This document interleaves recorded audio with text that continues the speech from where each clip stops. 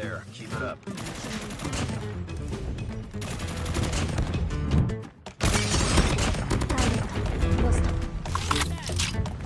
Hunter-killer drone deployed.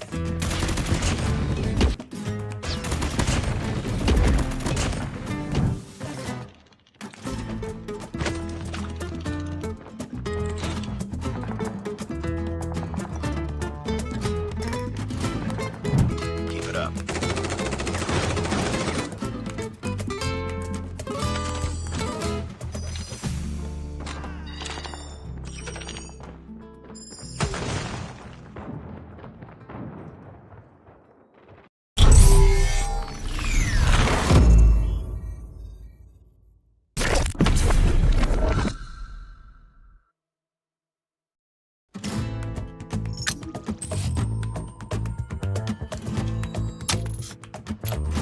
We've taken the lead.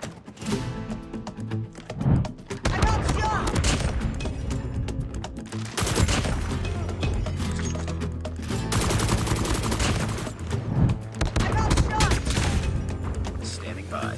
Heads up. Enemy UAV spotted. Predator missile awaiting. Heads up. Enemy UAV spotted.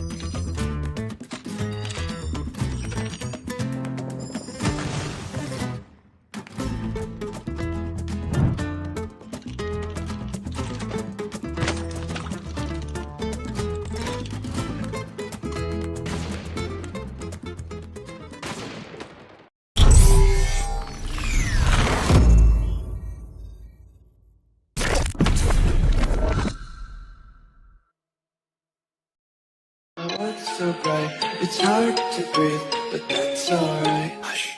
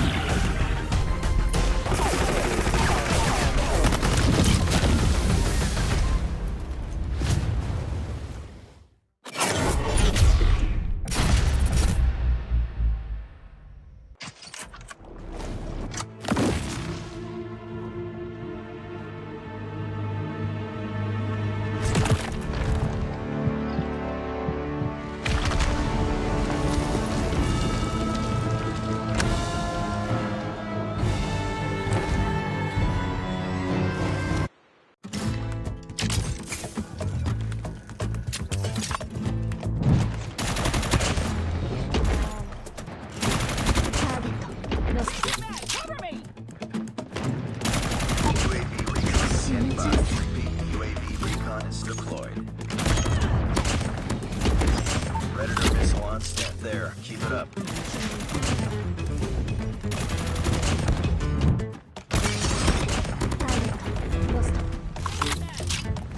Hunter killer drone deployed.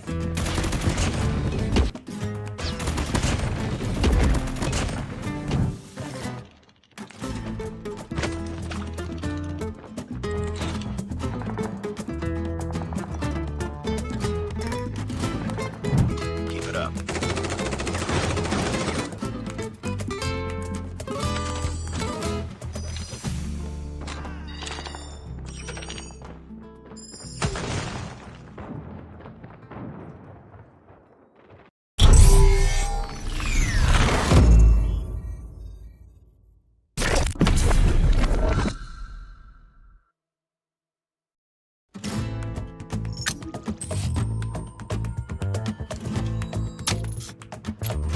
We've taken the lead.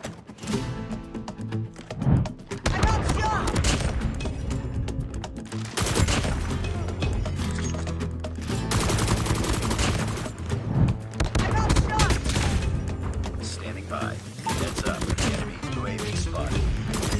Predator missile away.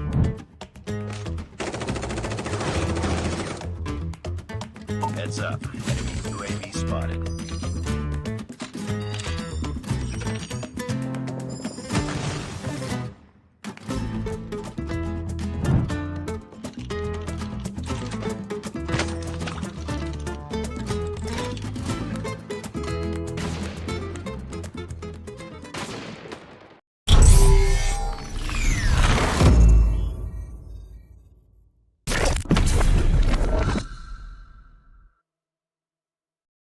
My world's so bright, it's hard to breathe, but that's alright. Hush.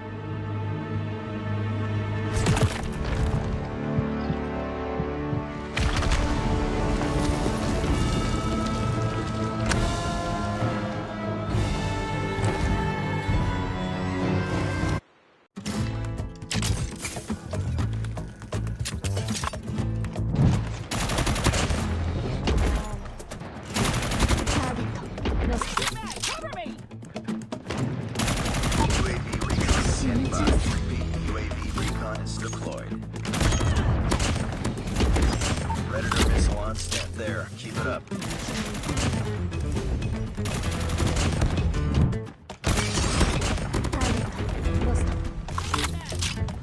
Hunter-killer drone deployed.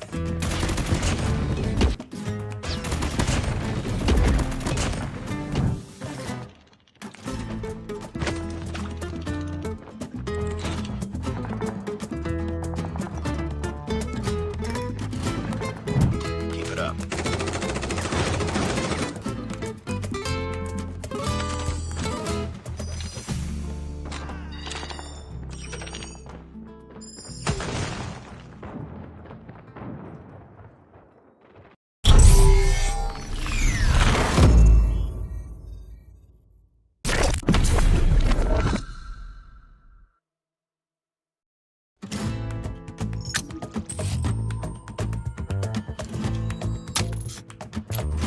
We've taken the lead.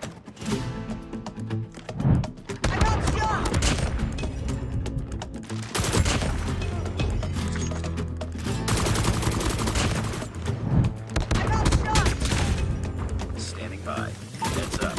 Enemy UAV spotted. Predator missile away.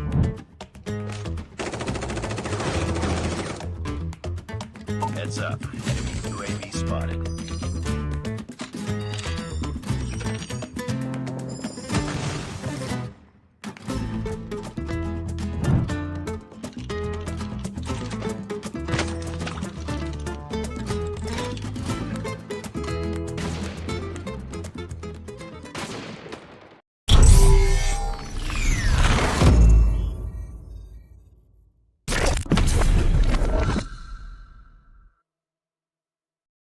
My world's so bright, it's hard to breathe, but that's alright. Hush.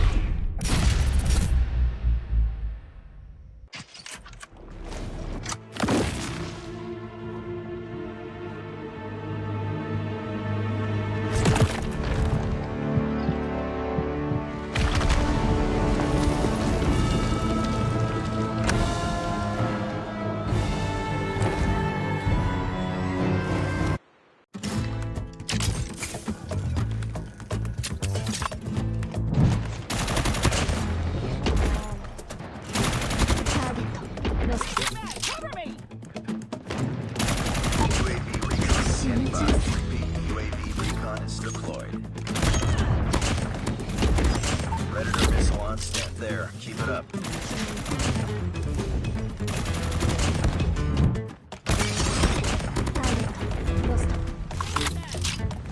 Hunter-killer drone deployed.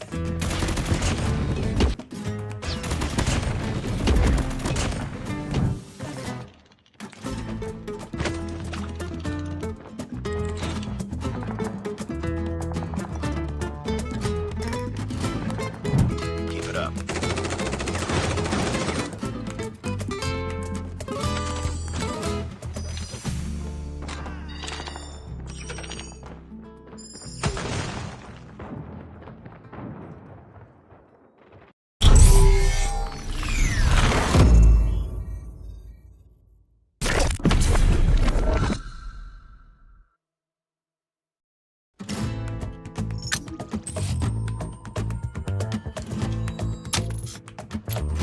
We've taken the lead.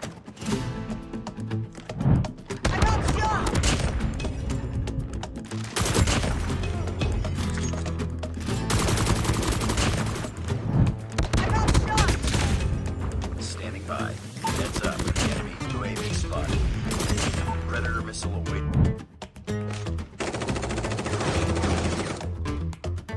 Heads up. Enemy UAV spotted.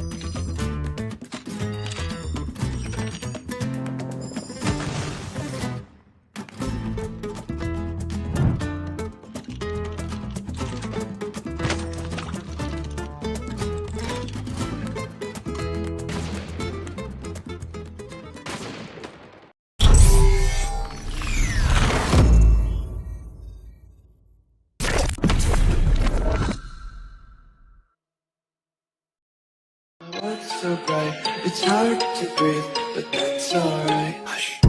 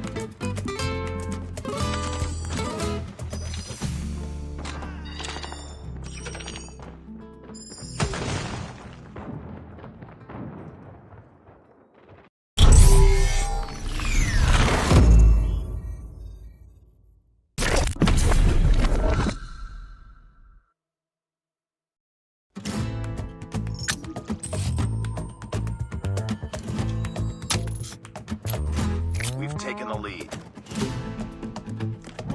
I got shot!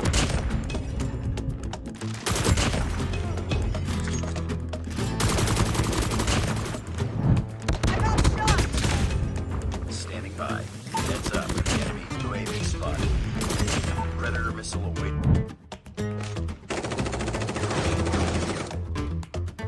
Heads up. Enemy UAV spotted.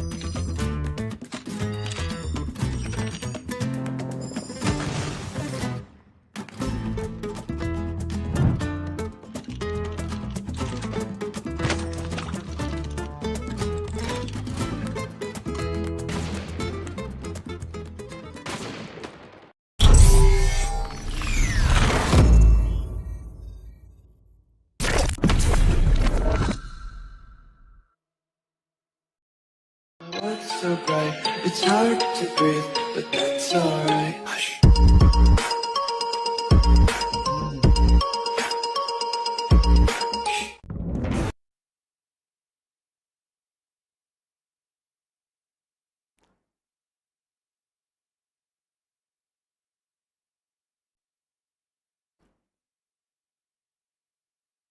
Yep.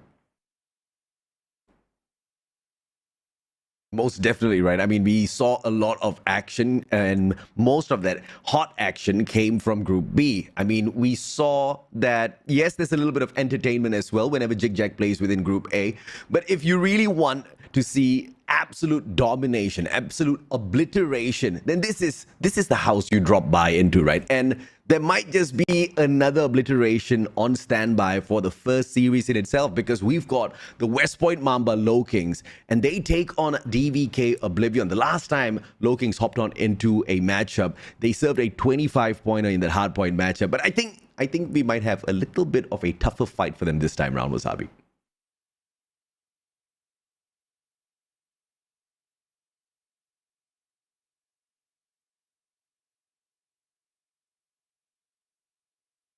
Mm-hmm.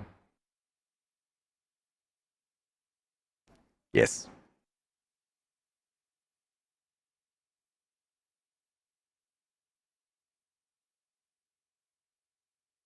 Mm-hmm. And unfortunately, we gonna reconnect Wasabi's mic, guys. Don't worry about it. So, like what Wasabi was just saying, we've got a lot of fantastic teams in here. And yes, EZR Booky Wasabi is looking to perhaps take a quick sweep, make this their third Garena Masters Championship, perhaps. They look like they're solid in doing so. They took a devastating win over E8 NOVA. E8 NOVA barely stood a chance against them the last time around.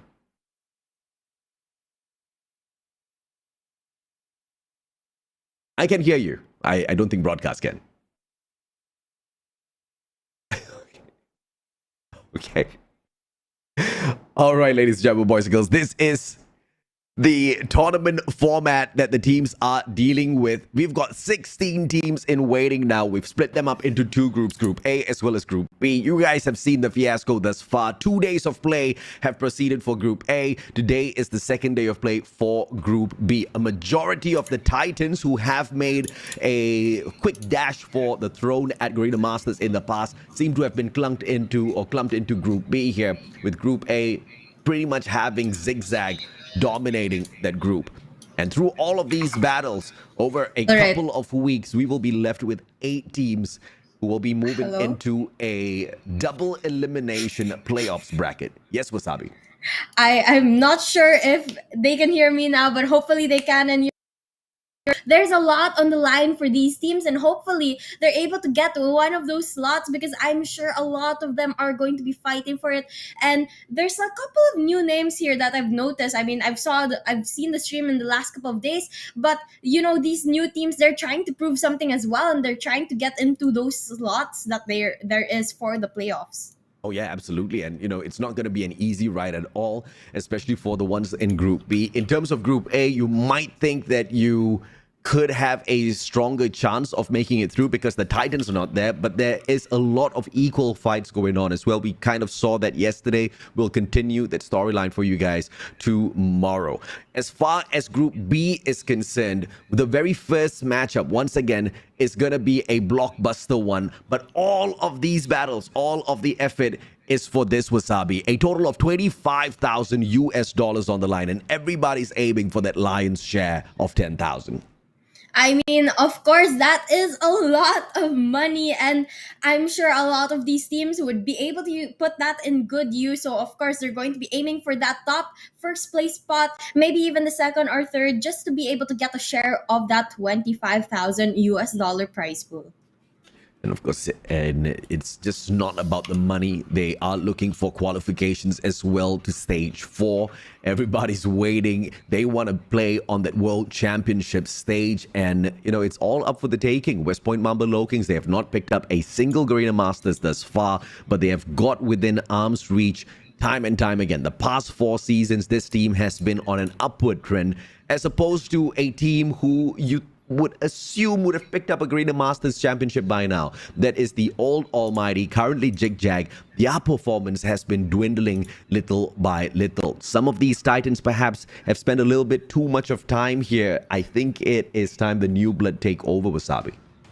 Maybe. I mean, you know, the newcomers are always the ones that make it interesting, because even if they do start at the bottom of the pile, they always find a way to build themselves up and actually improve every single tournament around. But right now, we are going to look at the qualified team so far. It's going to be split into 2 groups, Group A and Group B. And today, we're actually going to be continuing the matches of Group B. So you're going to see a lot of these teams play, especially these 8, IMPUNITY, NOVA, Savage Doctor, Oblivion, Broke Boys Club, West Point Mamba LOWKINGS, EZR Booky, and Smart Omega Esports. Nothing much we can expect except absolute chaos out there. You know, the first series is going to be a dash to the top for DVK OBLIVION.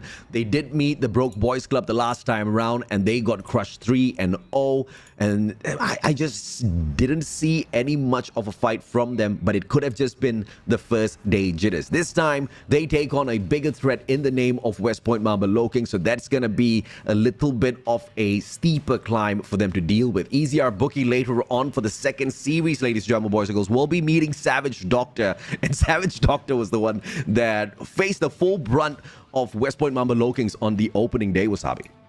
Yep, I saw that game, and unfortunately for them, they're going to be facing another giant today. So hopefully this doesn't ruin their motivation, and, you know, somehow they're able to keep themselves up, because EZR Booky, formerly known as Blacklist, is another giant that they have to face today. But not only that, our third and fourth match is an interesting one too. The third one is going to be Broke Boys Club versus Smart Omega, and the fourth one is going to be 2 new teams going up against each other. And actually, this might be their opportunity to prove to one another who is better, because we know, like yesterday, they went up against a couple giants that are known names in the community that we already know, and of course they didn't have really the best chance to show that what they're capable of.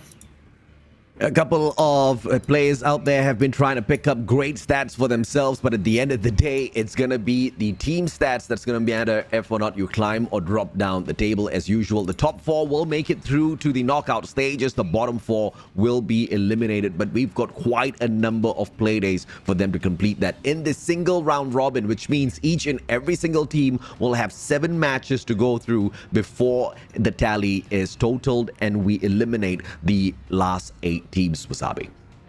Yep, so you want to be able to claim one of those top 4 slots in your group if you want to make it into the playoffs. And I'm sure, just as you said a while ago, AJ, they want every single chance possible to get a hold of a part of that 250,000 that's on the line for all of them. So right now we've done, today's actually the 4th day of Garena Master Season 5. So there's been a couple matches that have been done and dealt with, but we still have a lot of more action coming for all of you. So guys, don't forget to subscribe to the page, follow Garena, and stay updated with the tournament.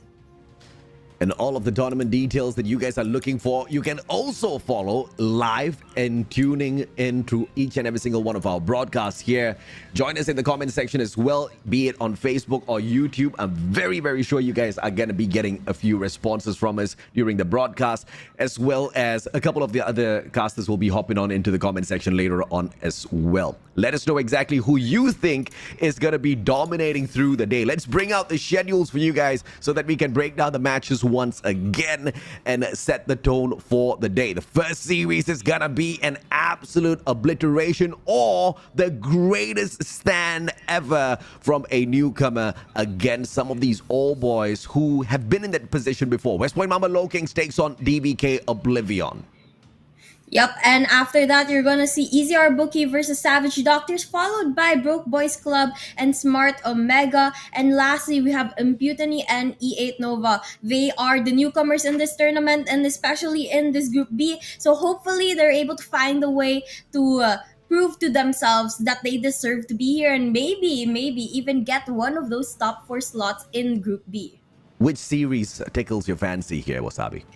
Honestly, I'm really excited to see this last one because, you know, they're 2 newcomers and they're definitely teams that when they're put up against giants, they're not able to show their potential. But when they're put up against each other, that's when you can really see the potential that each of these teams have. I do agree with you. Both E8 NOVA as well as IMPUNITY got crushed in the first matches. EZR Booky beat down E8 NOVA. IMPUNITY pretty much faced the exact same fate in the hands of Smart Omega today as they find a little bit more of a fair fight against each other. Hopefully we can get a back and forth matchup there, perhaps a 2-1 score. It would be pretty crushing for the losing team to take a 0-3 scoreline later on because that's really going to set where you are overall in the group, and I don't think that's going to be a very fun place to be at. Looking at both the teams have already lost their first series. Yep, you're exactly right. So I think they're going to be trying to prove themselves today that they deserve to get a score up on that board because if they don't, then there's a chance that they might lose their following games as well.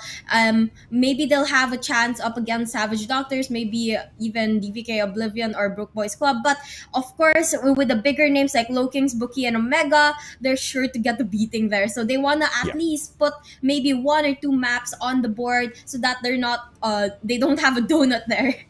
Yeah, I mean, at the end of the day, Group B only has 1 qualifying slot pretty much for the teams out there to go ahead and grab, because there's just no way this team, West Point Mamba LOWKINGS, loses that spot. With the lineup of Yopi, PJ, Kalo, Luffy, Susano, as well as Alea, they hop on in to once again try to reach for the very top. The team that has been here since Garena Masters Season 1, but has consistently failed to become champions. But with each and every single tournament, they have been getting closer. They are the runner-ups for Garena Masters Season 4, Wasabi.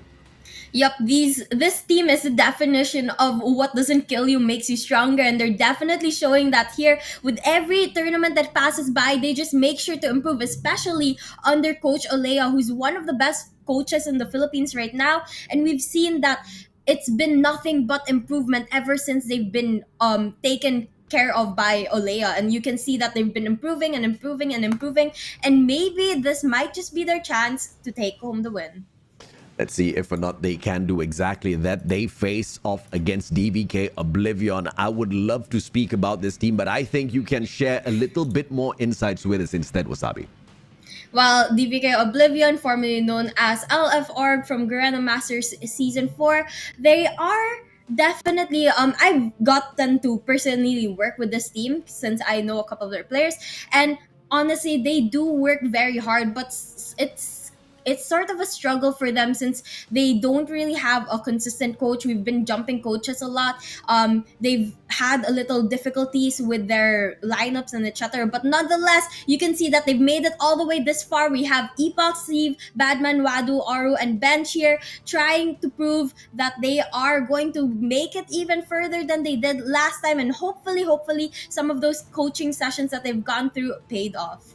Against the Broke Boys Club, DVK OBLIVION pretty much got obliterated 103 to 250 at Hacienda. Wadu did try his best to put the Slays on the board, but it just could not get through the absolute aggression that Broke Boys Club brought into that matchup. Pretty much the exact same thing was at SND and Control. We did see the fight from DVK though, but it just could not go all the way. Up against West Point Mamba LOWKINGS, it's obviously going to be a tougher one. And like you shared, without a coach, going up against a team that has got one of the best coaches out there is going to be an uphill battle for them for sure.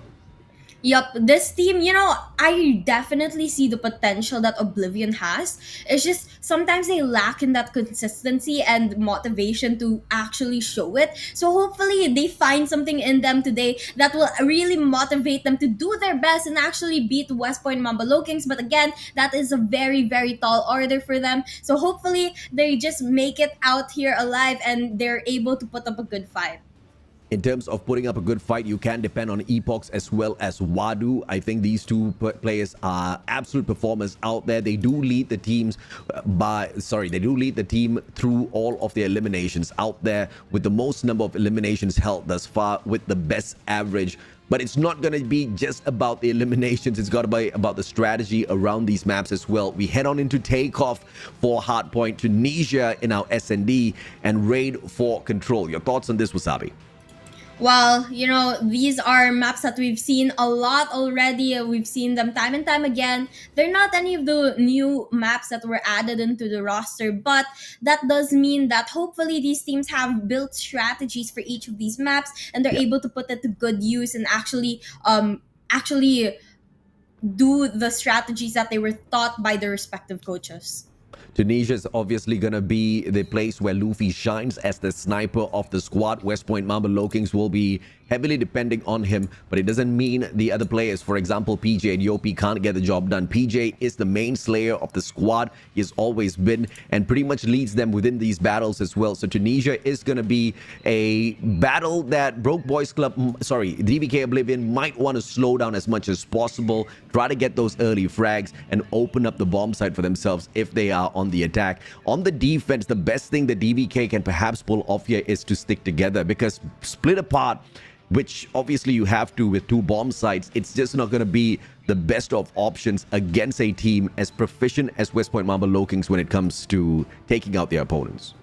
Yup, and another very important thing that they have to take note of is the communication that happens within the game, within the team. Because obviously, us casters, we don't hear that, but that's something so important. And we can definitely see the difference of good communication and bad communication. Because once one player gets knocked out, you're going to be able to tell your teammate like, oh, he's over there. Go get him, get the trade, get the kill.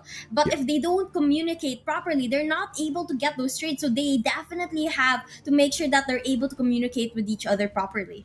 I mean, if you're going to have gaps in communication, then, a team like West Point Mamba LOWKINGS will steamroll over you, because the quickness of pace that they do have in some of these battles is astounding. And we've seen that already happen to even bigger teams, not blessed with the opportunity to see that in the competition thus far, because they've only faced off against the Savage Doctors. Hopefully, we do have a DVK Oblivion that's capable enough of not just giving them a good fight, but giving them a good run for their money, maybe even taking away one map from the side of West Point Mamba LOWKINGS to prepare themselves to qualify. Because once again, in Group B, you pretty much just have one slot. So every single match matters. You know for a fact the Titans are going to be making it through. No fundamental changes have been made to the Titans lineup that proves any bit of weakness to not make it through into the knockout stages, Wasabi.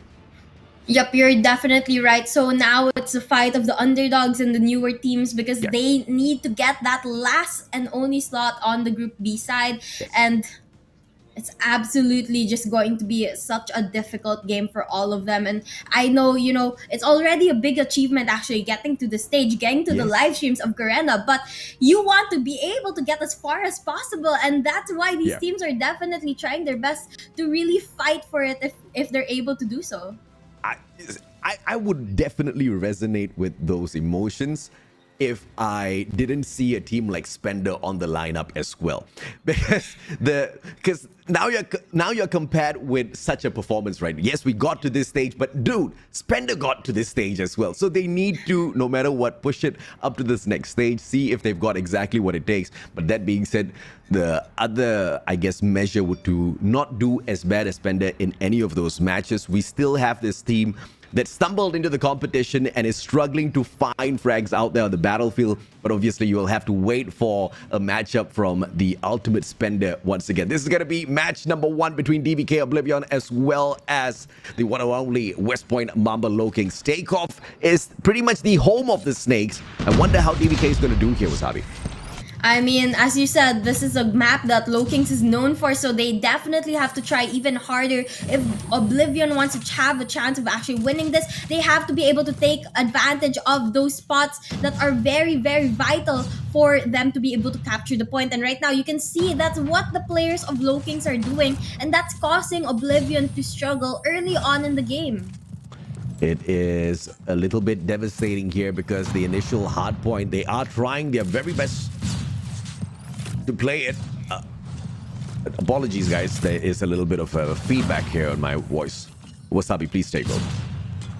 Yep, right now we are going to... Oh, looks like there's a feedback on my voice as well. But guys, we are going to keep watching this game. You can see there's a lot of action happening in the center of the map where the first hardpoint is opening up here in the fountain. And you can see that these players are trying their best to try to capture the point. Right now, it's going to be West Point Mamba LOWKINGS holding it down for the first half, but the players on the side of DVK Oblivion is going to get the early rotation, start the setup on the second floor as they prepare for the next hill to open. Fantastic play by DVK. Second hill now. The advantage is with them, but look at West Point Mamba LOWKINGS rotating around from the outside area towards Crates. They take that back step. Player number 1, Yopi, big fights. He goes down, but the damage has already been done. DVK, though, they do have the anchor spawn, and they recover instantly, but the bleeding was stopped by West Point Mamba LOWKINGS, and they sneak away the kill. That's IQ play for the veterans.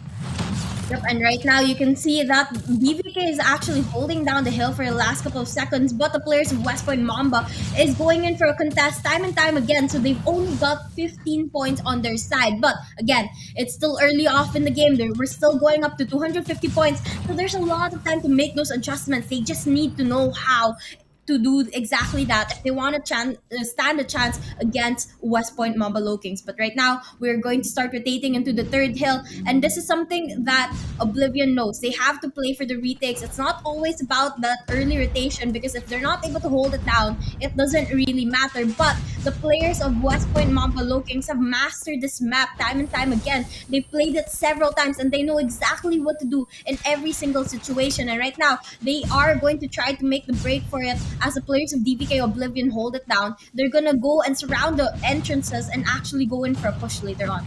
Impressive rotation from DVK Oblivion, taking the generator spawns first, attacking the hardpoint early and holding it all the way up until now. I wanted to comment that they were not matching up to the gunfights of West Point Mamba LOWKINGS, but on this hill in itself, that has definitely changed. DVK Oblivion stands a strong chance. They still hold on to the anchor spawns here, but Kalo's going to break the play down with the gravity vortex. One more player to sneak in, and he takes the hill away from DVK. This is a stronghold of West Point Mamba LOWKINGS for the final 10 seconds, because two players have already rotated 4p4. DVK a step ahead, but yet to catch up with the points.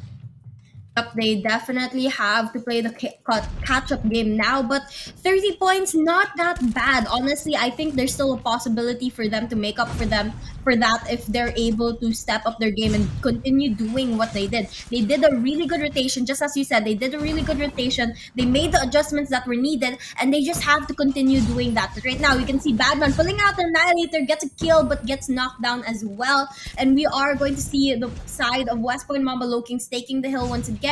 And they are starting to try and contest the area, and they finally take it from DVK. Oh, this is just absolute devastation now, because DVK needs to find a better footing. Perhaps attacking from the right side flank will do the job, but then as the hill is empty, 27 seconds. Great positioning by Batman, but he doesn't stand against Luffy. CBR4 drops against the LK24. Susano with the Hunter-Killer drone, as well as West Point Mamba LOWKINGS flood themselves into the hill, but a pincer maneuver wins it back for DVK just for the early setup out of West Point Mamba LOWKINGS for the next hill. Yep, but right now Wadu's actually on a 5-kill streak, and that's been really big for his team. He's able to hold down the hill alone despite the constant contest coming in from the side of West Point Mamba Low-Kings. And right now he's gonna be able to get the scrap time while the rest of the team start rotating into the first hill once again. But they are going to be met by West Point Mamba once again, so they have to be able to hold down those power positions around, especially taking advantage of the verticality of this map, as it has a lot of tall buildings, especially the scaffolding, where you can stay there and actually spot your opponents from up high and actually catch them off guard. So hopefully they're able to make that adjustment. But for now, it's going to be West Point Mamba Low-Kings who is taking the hill, but Oblivion proves them wrong and takes it right back. Generator spawn still held by DVK, but it is coming through split at the Gorilla base as well. They funnel in from both sides, unable to sneak away this hard point just yet because West Point Mamba Low-Kings keeps dedicating players to play the objective, 2 players at a time, and they continue with flow in. Because of the final 10 seconds, DVK needs to decide, do they continue or do they want to flip those spawns and take the advantage for P2? And it seems to be the latter. Player number 1, Batman, already rotating towards the launch center. Final 7 seconds, they have to keep moving. Yep, they definitely have to keep moving now. 2 seconds till the next one opens up, and it's going to be West Point Mamba Low-Kings with the early rotation. Susano here with the Annihilator, watching the entrances, making none of the players of DVK Oblivion even come close. He's going to take Aru down, as well as Steve getting a double kill right there, and that's going to open things up for the rest of the team. But Oblivion somehow manages to get a hold of the hill for a couple of seconds there, and they are definitely putting up a fight against West Point Mamba Low-Kings. Now, we can see West Point Mamba Low-Kings are holding down the hill. They're doing really good at controlling the spawns, and they're pushing the players of Oblivion out. But Oblivion hasn't given up yet, and they continue to go in for the contest time and time again, trying to take advantage of the several openings that they have. Yeah, DVK has a strong chance of walking away the victors here. They just need to keep this pressure up. Early decision to not go in for the flip of spawn seems to be hurting them a tad bit. They performed so much better on P2 earlier on as they held on cranes. But now they struggle a tad bit on the rotation to P3 as well. This time it's going to be West Point Mamba Low-Kings early to take away the generator spawns. 2 players hopping on into the objective. Look at player number 3, Luffy, holding the outside area. It's going to be the LK24 to torture the players as they hop on in for that spawn spill, and DVK, instead of that, they flow straight on into the hard point. Lack of member doesn't mean much to them, as Oro has got the war machine but needs to play it a tad bit more patiently. Yep, they have to be able to take their keep their patience and play strategically instead of just rushing in. Aru, a couple big plays there. Steve pulling out the Sparrow as well, but unfortunately gets taken down there. And we are going to see the Oblivion finally hitting that 100-point mark. But this is not the time to be lenient just yet, because the players of West Point Mamba Low-Kings are so close to that 200-point mark. And once you hit that 200-point mark, 50 points is not that far away. So now this is the time that Oblivion really has to step up their game and bring everything that they've got. They have a couple of opportunities to still win this match, but it's getting tighter and tighter every time that they wait a little longer. So they have to step up their game now, try to get those rotations in hand and get the next hill. Now that's exactly what they're trying to do here, but unfortunately the players of West Point Mamba Low-Kings is going to be the ones taking the hill as soon as it opens. West Point Mamba Low-Kings the first one to P4, and they might just wrap things up here if they can hold it all the way. But DVK with the pincer maneuver. Player number 5, can he hold it? Oro gets shut down as well. Player number 2 circling around. Wadu couldn't get the job done. Now they all spawn out of cranes. The visitor center is absolutely packed with DVK players, but the control room, the hill itself is packed with West Point Mamba Low-Kings. PJ with the Sparrow will continue to strike them down. The Freddy will go ahead to take one player out of the equation, but all of that is going to be for waste if DVK does not hop on in here, right now. The match ends in 5 seconds. Last 5 points, and it looks like West Point Mamba continues to hold down the hill, but Oblivion in the last second jumps in. They're going to contest the point right now, trying to stop the players from winning the game. West Point Mamba not giving up as well, continuously pushing into the hill, but Oblivion, they're staying alive. They're staying in the point, and they're trying to hold down the hill. Now they push for some extra time. They have to wait till the next rotation for West Point Mamba to end the game, but this does mean Oblivion still has a chance. But right now, West Point Mamba takes the hill, ends the game, and there you have it. The first match done and dealt with. What a play by West Point Mamba LOWKINGS. They did not have a quick enough speed to absolutely run away from DVK Oblivion at the very start. But once they started hitting those higher gears, they hit it into gear 5, into gear 6, and their top speed just absolutely left DVK Oblivion in the dust. LOWKINGS takes a pretty difficult, a hard-fought victory, I have to say, especially on the first round of rotations. Yep, and you know, actually, I'm quite proud of the progress that Oblivion did compared to yesterday. They did put up a better fight today compared to what happened to them yesterday. But nonetheless, West Point Mamba LOWKINGS takes the first game. We can see here now the stats of Sano coming up on top with 43 kills. But not only that, also 1 minute in the point, and that's something you can see here is that every single player on the side of West Point Mamba LOWKINGS, they played that objective game. They knew what they needed to do. They needed to take turns going into the hard point, take turns getting those kills, because if you leave it all to one person, you're not going to win the game, and they have that absolutely mastered. And there you can see that almost every single player got up to a minute in the point. I absolutely agree with you, Wasabi. West Point Mamba LOWKINGS, they initially started off slow. They just wanted to see exactly where DVK Oblivion kind of stands in here. And the moment DVK showed them that it was going to be a tough fight, unless you really kick it into high gear, West Point Mamba LOWKINGS said, okay, fine. All right, let's get out there and let's get this done. 43 kills coming through from Susano, but that was mainly because he was being protected around the perimeter as well. PJ, Kalo always hopping on into some of the... hopping on into the objective, but PJ hopping on into these power positions, pretty much dominating the outside perimeter of these hills a lot of the time. So DVK Oblivion could not make it into the hill at all. But there were a few instances where DVK Oblivion was just outplaying West Point Mamba LOWKINGS, and it's just a tad bit disappointing that we could not see more of that, because when the game started, I think the spirits were charged up high. They were really confident, and they were the ones who were going in for the early rotations. The hold that they had on the first P2 was absolutely astounding. They barely allowed West Point Mamba LOWKINGS to take away points. They stopped the bleeding, even though they kept getting slayed. You can see the motivation for the team and the fight in them, but hopefully it doesn't really die down as quickly in this SND, because there's a lot of hope here for the squad. Exactly. I mean, Oblivion did amazing today. You have to realize that compared to West Point Mamba LOWKINGS, they are relatively new and they are definitely less experienced. So the fact that they're able to put up a fight like this just means just shows how much potential they have for the next coming tournaments that are coming. Like, they definitely have a chance to improve more and more and more, and maybe one day be one of those giants. But now, with game 1 done and dealt with, we are going to be heading into the second match, which will be in Tunisia for Search and Destroy. At the end of the day, we are talking about the rebranded LF Org. It's not like they don't have any experience whatsoever. They step into the competition with not just experience, but a lot of fight in them. Batman is just one of those players that's really hungry to get out there and prove to the world exactly who he is and how much of class he has out there on the battlefield. You can say the same for Epox as well as Wadu, who have got the capability to slay. When you compare them to players like PJ as well as Yopi, of course, they do struggle a tad bit.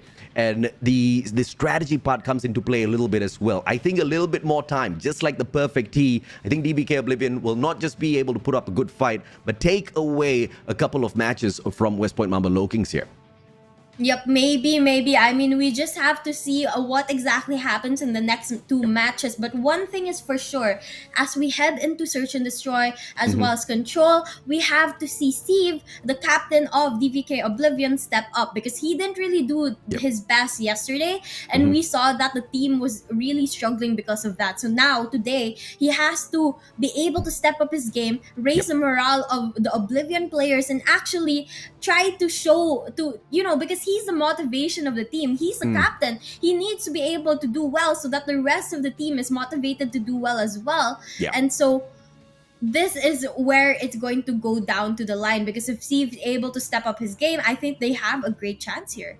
Yeah, I mean, but sometimes the captain doesn't need to be the best player on the team. Sometimes the captain does not need to be the greatest of slayers. As long as his shot calls within the map is correct, as long as the decision making is sound, I think the team's not going to be having a problem with that at all. And, thank you so much for pointing that out here, Wasabi, because I love the fact that CF really helped the team rotate around the initial map at hardpoint clearly enough to give a lot of trouble to West Point Mamba LOWKINGS. They forced the best out of West Point Mamba LOWKINGS. You could see the change of pace coming through from a very, very veteran squad going up against DVK Oblivion. They kind of forced that out of them, but maybe with a slower pace game where they are able to kind of revise this each and every single round, this SND could just go to the side of DVK. It's going to be dependent on the sniper though.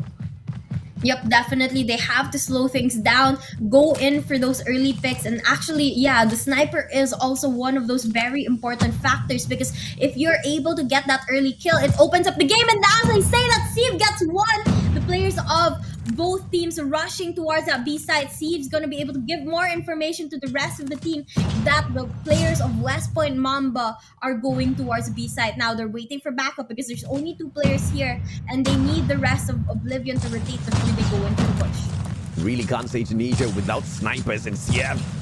One more shot, the flick just does not connect, but there is a tag onto him, and Batman, Wadu, they both slide on in to finish off those players. DVK with the advantage. Kalo solo, he does get one, but can he get 3 more answers? No, and DVK sneak away the first round as anticipated. Good start from the side of Oblivion, and hopefully they're able to keep this up. They did really good decision making there. As you saw, Steve backed out early on. He knew that he didn't have backup. He knew he wouldn't stand up a chance against 5 players from the side of West Point Mamba LOWKINGS, so he backed away and waited for that instead of pushing. And now we need to see Oblivion pulling off the same decision making and the same strategies as they did in the first round. We need to see them play strategically just as they are if they want to stand up a chance against West Point Mamba LOWKINGS. Now LOWKINGS deciding to slow the game as well after rushing the first round and losing it. They're going to change up their strategy, and as you can see in the mini map, they're pretty split up from one another. I thought DVK would have to clump up all together, but when you've got CF really hitting his shots like this, there's nothing much for him to worry about, and Epoch's doing the exact same on the right-hand side of the map. DVK Oblivion dismantling West Point Mamba LOWKINGS at this point with their snipers, but Yopi will be able to find one trade as CF tries to rotate around, which leaves the B-bomb side wide open. The bomb on the ground hasn't been picked up just yet. Yopi will be able to slide back, get that done, but in the meantime, can there be a distraction gameplay from PJ as well as Kalo down in the mid side of the map? They will drop back to help their buddy out and together perhaps rotate over to B. Well, we'll just have to see what exactly happens. But you know what I'm noticing right now is that Oblivion has 2 snipers on the side. But on the side of West Point Mamba LOWKINGS, I'm not quite sure what's on their mind, because they have quite a lot of snipers right now. They have, I think I saw 3 players holding snipers. So I'm not sure if that was really a purposely chosen strategy from them, but hopefully their sniper games get better with the game and they're able to get a couple more picks, because if not, they might want to lower down on the number of snipers they have. But right now we are going to see the bomb getting planted over on the B side. The players of West Point Mamba LOWKINGS setting up, getting ready for the push, and now Oblivion right about to enter the site. Kalo down and out already. This is a pretty much stacked DVK Oblivion against West Point Mamba LOWKINGS. They just have to make sure they don't get taken out in the pinch points. Beautiful slide on in, but PJ snacks on one. Yopi finds Batman as well, and the numbers are all equal. PJ, great slide away. West Point Mamba LOWKINGS gets the foot shot, but Yopi in the meantime drops Epoch. Just like that, the tables have turned, and the final player gets shut down as well. West Point Mamba LOWKINGS with just 2 Titans hold the site. Very, very back and forth game. I mean, it's still pretty early, so I guess we'll just have to see. But again, West Point Mamba LOWKINGS, they're known for being able to make those adjustments, able to develop strats on the fly, and having counter strats for almost every situation. So the players that go up against this team need to be able to do the same and have to be able to make those adjustments quickly, because this team is so flexible and they're able to make those adjustments so quickly that you get caught off guard if you're not able to do the same. But right now, we can see another slow-paced game, mostly towards that A side. And right now, Fluffy, unfortunately, not landing those shots just yet. So that's going to be a little bit more leeway for the side of Oblivion. And also information that there's some people over at Winery. Beautiful shot this time round, but just a hit mark for him. Player backs away. Epoch's not going to challenge that again, but what a beautiful concuss just to pause him in his tracks. Luffy would have been able to put on a lot of hurt. Yopi anticipating the attack. Switches around for Wadu on a 180 as well. This guy is on a slaying mission. CF, sniper, final player, but up against 4 players as well as a bomb. What can this guy do? We have to patiently wait and see if not a clutch is possible. Clock is ticking. Oh, unfortunately, Luffy just had his eyes on Steve, took him down, and within a couple seconds, the round has ended. And there you have it, guys. We are done with the first 3 rounds. We are entering into the mid-game now, and the players of West Point Mamba Lowkings are going to be the ones that have the lead for this first half of the game. This time round, Oro. Opportunity, spots one. Wadu already with the breeze go, and Batman helps him out. Susano down on the ground. And DVK have got the numbers early on. Oro circling around. Can he find one for himself as well? PJ will welcome Epoch into his compound. Drops him like it's hot. 2 other players, Oro on the back.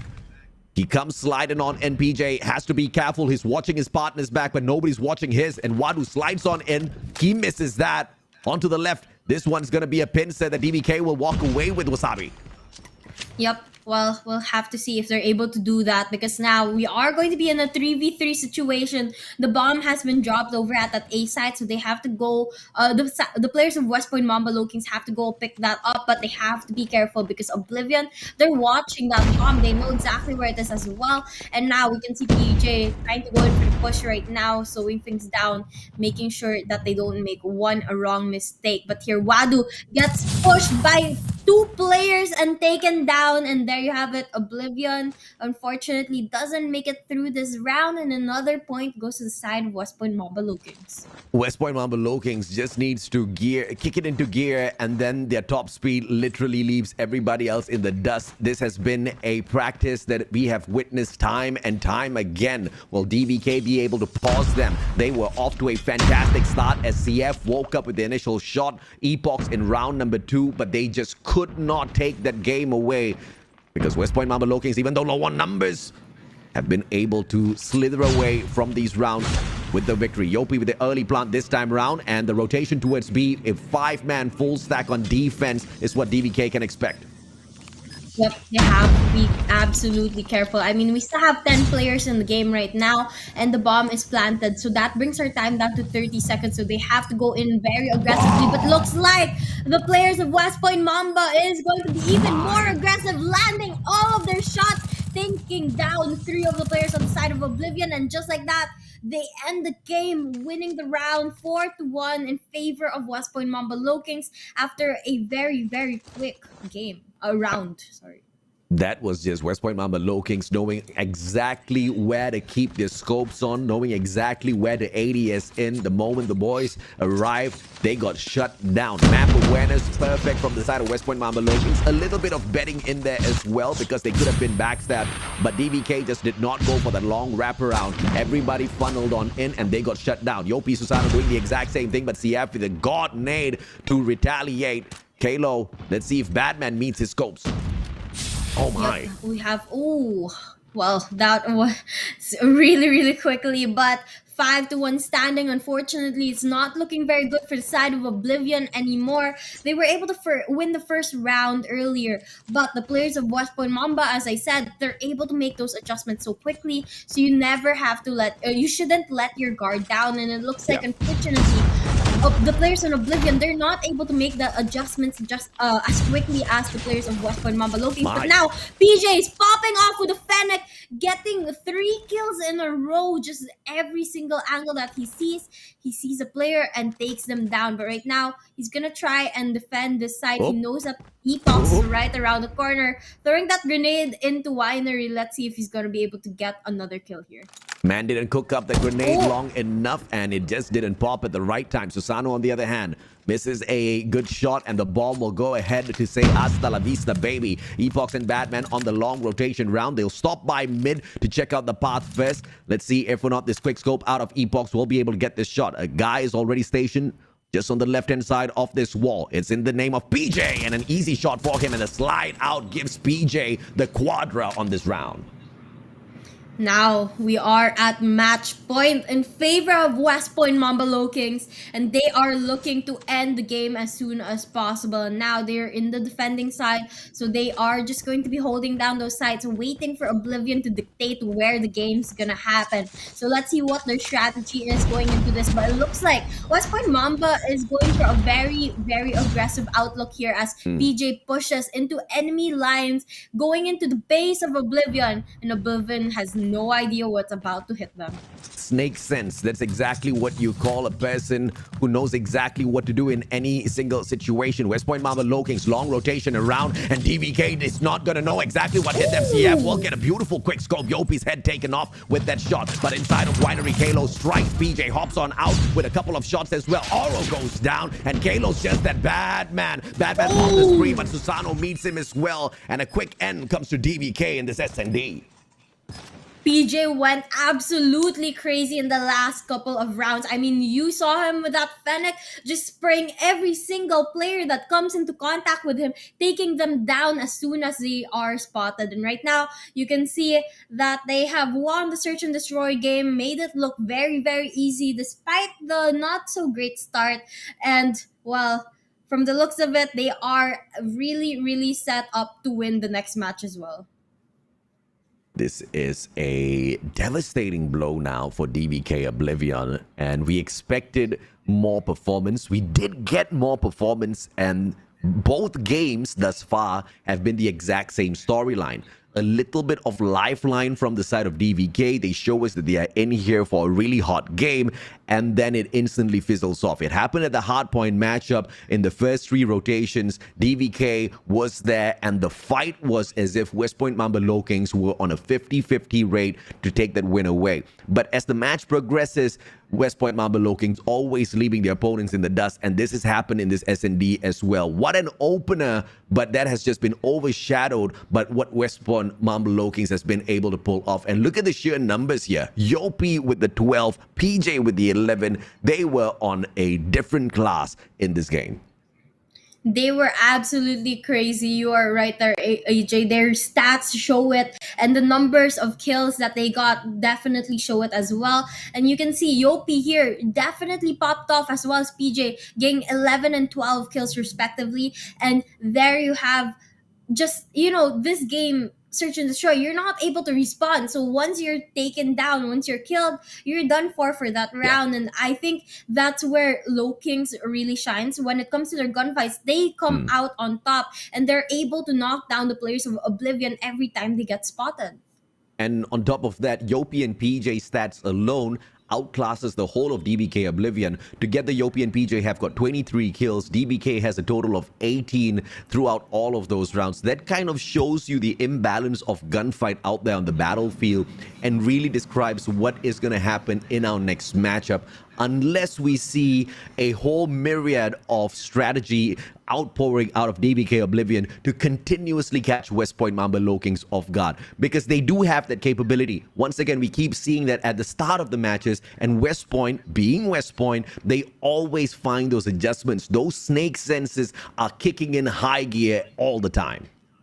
Yep, but guys, we have to take into account once again. I mean, I'm reading the comments right now. We have to take account that Low-Kings is one of the giants in this Group B, and Oblivion, they're relatively new. Their first tournament was Garena Masters Season 4, and now they're back for Season 5. But they are relatively new to Low-Kings, who has made it to the live stages every single season since Garena Masters Season 1. So they are very, very experienced compared to their opponent, DVK Oblivion. So, we have to take that into account as well. And we are definitely going to see improvements from Oblivion and Low-Kings, but you have to cut Oblivion some slack because they are still relatively new, still building their strategies and their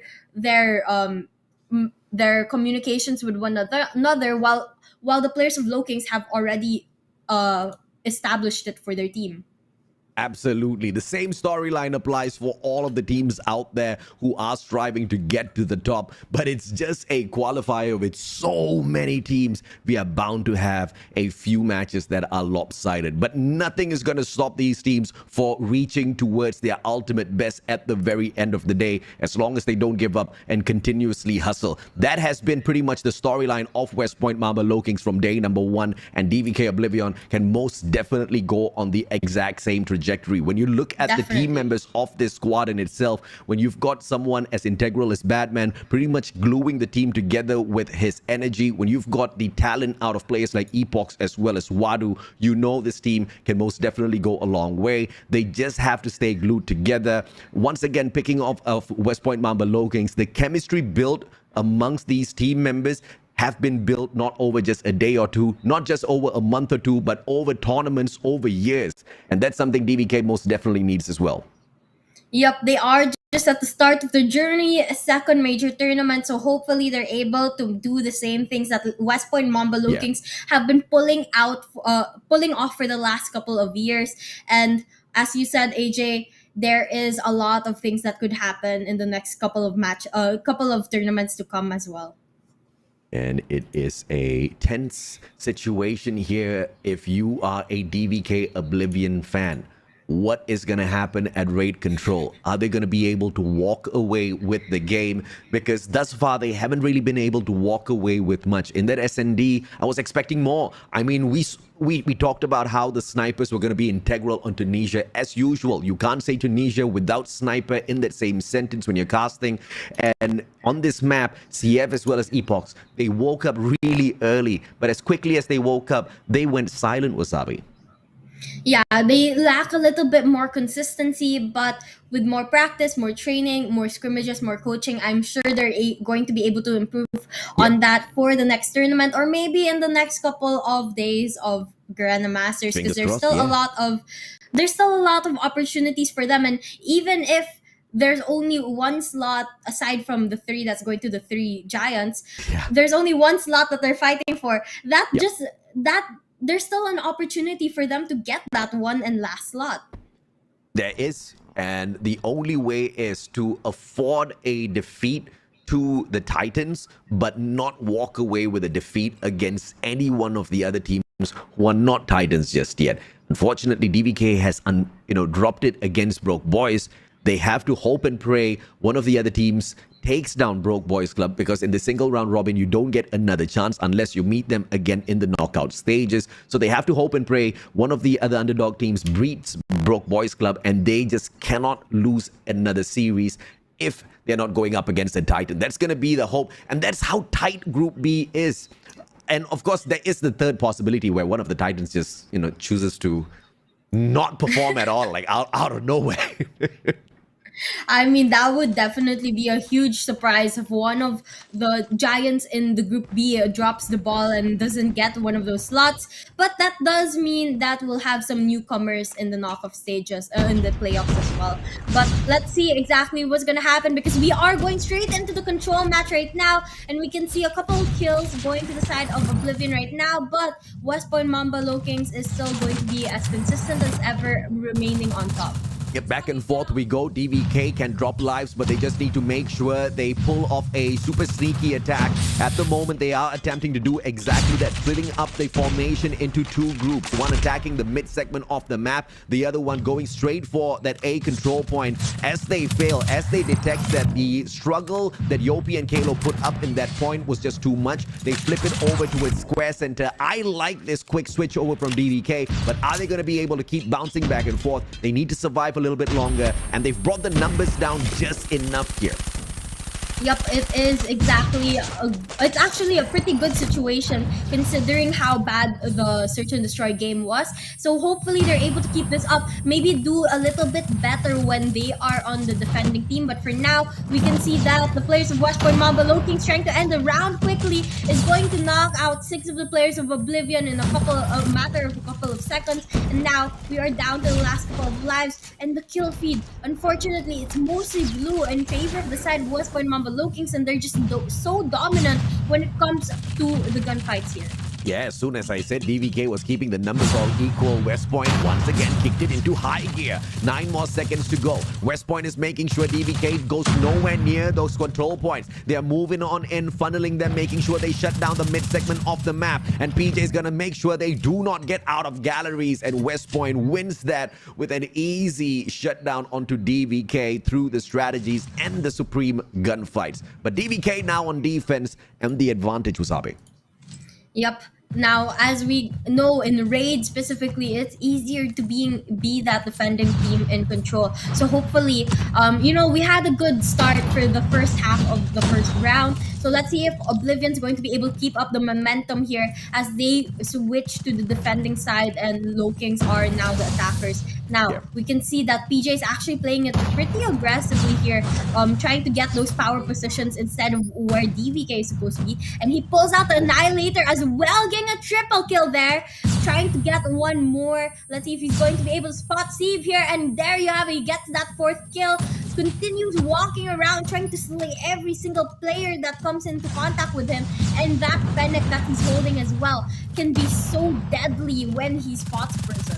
It is going to be deadly. A couple of tags coming on through, but not enough to put them down just yet. So he sends out the hunter-killer drone just to scramble their positions just a tad bit. Head glitches don't work against PJ. PJ's the man. Hits a double, continues to rotate around. The players are just not attacking PJ from the back, and he continues to run rampant. And in the meantime, that B control point disappears from the control of DVK.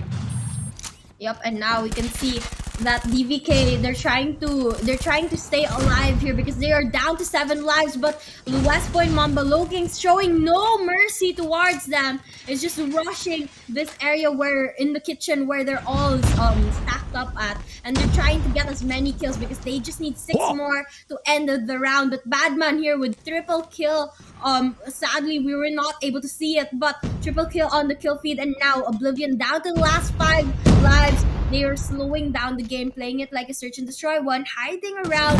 But the West Point Mamba with a lot of lives to spare is playing absolutely aggressively, going in and killing every single person that they spot. Now last 3 lives on the side of DVK Oblivion, and they are hiding in the kitchen, waiting for West Point Mamba to find them. A Mamba still has 13 lives that they can play with. So okay, they definitely have the chance to play a little bit more aggressive here. And now Epoch's last player alive on the side of Oblivion, and it looks like this is gonna be another round to the side of West Point Mamba LOWKINGS if they're able to find him, because he is definitely running for his life. But now, as you see, he gets taken down, and there you have it, another round to the side of West Point Mamba LOWKINGS. What a crazy round that was. A lot of signs of life out of DVK Oblivion towards the very end. Wadu, Badman both stepping up, but too many of those lives had already been lost pretty early, as we saw PJ going for the overextension, trying to get that spawn trap, taking so many lives away single-handedly and not allowing them to play defense at all.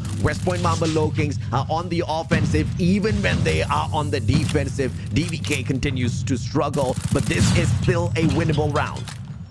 Yup, definitely still a winnable one. I mean, they are down a couple lives right now, but as long as they continue to win their gunfights, they can still turn it around. But from the looks of it, AJ, unfortunately, they are slowly dropping the ball this round as well. And if they don't change up their strategies now, it might just be too late for them to do so. But right now, we can see Yopi going in for aggressive push, gets one, pulls out gets another one there, and Epoch here is trying to take down Sano, but unfortunately, it looks like we are gonna have quite a number of kills in favor of West Point Mamba LOWKINGS, and they are definitely trying to maintain the top spot here. WPM, they continue to speed past teams, and they do it with such ease. But DVK with the sneaky attack onto that B control point. West Point Mamba LOWKINGS not going in to defend it with their lives just yet, just sending in one defender in the name of Yopi. Yopi shuts down Wadu in the meantime. Epoch shows up a little bit too far ahead, and he will be taken down by Luffy. Finally, 2 defenders, just 2 defenders are moving towards DVK and annihilating them one after the other. West Point Mamba LOWKINGS showing higher priority for that A control point, and they don't really worry about B.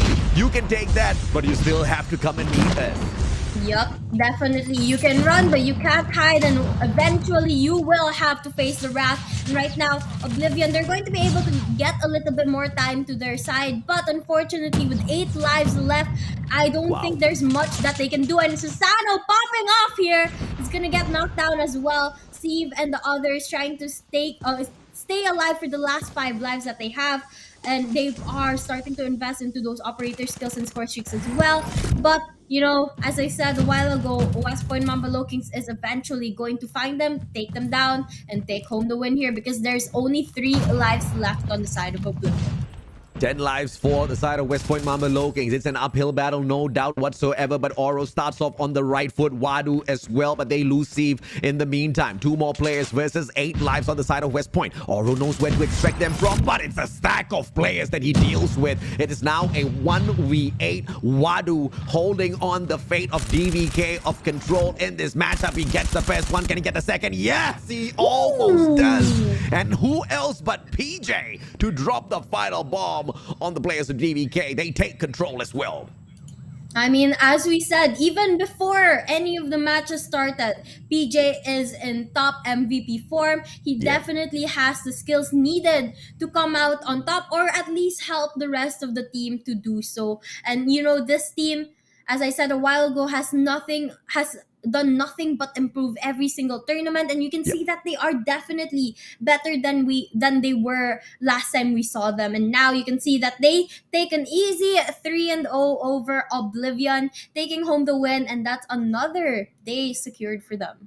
It's really difficult to say if or not West Point Mamba Lokings is as good or, doing slightly worse or better, because unfortunately the teams that they have met thus far just are not up to par in terms of challenging them. West Point Mamba Lokings always giving them the upper hand at the start of the matches and then zooming right past them to the goal in Hardpoint, S&D, as well as Control. Just proves exactly how controlling West Point Mamba Lokings is out there on the battlefield. They do not give that control away. At least thus far, we've not seen a team that's capable of pushing them to that point. Perhaps a little bit later on in the competition, but DVK Oblivion losing their second series this time around needs to really wake up. They have to understand that this is not something to break their spirits, but this was exactly how it goes. For some teams who are lucky, you face the tough ones first, and then you use that anger to shut down the rest on your level. I mean, that could definitely happen. I could see that happening. You get so frustrated and you take it out on your next couple of opponents that you're going to meet. So hopefully, Oblivion is going to be able to take that rage and improve on the next matches to come. But that does mean we are done with our first series of today. As we can see, PJ again coming up on top with 25 kills in that control match, and Yopi with 21 kills as well, and the rest of the team carrying their own weight as well. And they definitely showed how good they are. But again, that's the first set of matches done and dealt with. Let's take a look at the summary of these matches here, of these games between DVK as well as West Point Mamba Lokings. It's a 3-0 sweep, takeoff 250 to 122. It was a fantastic start from DVK Oblivion. They showed us that they've got great map awareness. We saw those early rotations, but that was only allowed for the first rotation of hard points. Second rotation onwards, West Point Mamba Lokings led the force, showing DVK exactly how it's done. Same story in S&D. Sieve as well as Epochs, they stood up, they popped off, but they instantly got silenced in the following rounds by West Point. Yep, definitely. Oblivion lacks a little bit more on that consistency, but they definitely have the potential to do better. And now you can see a couple of our highlights of our game earlier. You can see here that, Oblivion did put up a fight. They were able to win a couple of rounds, couple of hard points, but unfortunately, it just wasn't enough to stand up against giants so big like West Point Mamba Lokings, who have made it into the big stages several times without fail. And in this Garena Master Series, they've been into every single season. Yeah, every single season and the playoffs of every single season, they just fall short of the championship. They just fall short of walking away the champions. Even in season 4, they were the runner-up. I believe this could just be the season if Alea had continued working the magic together with the squad. Clearly, the players have been working on their own magic. We can see better formations out there. We can see much more control on the recoils of these guns. They are not missing a shot. PJ and his 180s are unbelievable. The quickness of his scopes between just taking down the player in front of him, quickly flicking it 180 to shut down the players behind, and continuously moving in that sort of a formation just makes him a guy with eyes on the back of his head. With a 1.99 KD ratio thus far, this is one Titan you don't want to mess with. This player is absolutely crazy, and I hope we're going to be able to talk to him in the interview section of the stream, because I do know we are going to be having a player coming up with us, AJ, but Yeah. I don't know exactly who. So hopefully we do get PJ, or maybe it's going to be one of the other team members of West Point Mamba Lookings. Absolutely. Either way, it's always a delight to speak to the team members of West Point Mamba Lookings. They are as humble as they come, and they are as great out there on the battlefield, Wasabi. Yep, they are definitely really, really great on the battlefield. So hopefully, we're going to be able to get to meet one of them. Unfortunately, we only have time for one question, but at least we got a little bit of an insight on what happens during their team. Yep. Absolutely. I've had many. You do have an affiliation with DVK Oblivion. I think there's no better person to have on broadcast right now than you to throw a question at them. But we still don't know exactly who's joining us just yet. So you guys have to be a tad bit more patient in the comment section. In the meantime, let us know exactly what you thought, man. I mean, we've been following the chat for quite a little bit. There are a lot of fans for DVK Oblivion. This is shocking, right? Because usually teams who are not there for long don't really see such a huge fan base. And even when they were LF Org, I didn't see so much of noise in the chat. The moment they went under the banner of DVK Oblivion, seems like the fan base followed along. So let's see if or not this amount of support and love can bring them all the way. And this is no joke, Yes, of course, the skills out there on the battlefield matters, but the support from the community really boosts your soul to go for the top prize. And it looks like we have the players of West Point Mamba Lookings here with us. And AJ, I want you to ask the question actually. Go ahead. Buddy, welcome. Congratulations on your victory. Can I ask you, since we only have one, why are we only given one question? Okay, we only That's have why I'm one giving it question to you. for you. That one question is, what advice can you give DVK Oblivion, because they have faced off two tough teams thus far, and there was a point of time when you guys were the underdogs? What kind of a mindset did you maintain to get through the rest of your journey to be one of the Titans today? How can DVK get there as well? For the first advice we can give, personally, I think they should get a coach who actually has experience throughout the professional scene. Since you may have a coach, but it should have experience, since the battlefield is not that easy to dominate. So our coach always Yep. always helping us, seeing our errors throughout the game. So I highly suggest they get an experienced coach like ours, and if not, maybe another underdog coach. And they should their chemistry is okay, but their objective is not that great, since okay, Yopi can take over. Yeah, and for me, just stay consistent and keep on grinding, and also learn from your mistakes. And that's all. Thank you. Thank you. Thank you very much, Yopi. Thank you so much, PJ. That was a wonderful answer. Hopefully, DVK Oblivion can find exactly that. Once again, congratulations on your win, guys, and good luck for the rest of your matches. The knockout stage is definitely waiting for you, and good luck inspiring more teams to reach the heights that you have.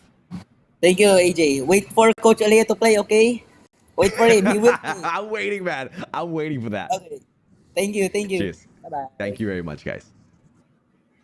I love how absolutely genuine both of them were. I mean, yes. though they were talking about their opponents, they are still Yep. so nice about it, and they are Yep. definitely hoping and supporting that Oblivion is able to go on to the same journey as they were and Yep. improve over time. And that was great advice that they gave to the players. I mean, in that split second, that's the only question that came to my head, mainly because you can't just throw that sort of a question to anyone. Not everyone is going to be as willing to share as the players of West Point Mamba Lowkings are. I mean, they're graceful on and off the battlefield. That's one of the things that you got to absolutely admire about them. And that has been one of their winning factors as well, right? And if at all I get to see Olea playing out there on the battlefield, I think I will give this guy half my vocal cord for that day. All the screaming will go for him, because it's not just bringing West Point Mamba Lowkings to where they are today, but it is showing that the scene or Call of Duty Mobile MP as a whole is not restricted just to 3 brands, just to 3 titans, where nobody else can contest for the title anymore. West Point Mamba Lowkings has been doing it, and they've been putting up a great fight, putting up a great example for the rest, showing them that it is possible, and sometimes kings do bleed as well. Yep, and this is exactly why I gave you the question, because I know you have the wisdom to ask the best one. And before we go into the next match, which will actually be, if I'm not mistaken, it's going to be whose team is playing. We're going to be seeing. EZR Sorry, Booky. it's going to be EZR Booky versus Savage Doctors. We are going to be taking a short break. So guys, please wait. Don't forget to like and subscribe Garena's page to keep updated with the tournament. We will be right back.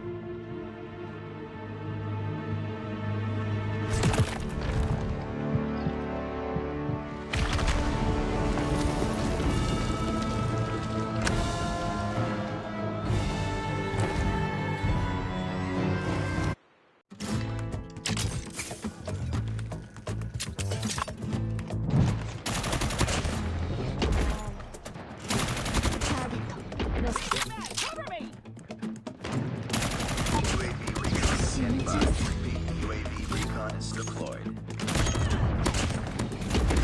Predator missile on stand there. Keep it up.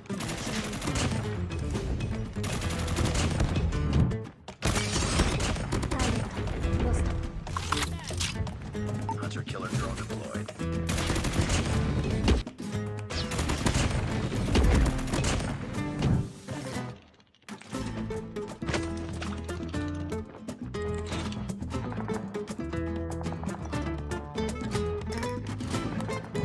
Keep it up.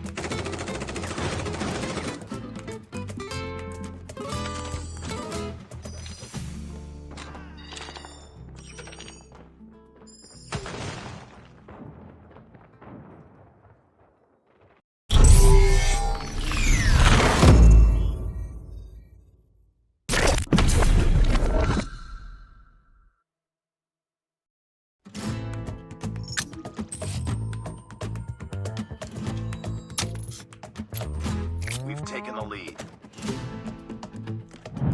I got shot!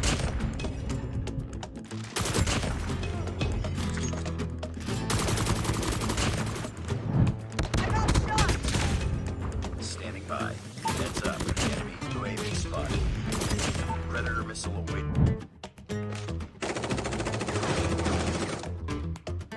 Heads up. Enemy UAV spotted.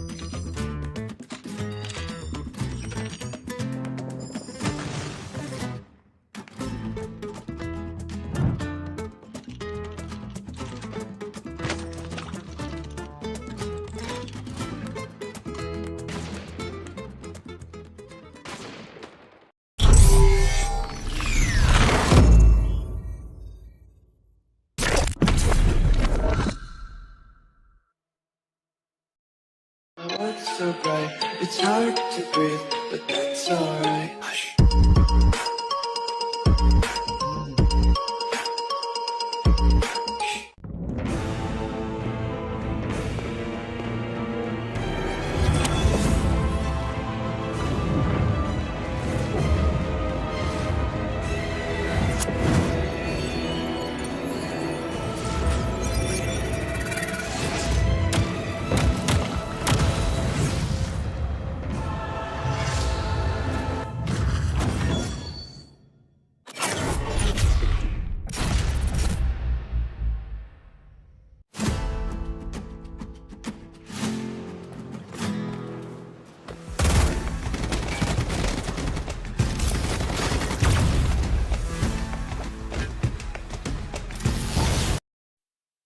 And we are back for Garena Master Season 5 for more action. Now we are just about to stay. We kept the break short because we know you guys don't like waiting and you guys love the action. So now our next match coming is going to be EZR Bookie versus Savage Doctors. Once again, I am Wasabi Gaming, and with me is the one and only AJ Mustachio. This is going to be a fantastic match for EZR Bookie. I don't know if or not the Savage Doctors are going to be feeling the exact same way. It's a mismatch of all sorts, which means I'm a tad bit disappointed. We once again don't get to see the best out of EZR Bookie, but we can perhaps see the Savage Doctors push to the very edge of their seats. Maybe this is where we see the awakening of Savage Doctor. It's yet another opportunity for them to shock the world and make a name for themselves. If they can take a single map away from EZR Bookie, that in itself is doing something huge, because EZR Bookie can be not can be. They are the strongest, the best performing team in Garena Masters thus far. The worst placement that EZR Bookie has ever gotten in their old form of Blacklist Ultimate was second spot. Two-time winners, two-time runner-up EZR Bookie is not going to give an easy match. I mean, they are the giants of the giants, and they are one to watch out for. And unfortunately for Savage Doctors, they are meeting the giants very early off in this tournament. And Yeah. while they are going to get a beating, but like you said a while ago, AJ, there is definitely a chance that they're going to use that rage to beat the rest of the opponents that come up to them later on in the match. Yeah. So let's see if that pulls out and works for them, because for now, Savage Doctors has to find a way to stand up against EZR Bookie. But we are going to take a quick look at today's schedule. We're done with the first game of West Point Mamba LOWKINGS versus DVK Oblivion, where LOWKINGS took the win by a sweep 3-0. But now we are going to be heading into the second match, where EZR Bookie is going to take up Savage Doctors. Now we have to wait to find out what happens there. But aside from that, we are also going to see Broke Boys Club versus SMART OMEGA and IMPUNITY versus E8 NOVA later on in the day. Absolutely. And of course, this next matchup, there's a high potential we see another sweep. Look at me saying high potential as if there's a potential that Savage Doctor walks away with a victory. But that's the kind of shocker I want to see in Garena Master Season 5. But if you look at the statistics, it doesn't seem to be a challenge that's going to be as easy. Savage Doctors didn't really perform that well against West Point Mamba LOWKINGS, only taking 58 points away in the hardpoint matchup against WPM. One score on that S&D, and in control, they could barely walk away with a single round of victory.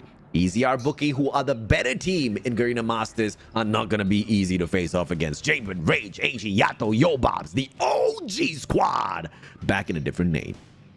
The names that we've seen time and time again, they are the defending champions, and they are looking to keep it that way. And we did see them go up against E8 NOVA, another new team, and they are still one of the EZR Bookie is still one of the teams that you have to watch out for, because you just saw that they are still at par with how they were last time we saw them, as they took down E8 NOVA and just really made them pay. Now, here's the thing with Savage Doctors. They went up against West Point Mamba LOWKINGS earlier, yesterday actually specifically. They got such a beating, and while EZR Bookie and West Point Mamba LOWKINGS are definitely teams at par. So I'm not sure how good this is going to go for their team, because they might just get another beating here. 3 players from the side of EZR Bookie have a 3+ KD.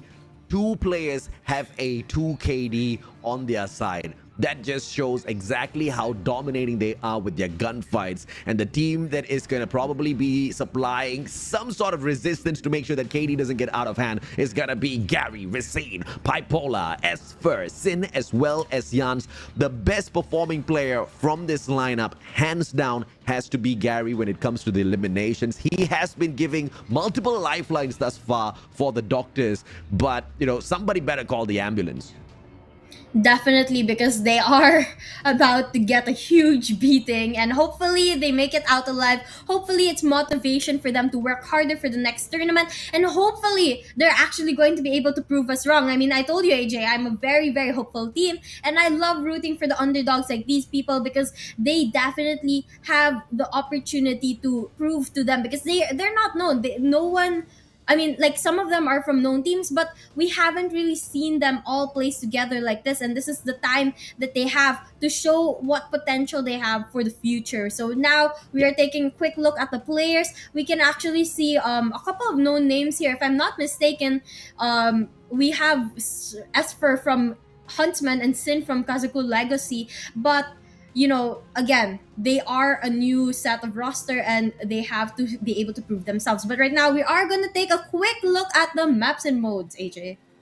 Takeoff, slums, as well as raid. Let's see exactly who will be able to take these matches away. Savage Doctors have a opportunity if they can outsmart EZR Bookie. They just need to sustain a couple of shots. They need to be able to really survive out there on the battlefield. The best possible place to do this is going to be that SND, as long as their sniping game is enough to shut down EZR Bookie. If that does not happen, this will be quite the uphill task. And I'm absolutely with you as well, Wasabi. I'm always a proponent for that underdog fight, but at times we just have to be a tad bit realistic. This is a group that has got a bit of a lopsided match because of how big that gap is between these teams. It is going to be something Savage Doctors have to endure up till the very last whistle. But if they are able to switch things around, if they are able to pull away some moments for their side, the hype is going to be never ending. Definitely, they have to watch out for this. But, we are going to be trying to get this game started as soon as possible. But I hope you guys are excited for the match, even if it is going to be a very difficult one for the side of Savage Doctors. But also to the supporters of Savage Doctors, I want all of you to keep that motivation up, continue supporting this team because they are new, they still have the chance to improve, and they still have the chance to build themselves up as long as you continue to support them and root for them and keep their motivation up, because I'm sure their supporters and viewers are the reason why they work really hard. They're working really hard to win some championships as well. The supporters are the ones who, you need a little bit of emotional support sometimes, because going out there and giving your best time and time again does eat away at your soul at times. So having someone just replace a little bit of love in there is going to help you go a long way. AG opens things up. Ebola becomes the first blood. And it seems to be a tough start here that the Doctors face because they don't win out a lot of those gunfights. But Esper seems to be performing slightly better this time around as he picks up the 2 for himself early on. Yep, we really have to see them improve on the gunfights, but not only that, also a little bit on the rotations and positioning, because you can see that they're definitely struggling and using it to the side of EZR Bookie. But right now, we can see Bookie holding down the hill for the first half of the game. And AJ, this map is one of those maps where the middle or the first hill is so open that it's usually hard to earn points in the first round or the first hill. But it looks like EZR Bookie isn't having that difficulty right now, and they're definitely putting up a really good start here, even if it's just the first hill. If you want to dominate the first hill, there needs to be lots of utilities used. I'm talking mainly those smokes as well as those concussors, and you need to be willing to dictate the pace there by sending in multiple objective players. If you do that, you're going to be forcing EZR Bookie running into these smokes, and it's going to be a 50-50 fight. So Savage Doctors had a chance there. Unfortunately, that just wasn't the strategy they were willing to put up with. They're going to be pushing into P2 though. They've got the anchor spawns now sneaked away by Yobabs. If Yobabs can just hold that a tad bit longer, this is going to be a little bit tough for Doctors, but it is one back. Bipolar, the winner, and he will be holding on to the anchor to give the advantage to the Doctors. Now, good contest from the side of Doctors, but unfortunately, it's not enough to get the point just yet because they have to continuously win gunfight after gunfight. And AG here is not making it easy as he uses the headless to his advantage, getting kill after kill after kill, and with the backup coming right in time every single time. The players on the side of EZR is going to continue racking up points, but now Doctors take a hold for the last couple of seconds while the rest of the players on the side of EZR start for the early rotation into the third hill. Yeah, you can see amateur mistakes here coming through from the doctors. And if you guys notice, AG was the only player contesting the kill, whereas the rest of the EZR players had already rotated around to hold on to P3. What AG did right, but the doctors were doing wrong, was he was backing away down the stairs and he was not rushing on in there. If AG had done that, EZR would have gotten away all of those points. AG single-handedly stopped the bleeding, but the doctors, on the other hand, they were running at him. So doctors ended up giving AG a few points, which is just not going to work against EZR Bookie. They're going to have an easy steamroll here if the doctors don't smarten up their strategy. Definitely. I mean, you know, that's kind of expected because Savage Doctors, again, are pretty new. And so they're going to make those mistakes that we won't be seeing in the veterans like EZR. And now we can see that EZR is definitely showing that they are the better team here as they get control of this third hill as well and actually take the vast majority of the points that are given here.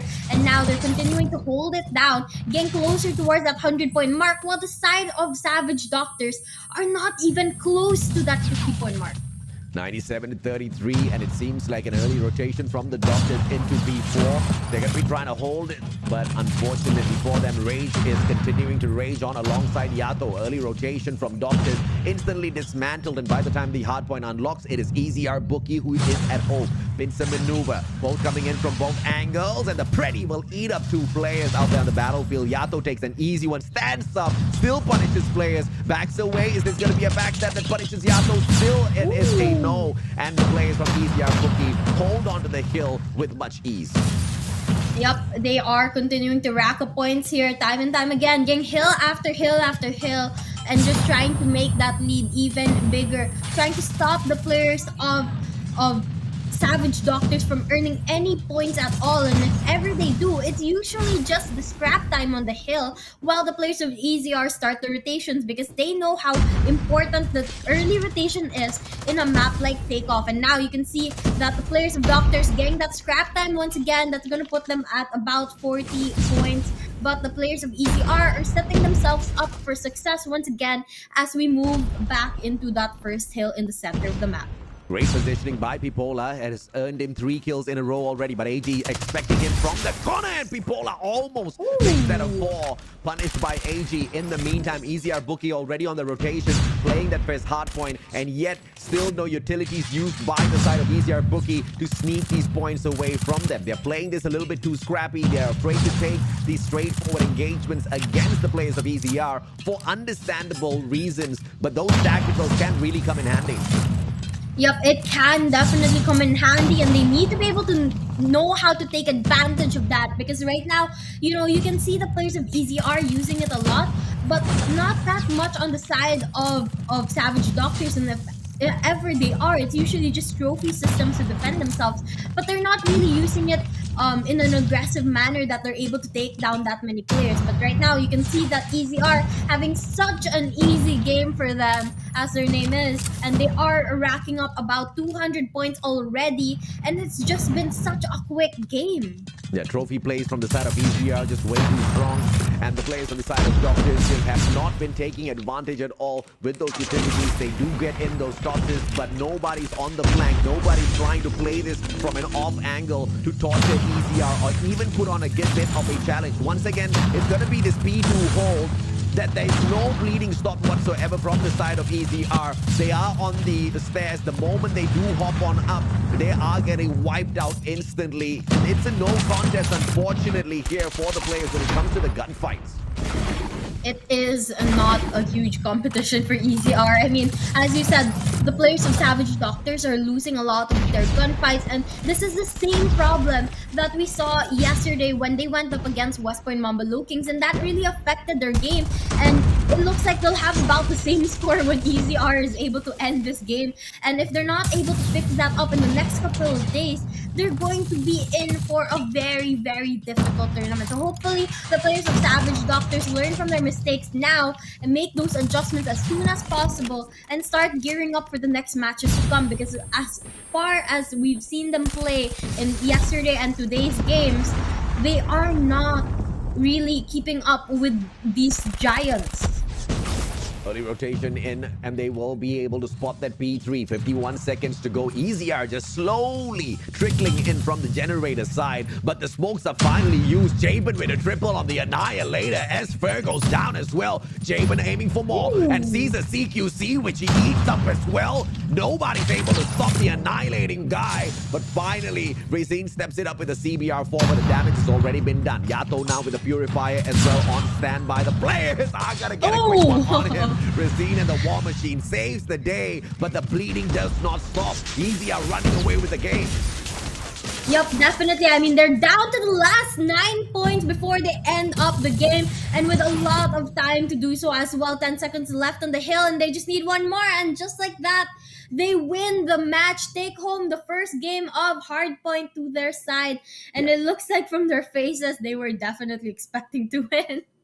I mean, once again, we do want to root for underdogs, but we have to be realistic. There was no way this was going to be a equal footing match for the side of the Doctors. This was going to be a win for EZR Bookie all the way through. What we were expecting from the Doctors, though, to see some attempt, to see some variation of strategy, to see them, okay, failing at this one hard point. Do we see those early rotations? Do we see the control of spawns? Do we see them going in at least to try? But unfortunately, we just had a team that was very averse to engaging out there on the battlefield. And you have to engage. It's a shooting game. Yep, you're exactly right. I mean, it's a shooting game, so you have to be able to win those gunfights. And unfortunately, they struggled in that area as well as a couple of other areas as well. And so, unfortunately, they're not going to make it through this hard point, but hopefully they're going to be able to slow down the game. They definitely will have a better chance in Search and Destroy if they're able to play it slowly and deal with players like EZR Bookie by catching them off guard. Because, you know, the pacing of Search and Destroy is different from Hardpoint, where everything is happening so quickly. And if they're able to take that to their advantage, they might have a chance of getting a couple rounds to their side, or maybe even winning the Search and Destroy match. Absolutely right. I do agree with you that they surely do stand a chance. And don't get me wrong, it's not like I'm saying, you know, they should have just run in at EZR Bookie, because what we do agree, there is a clear mismatch when it comes to the capabilities out there on the battlefield with the gunfights. But the variations of strategy that I was looking for is, where are my flanks? Where are these players trying to just push out a little bit further instead of just funneling in from one side, right? These are the attempts that Savage Doctor can try to pull off there.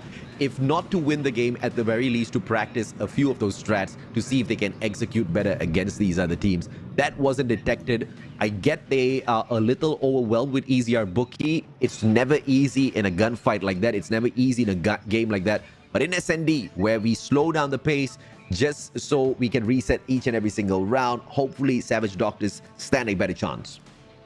Hopefully they do. I mean, you're absolutely right there. The players here are definitely making some of those mistakes that we see in the newbies of the game.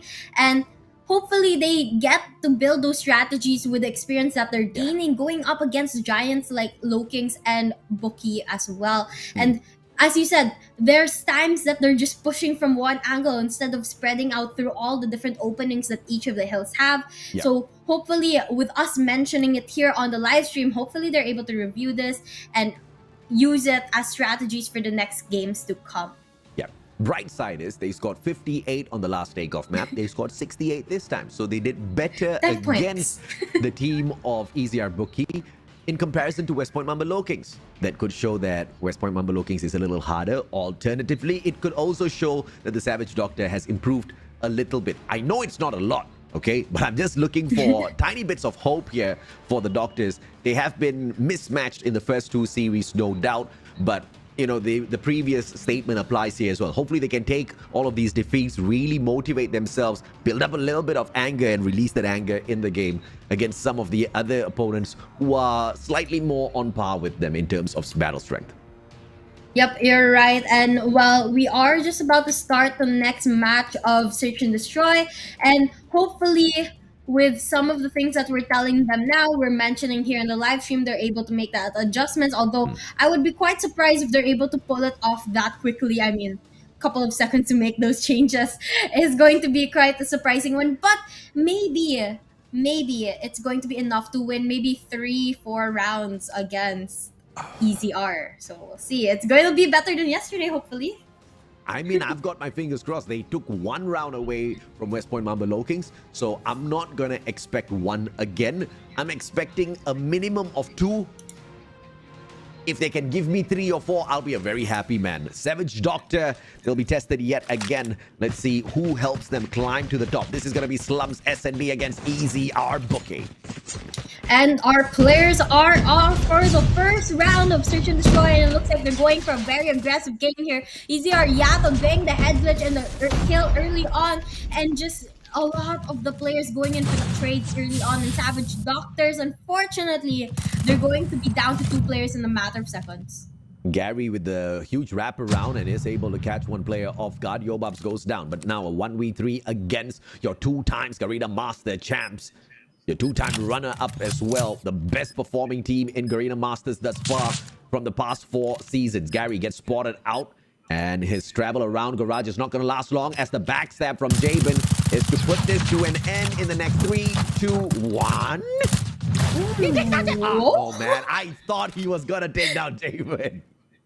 That took a little bit of time, but it looks like Javen came out on top there, ending the first round. But we did see a little bit of a better fight from the side of Savage Doctors, and they were able to get a couple of players. But we need to see more action, more changes, and more unique strategies, because as you can see here, they are being predicted by the players of EZR, and they're being watched time and time again.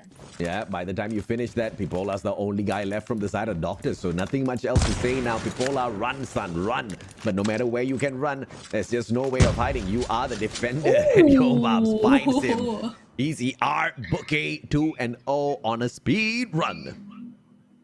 Yup, I mean, they're trying to make this a quick game. I mean, I know yesterday you were talking with Neptune about who can make it the quickest game, and I think the players of EZR is going to try to do that here with Savage Doctors and set the record that they are going to be the ones to take down their opponent really, really quickly. But now, another very aggressive push from the side of EZR, and now we're going to be down to the last 2 players on the side of Savage Doctors. Make that 1, as Esper here is the last player and gets spotted by Yato, and game over. Yato on a triple. The guy was not shooting, he was beaming, and nobody stood a chance against him. 6 kills already. Yato's on fire. The Doctors need a doctor. Yeah, definitely need a doctor, a nurse, and a whole hospital, because they're getting a really bad beating here and in that hardpoint game as well. But now Yato doing the same strategy as a while ago, getting that head glitch on the bomb site and getting quite a couple of kills. But Sin finally changes it up and takes down Yato. Now we're seeing a little bit more action from the side of the Doctors, but once again, as I say that, they're down to 2 players. Yobab's playing this very patiently as Jabin gets taken down. It is a 1v2 now. Oh, sorry, make that a 1v3 as Esfer sees Rising go down. Yobab's easy snuffs Fer with 13 more on the mag. Manages to switch it out, but AG is on standby to make this a 4-0. Very quick game. I mean, every single round is as aggressive as the last one, and really the players of Savage Doctors have no opportunity to slow the game down because of the aggression that EZR is bringing into the game. They are forced to face it with the same thing, and now you can see they are going in for it once again. The Doctors trying to stay within their area, and that's gonna actually pay off for them, because they're going to be able to take down 2 players on the side of EZR, which gives them a huge numbers advantage, 5-3. Finally, the Doctor is able to take a little bit of an advantage of a super aggressive side of EZR, and the bomb down at Memorial. EZR Booky trying to circle around with this man disadvantage, in fact 2-man disadvantage, to see if they can strike. And surprisingly enough, nobody from the side of Doctors sniping in this match, and Yobab shows them why you need a sniper. Yep, definitely. Snipers are one of those very important players, especially in the first half of the game and in the later ones as well when things slow down like this. And unfortunately, with Savage Doctors not having a sniper player on their team, they are going to face a couple of issues. And right now, you can actually see that they're doing relatively well in this round. It's still a 2v2, but as I say that, it goes down to 1v1 Yobabs versus Esper, who gets spotted first and looks like Esper is going to be able to claim the round for his team. Yobab's hitting the 3K first before it sorts him out, but Yobab's almost hit Quadra. You have to bring the long engagement weapons out there on the battlefield, especially if you want to control early slumps. But that was a pretty decent clutch out of Esper. The numbers were not on their side initially, but they also have to make sure the strategy gets wrapped around in the exact same. Well, AJ, one thing is for sure, the Doctors have won one round.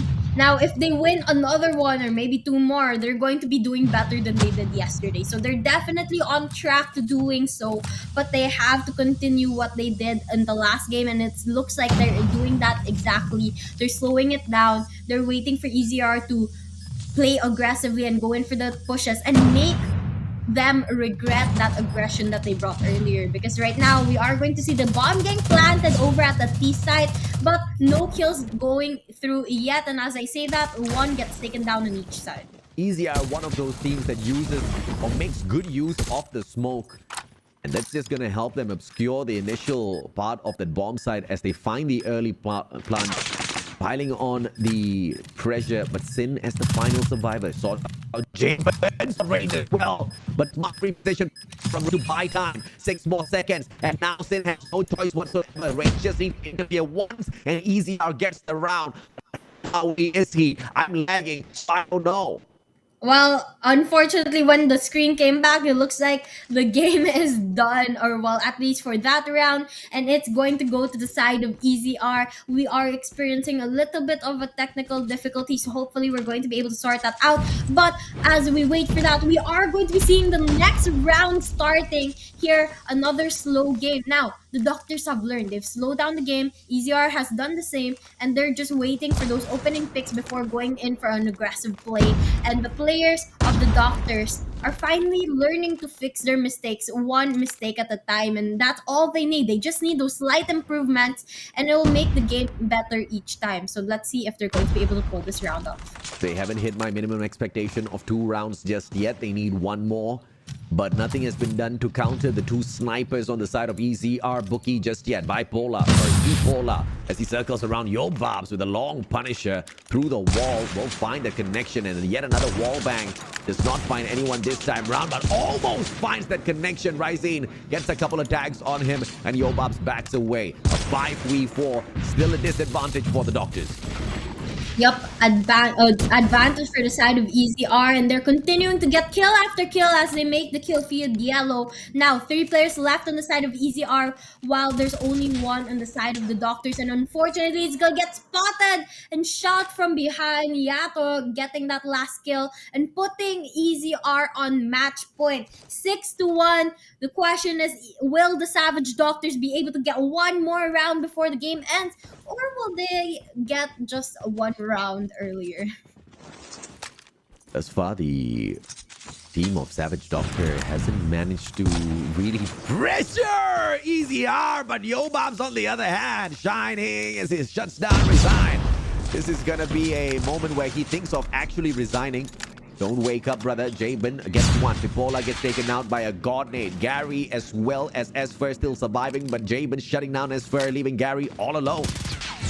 And Gary gets spotted, but he's gonna be able to get the kill on Jaban. And now, down to a 1v3. The question is, will Gary be able to clutch this up? And he has a bunch of players heading his way. Spots 1, unable to get the kill just yet. Let's see if he's gonna be able to survive this. Gets 1, pulls out the boxing gloves, gets the other. Will this be the biggest clutch on the side of the Savage Doctors? 1v1 situation. AG hiding, not ready to face Gary just yet, but right around the corner, gets spotted, and Gary gets another round for the side of the Savage Doctors. They hit my minimum. I'm a happy boy. for me, the Doctors have already won the battle, but they are gonna lose the war. EZR Booky. Let's see if or not they kick it into high gear, or they still play around with their food a tad bit. Hopefully that has managed to pump up the adrenaline for the Doctors as well. Hey, playing with food is not good, but like it looks like they're having a little bit of fun doing so. But it also gives a chance for Savage Doctors to prove themselves a little bit more. But right now, we are gonna see EZR going in for aggressive push. Yes, be careful though, because a bunch of the players on the side of Savage Doctors are waiting right around the corner. Jabin's gonna be able to get one, making it a 4v4 situation. Make that two as he gets bipolar out as well. And now going for more aggressive pushes towards the enemy's base. Yep, Jabin, just no mercy gameplay this time around. Ryzine as well as Gary still alive and kicking. No snipers on that side. Let's say if or not that LK can save their skins in a little bit. Yeah, they have got the bomb and they are going nowhere near the bomb side yet. Yep, and now you can see that the game is slowing down as we're down to the last two players on the side of the Doctors. Resign is going to be able to get one, making it a 2v3 situation. Now, I think there's still a chance for them to clutch it up, especially because it's the last two players on the side of the Doctors are the top two fraggers on their team. So if they're able to get those last couple of kills to their side, they might actually be able to win 3 rounds here. But one thing's for sure is that they should be staying together because they're going to be able to play for the trades that way. Splitting up like this is not the best choice and not something I would do personally. But if it works for them, then it works for them. And right now, we're going to see that they come into contact with one of the players on the side of EZR, but EZR is going to be the ones who win that gunfight. My goodness, it did come close, but look at me here trying to get them another round to hype it up, but Savage Doctor just stood barely any chance against EZR Booky. Your 2 times Garena Master Champs, Jabin, Rage, AG, Yato, Yobabs, get it done yet again. Yep. I mean, we were definitely expecting this from the start of the game, but I have to say, Savage Doctors played really well in some of those rounds in Search and Destroy, and I was really starting to see the potential that they have and the chances of improvement that they have for the later games to come. I mean, you can see that some of their players gain 9 kills, Rizkin here gain 9 kills, which is definitely about the score that you want to be seeing. But on the other hand, the rest of their team has to step up their game too, because on the side of EZR Booky, everyone is carrying and pulling their own weight. Absolutely right. And, you know, it's just a little disappointing that we can't see much from the side of the Savage Doctor. I do hope we can see a little bit of a better fight, but in the meantime, I am going to help them out though. What are you gonna do? How are you gonna help them out? I just called the ambulance. Can you hear them? They're on the way, guys. Well, they're on the way. The ambulance is on the way. Doctors, hang in there. Yep, they need a little bit of help, a little bit of patching before they get into the control match, because if not, then they are gonna get another beating, and 3 in a row is not fun. No, it's not fun at all. It's not fun at all. But of course, it is an expected sort of a journey that the Doctors have to endure before they get to fights that they stand a better chance at. And, you know, I mean, you know me, guys, all right? I try to be as kind as possible, but sometimes you just gotta call it as it is, man. Savage Doctors are not on the level of EZR Booky yet. That journey that they have to take is a little bit longer. That journey that EZR Booky has been on a long time, not many can reach a class like that. These guys were champions the moment they broke through the door, and they have remained champions from the very first Garena Masters in terms of capability. The worst that they have done at a level at a competition like this is 2nd spot. So it's a lot to ask from the Doctors. It's a lot to ask from any team out there. Definitely. Yeah, it is a lot. It's a tall order that any one of these newbies would have a hard time filling, and you can see that Savage Doctors is definitely trying to do so, but it's not enough, and it's their first tournament here with their new team composition. Yep. And they still have to build that team, the team morale, and like working together in the strategies that they have with one another to be able to get into the level of some of the giants like EZR Booky and S.PM LOWKINGS. Yeah, they can't afford a win just yet, not against EZR Bookie, but I am very, very happy to say that they have been showing improvements. These numbers might not mean a lot to some, but for a team that is struggling against top tier teams, it does make a difference, right? We do have an improvement on SND as well. The previous time they took only a 1 round away. This time they did take 2. Hopefully in control, we can see them sneak away 1 round from EZR as well. That just shows this team is not giving up and they still have that fight in them. Exactly. It's about those small changes that they're able to make every single day, because those small changes are going to add up and become a big one later on. But right now, we are going to hop straight into the control game and see the first round of the match. And so far, as you can see in the number of respawns that are left, the players on the side of Savage Doctors is actually doing pretty well. If or not, EZR Bookie can step it up, because Doctors are just not giving them a lifeline. I think that Doctors are onto something here. Jabin stepping it up, and Rage, they want to go for a spawn trap off an early spot here. Rage now from the back. They're just going to be waiting for the Doctors to spawn out. And in the meantime, let's see if or not EZR wants to focus on this control point as well, because they just want to slay the praying Doctors at this point. Yep, and it looks like, you know, it's we have a little bit of a graphics mix up here. This side of EZR is actually on the blue side, while Savage Doctors is on the yellow. And now the players of Savage Doctors down to 12 lives left, 5 seconds left on the clock, and this is them as the attacking team. So hopefully they're going to be able to turn things around later on when they are on the defending side of the game. But for now, they are going to be taking quite a hit on the number of respawns that they have.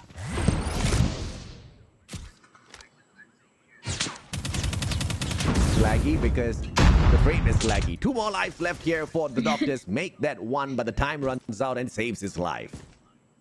Yep, but as we end that first round, we can actually take a look also at the side of EZR. We have a couple of them already building up those score streaks so early on in the game. And on the side of Savage Doctors, unfortunately, with them losing a lot of their gunfights, they're not able to do the same just yet. So hopefully they're going to be able to find a way to turn things around here and step up their game, because now they're going to be in the defending side. And this is the side that people find relatively easier to do compared to the attacking side. But when you're going up against a team like EZR Bookie, I'm not really sure if it matters. It matters in terms of building up their spirits a tad bit, but EZR Bookie is looking to break that down as well. Second segment on the D control point, easily swept away, and it looks like the all-out defense for EZR Bookie is failing. The players are hopping in one after the other, but they are getting denied through their gunfights. One more tick away, and that B control point disappears. 2 minutes, 19 seconds to go for EZR Bookie to continue tormenting the souls of Doctors.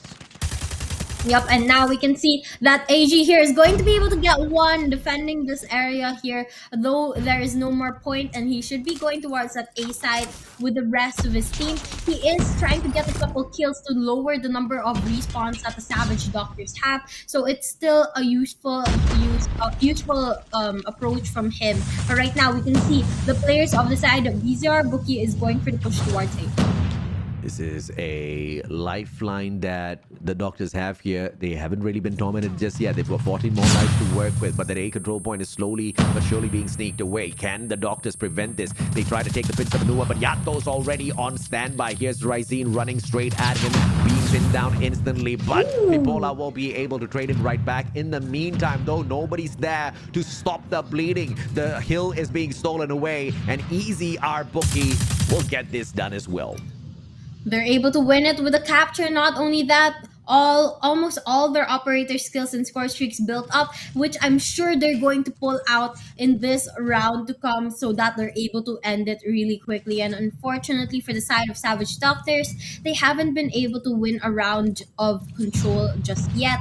And I think this is where most teams struggle to improve on, because it's a relatively new game mode and you can't really play this in the ranked game, so you have to be able to look for scrimmages.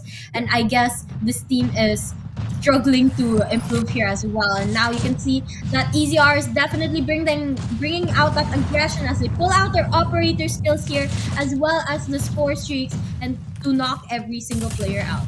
You have the players of the Doctors still struggling in terms of the gunfights, but there is just nothing much more than you can expect when EZR Bookie kicks it into high gear. Yato, wow, with a Purifier, tries to burn them down, but Ryzine instantly trades him out, giving a lifeline for the Doctors. At least they don't need to deal with the Operator, but Rage, on the other hand, Rage is on with a growl in his hand. He won't be able to spot yet another player, and the stun will just keep him in check for a tad bit, but not for long at all. Rage continues to rage. Yato pushing on the front lines, and they will not be able to take away this hill just yet because EZR is full on defending And holding down their ground, not letting the players of Savage Doctors even get one segment of any of the sites. But right now, the players of EZR is trying to dwindle down the number of lives the Savage Doctors have left. And with that, the players of Savage Doctors are deciding to just hold down their area, stay in the base and stay alive and try to fight for more time. But 15 seconds left on the clock and 5 lives left on the side of Savage Doctors. The players of EZR know that they have time and opportunity to play a little bit of aggressive game here. Yep, 3 more lives left, and it looks like the Doctors are no longer going to be able to survive this. Cancel the call for the ambulance, ladies and gentlemen, boys and girls. Book a car for the morgue because the Doctors have been snuffed out. EZR Bookie, easy walkover, but fingers crossed that the Doctors uses this experience as the perfect motivator to walk away with victories in the future matches against your 2-time champs of Garena Masters. It has proven to be close to impossible. I mean, for all we know, this is the start of the Doctor's villain story. They are going to be enraged by facing these 2 giants, and hopefully they use that to improve later on. But EZR Bookie, they take home the win for today with a clean sweep once again, just as they did yesterday, and also with the huge dominance that they have over Savage Doctors.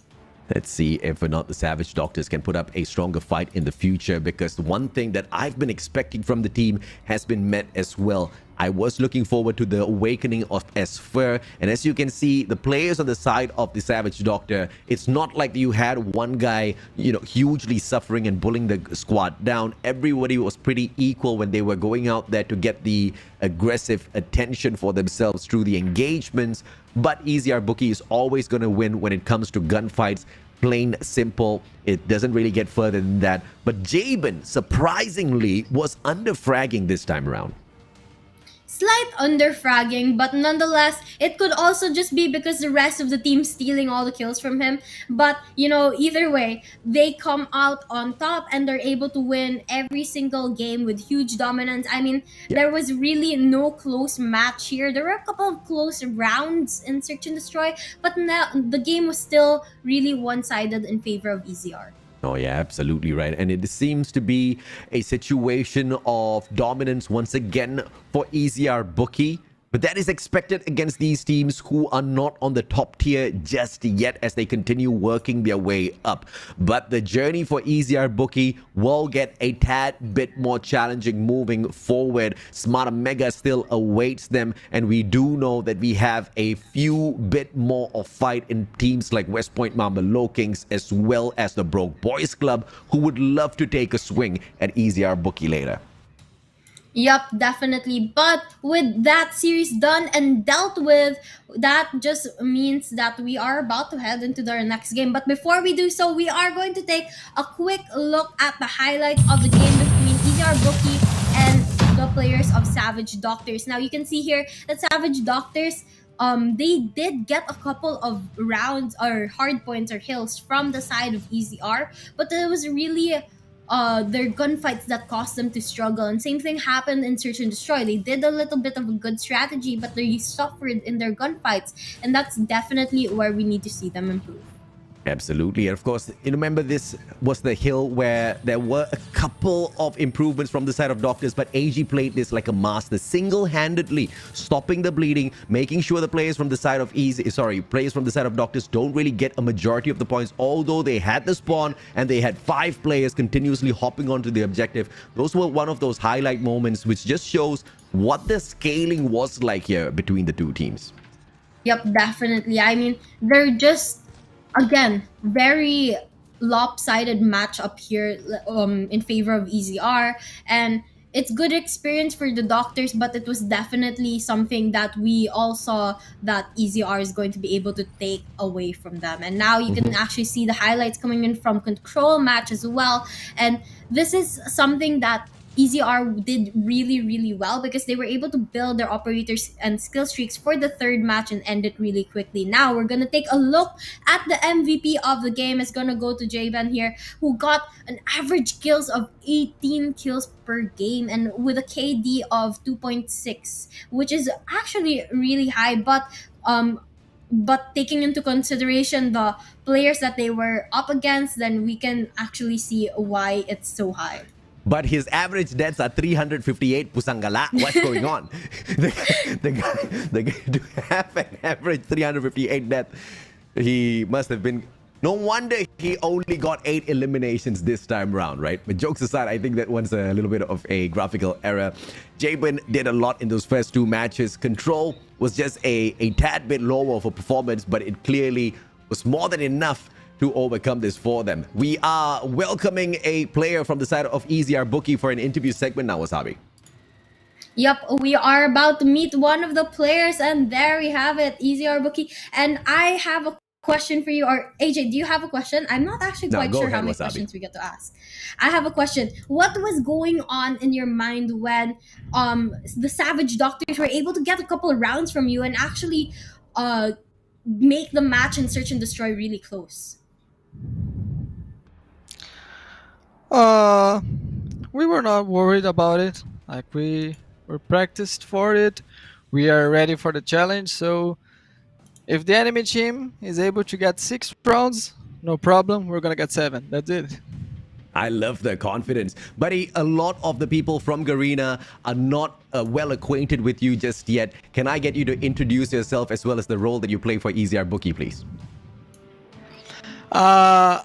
I'm not gonna introduce myself because I am a secret new addition to EZR, but I'm actually not a player, guys. I'm the coach.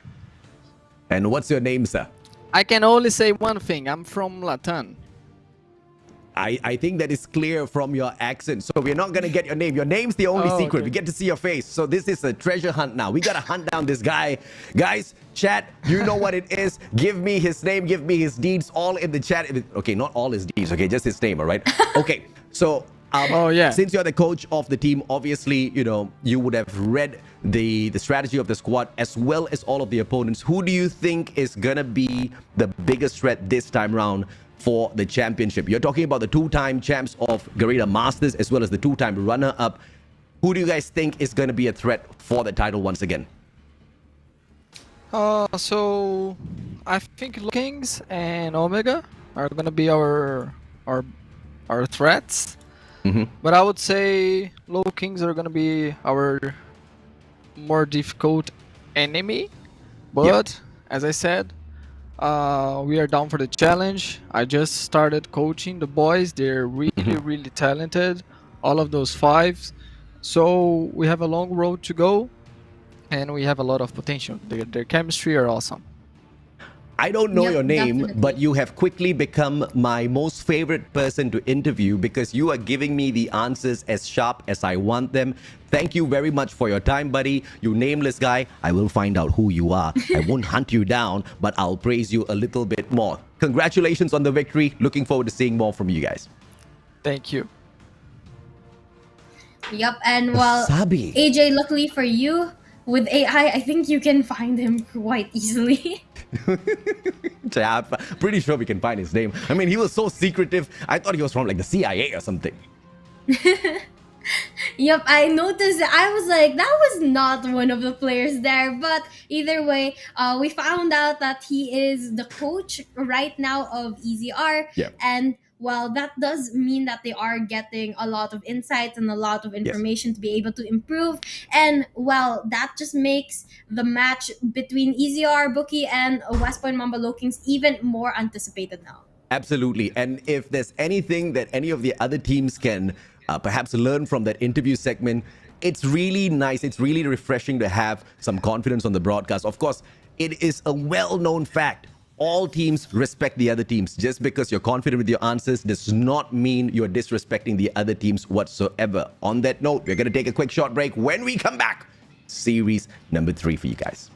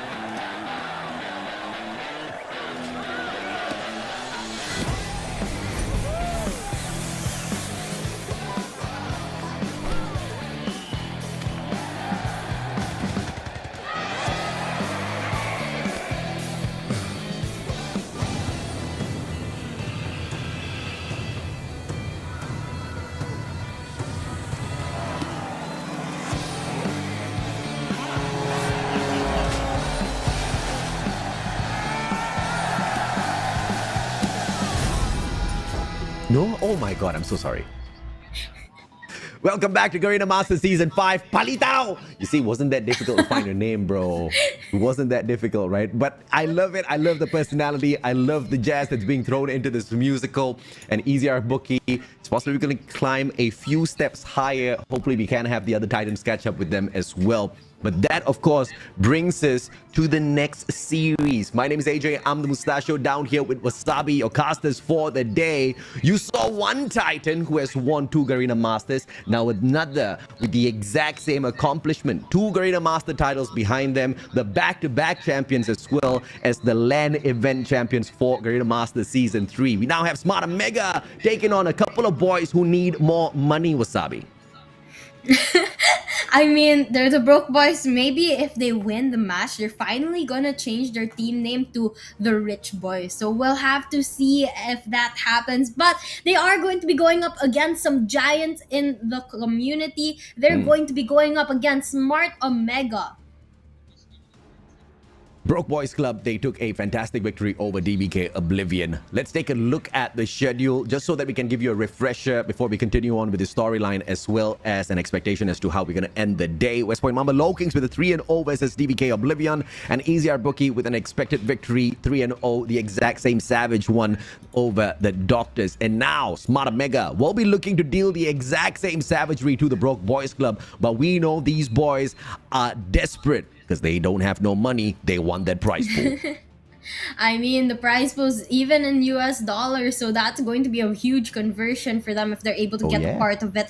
But first, they have to go up against the Giants, not only Smart Omega, but the rest of the people in the Group B as well, to be able to get one of those slots in the playoff before they can even talk about getting that prize pool to their side. But right now, we are um going to be watching their game in just a couple of minutes. We've already finished the first two batches earlier of Low-Kings and Oblivion, as well as Bookie and Savage Doctors, and we still have two matches to look. But right now, we're gonna take a look at the Broke Boys Club's lineup. Young J, Jello, Josh, Seven, Z-Man, and Static is going to be the ones playing. When you look at the team of Broke Boys Club, you want to be looking at each and every single player, but Jello always finds a way to stand out through his fantastic eliminations. But it is Young J that knows how to slay as well as stay alive a lot of the time out there, with the highest KD ratio of 2.3 picked up for himself thus far. The team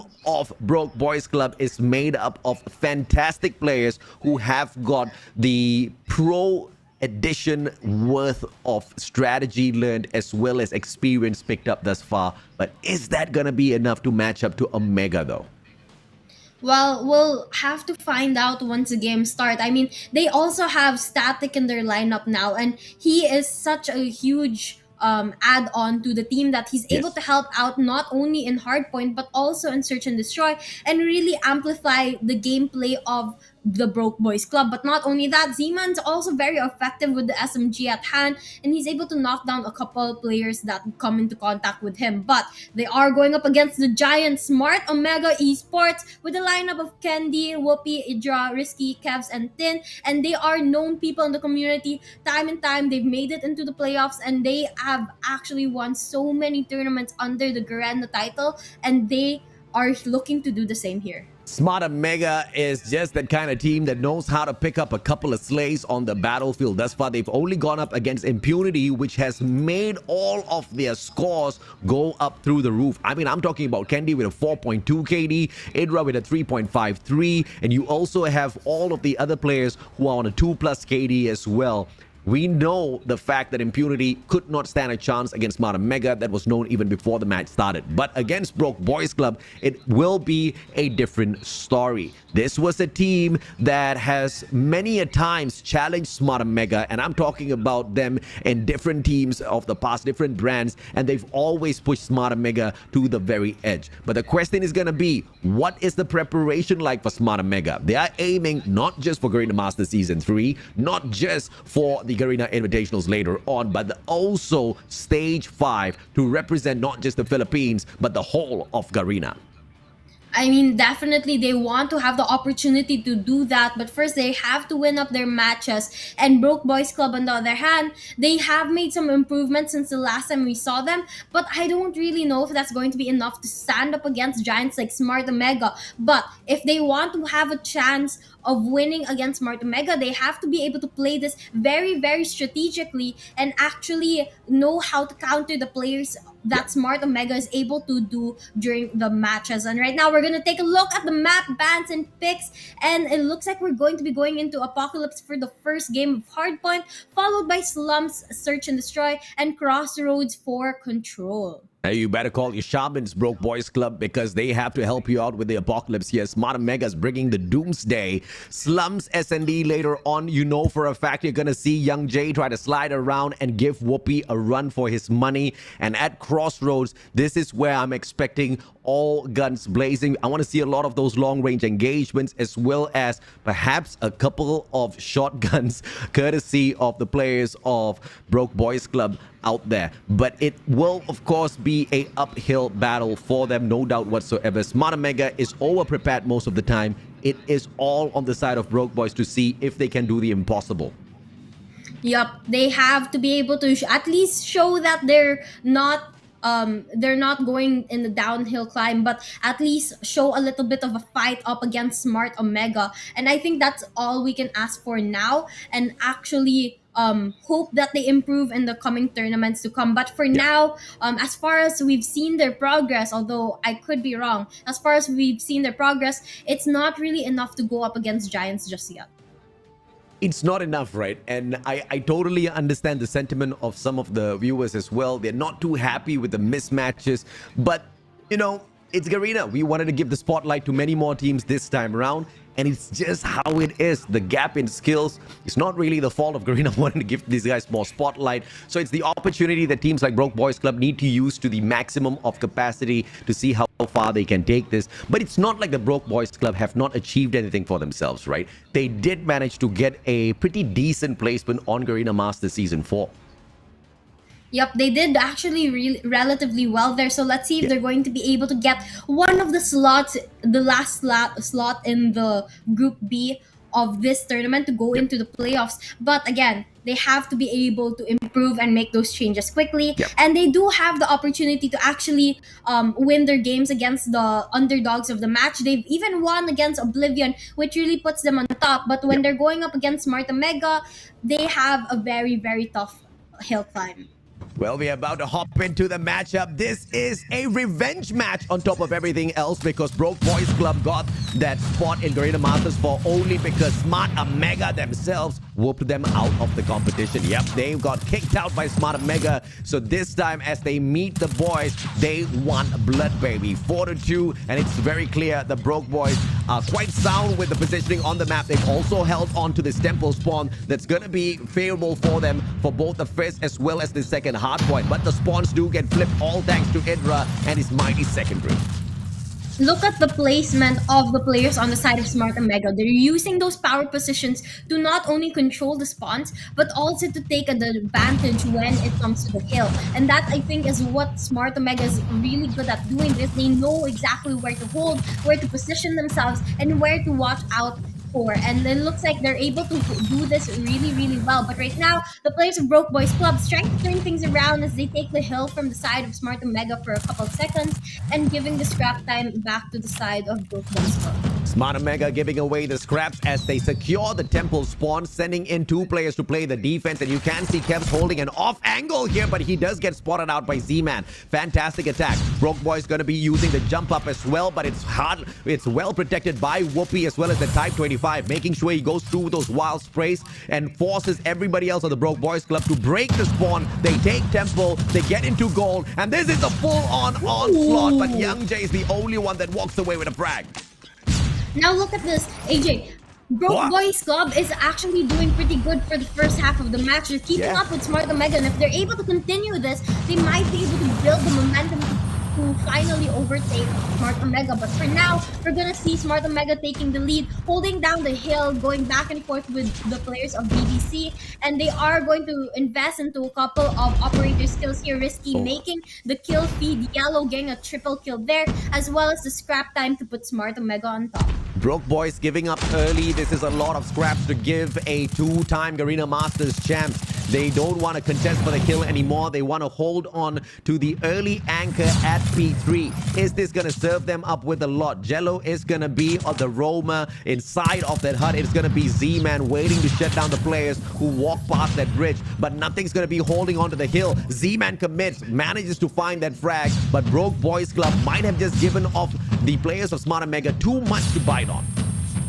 Yep, and right now we can see Z-Man here with the Sparrow trying to clear out the area. Unfortunately, not getting any kills so far, but he's going to be able to get one with the CPR at hand. And the players of Smart Omega continue to hold down the hill, and Risky popping off once again, time and time again. I mean, how many times have I already seen him get a kill streak here in this match alone, and it's still at the start of it. And you can see that Smart Omega just wins a lot of their gunfights when they go into an engagement with the Broke Boys Club. And Broke Boys Club, on the other hand, they're starting to struggle in that department, specifically the gunfight.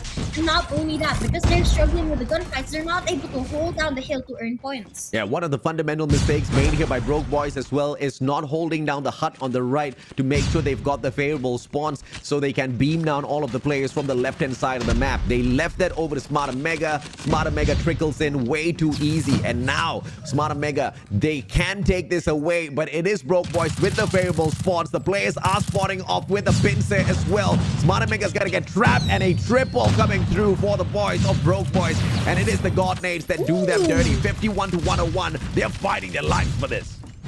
Yep, definitely go, but they are putting up a good fight right now. They're holding down the hill, trying to maintain it, but Smart Omega makes the break for it, takes the hill from their clutches, and they're starting to rack up points now. They're taking advantage of the head glitches and the defense that they can take while staying inside the point to be able to rack up more points. Now, Smart Omega, they're already at that 100-point mark, and the gap between them and Broke Boys Club is becoming wider and wider every second that Broke Boys Club doesn't go in for the contest. So they have to start changing up their strategies, go in for those rotations, and try to catch the players of Smart Omega off guard. Because as you said, AJ, sometimes we see them just trickling down one entrance and not going in for the backstabs, and that can really cause a lot of difficulty for the team. On the reset for the hard point. Broke Boys are pretty scattered all around the map, but they can pinch it now. The final player left on the hard point, that's going to be Whoopi. Whoopi with a beautiful defense. Vastatic finally undoes that instantly. Smart Omega with the pincer. They can pull this off if Cavs can remain alive. Fennec in hand from the hop up. You're going to have two players, but Smart Omega with a beautiful on the triple, sending in the objective players to snuff out the rest of Broke Boys who spawn off from two sides of the map. They do have the pincer, but they are low in numbers in the individual engagements.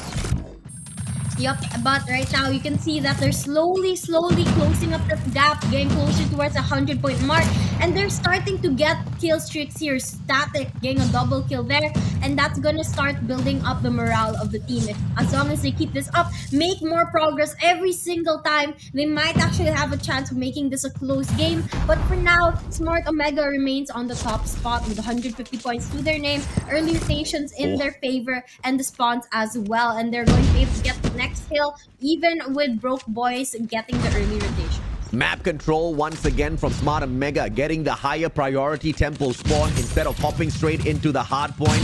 Players on the side of Broke Boys, on the other hand, play the absolute opposite. They hop on into the hard point, they clear out goal, and they funnel those players in. And this split spawn might just be the blessing in disguise for Smart Omega. They can come on through that hop up and take the pincer against Broke Boys, but timing is gonna be key here. If Broke Boys overextend and take out that player, that's gonna be it. But Young Jay sneaks away the spawn. Still fought back by Smart Omega. 30 seconds to go. Smart Omega needs one good push.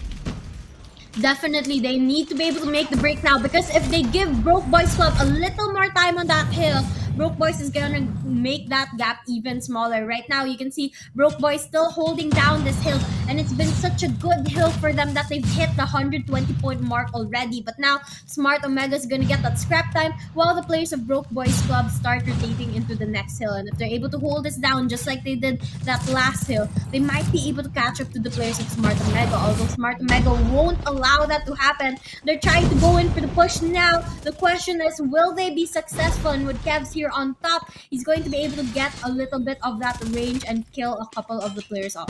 Broke Boys are getting gifted this by the gods of RNG. The back spawns out of Temple is going to lead them straight towards Intel, and the firepower to take over the hard point. Smartly played, they hop on in, but Smart and Mega win out those initial gunfights. Player number 4 wrapping around Cello, big fights, big shots, and he wins it back for the Broke Boys. They are going to get pincered though. Smart and Mega does not stop, and now they flip the spawns over as well. Broke Boys being forced to fight out of the fighting ring. They share that spawn. 27 seconds to go. All of chaos breaks out as Call of Duty Mobile stops working. I think Call of Duty Mobile said that Overheated. game's a little too much, too intense, so the device may have overheated. But we are going to be taking a short pause for that right now. Unfortunately, we're not going to be able to see that match. Yeah, the game crashed, but it's okay. It's emulated stuff, man. We'll just hop on right back in there, and I'm pretty sure we should be able to continue the matchup because the players are still in the lobby. So the biggest question is going to be whether or not the Broke Boys have managed to win a majority of the points in there, because the last time we saw that, Smart Omega flipped the spawns. They took Temple back. That's the one they favored in the earlier rotation, and they have used that to gain the advantage against Broke Boys, so at least remain on that advantage. But Broke Boys now on the 4th hill. They are playing this directly. They have not managed to take away the spawn on the left-hand side of the map, and that gives advantage to the side of Smart Omega. Yep, and right now we can see that Broke Boys Club doing a little bit better than when we left them. They're at that 167 point, very, very close to catching up to Smart Omega. And if they're able to hold down this hill continuously, they might just be able to catch up. Now, Smart Omega has to change up their game because they are starting to lose this game, and if Broke Boys Club is able to take over the lead, they're not gonna see the day of life for this game. But now we can see that Smart Omega is gonna get the scrap time on that hill, while the players of Broke Boys Club go in for that early rotation once again. Now they're having a better game here. They're going in for the early rotations just as they did a while ago, and they're starting to rack up more points. Absolutely. This time it's going to be that P1 on that challenge at main road. Smart Omega stacking their players from the right hand side of the lobby. Nobody from Broke Boys flanking around the top side of the map. They take a straightforward approach. But as I say that, Young J, ideation, that's exactly what he wants to do. He will go ahead and meet Risky halfway through. Risky wins that out on the way to the 40 frag before this game ends. Risky's on fire, but Tin is catching up as well. Smart Omega is outslaying Broke Boys. They may be outslaying Broke Boys, but right now, Broke Boys is going to be the ones holding down the hill and actually clearing off the area. They're getting closer towards that 200-point mark as well, and they're trying to one-up Smart Omega. Now, this game is getting closer and closer by the minute, and Broke Boys Club finally hitting that 200-point mark. But just as they say that, Smart Omega gets the hill back to their side. 30 more points to end the game, but the question is, will they be able to get the next hill to do so? Big fight by Static. He stayed so alive for so long that stops the bleeding and it forces a hard point to the next one. Broke Boys, they hold on to the temple. They hold on to the hard point as well. And that hop up is there, guarded by player number 1. Z-Man with the Sparrow. He takes the backstab. He stops that spawn attack and he backs away right back into hop up as well. And he knows exactly where to expect Smart Omega from. But Smart Omega, one step in front. Everybody flanking around main road. They want the temple spawn. They want to pray and then they want to slay. Ooh. And right now, we just have a couple more points before Smart Omega ends the game, but Broke Boys Club said no to that. They're taking the hill right now. 30 seconds left on this, and whoever is going to be able to hold it down might be able to take home the win. For now, it's going to be quite a back and forth. Tin pulling out the Purifier as well as Risky with the Sparrow. But right now, we're going to see quite a back and forth between the two teams. 17 seconds, and it looks like both teams are going to push to the next. Spawn management is just a victory here for Smart Omega. They forced the temple. They knew exactly how they're going to be able to cash in on that. 9 more points to end the match. Broke Boys on the last-ditch effort, picking up all the scraps that they can get and rotating over from the left-hand side of the map. Once again, that's a bad play from them because 2 times in a row now, Smart Omega have given away their place and given away the fact that they love the right-hand side spawn. Nobody's on the flank, but Broke Boys have the kill. Smart Omega from the right-hand side of the map. They just need to win out a couple of fights more, but 4 players on the objective play. Broke Boys are confident they can get this done. The ability of Broke Boys Club to make the changes is just so on point right now. Both teams at the tie, only needing a couple more points to end the game. Smart Omega gets the point, but goes right back to the clutches of Broke Boys. And just a couple more points for them to end the game. And there you have it. Broke Boys Club wins the match. Broke Boys! What a play! They didn't manage the spawn, but that one beautiful fight from them to rotate over to P3 managed to get the Broke Boys Club with a 4-man objective stack. They kept slaying it out. The first 2 times, that strategy just did not work, but they stuck to it. No flank around, no playing for the temple like Smart Omega, and Broke Boys Club showed that their strategy managed to oust even the great gunfights that Smart Omega were teasing them with initially. I am at a loss for words right now. That went down all the way to the line, and Broke Boys Club was able to create such a comeback where they're able to come out with huge dominance. I mean, it was a pretty close game, but it was something that we were definitely not expecting from Broke Boys Club. And we were even saying earlier that Smart Omega is a giant and they're for sure gonna be able to win this match, but Broke Boys just proved us all wrong. And there you have it. You can see it in the stats that every single player on the side of Broke Boys, they were able to pull their weight, play that objective to their advantage, and win the match. Oh yeah, absolutely. I mean, once again, you've got great players on this side. You've got players who have experience on the official stage, pro stage, and they fought against Smart Omega so many times under RTL, under PDR. They know what to expect. expect. Smart Omega has had that strategy as well as the chemistry built over the years. But what Broke Boys have is just individual raw talent. And the fact that they won this hardpoint is huge because Broke Boys stand a monumental chance from running away with the SND as well. We know how Young Jay plays this. We know how Z-Man as well as Seven alongside Static picks up those crucial annihilations. Smart Omega might just be in trouble within the series. They are absolutely crazy. I mean, Broke Boys Club did so well there. They were able to make the adjustments just as quick as Smart Omega was able to. And even if Smart Omega was in the lead for majority of the match, the players of Broke Boys Club was able to close it up and actually get the last couple of seconds. I mean, it's just a gap of 4 points between the two teams, and they were still able to take it home. It's not just the gunfights. It's not just the map awareness or, managing the spawn. Like I said at the start of the game, this was a revenge match. It was a grudge match that the Broke Boys Club have been waiting ever since Garena Master Season 4. Because it was a tremendous journey that we saw the Broke Boys Club take in Garena Master Season 4. They came out of nowhere. They were an absolute troll initially with the team name as well as the logo. And then they just made it into the playoffs and we saw them truly flourish as a team that was serious in terms of taking the goal for themselves. And then Smart Omega steps up and then they 3-0 them, kicking them out of the competition. Broke the boys' heart. No pun intended with the Broke Boys, but they are back and they are hot. Now, as we head on in here for the SND, I'm truly excited, Wasabi. You don't know what to expect. After that close game, even after how Smart Omega managed the spawn and pretty much led for a majority of the match, Broke Boys still ran away with that. That was absolutely a crazy match, and I'm definitely looking forward to the Search and Destroy one as well.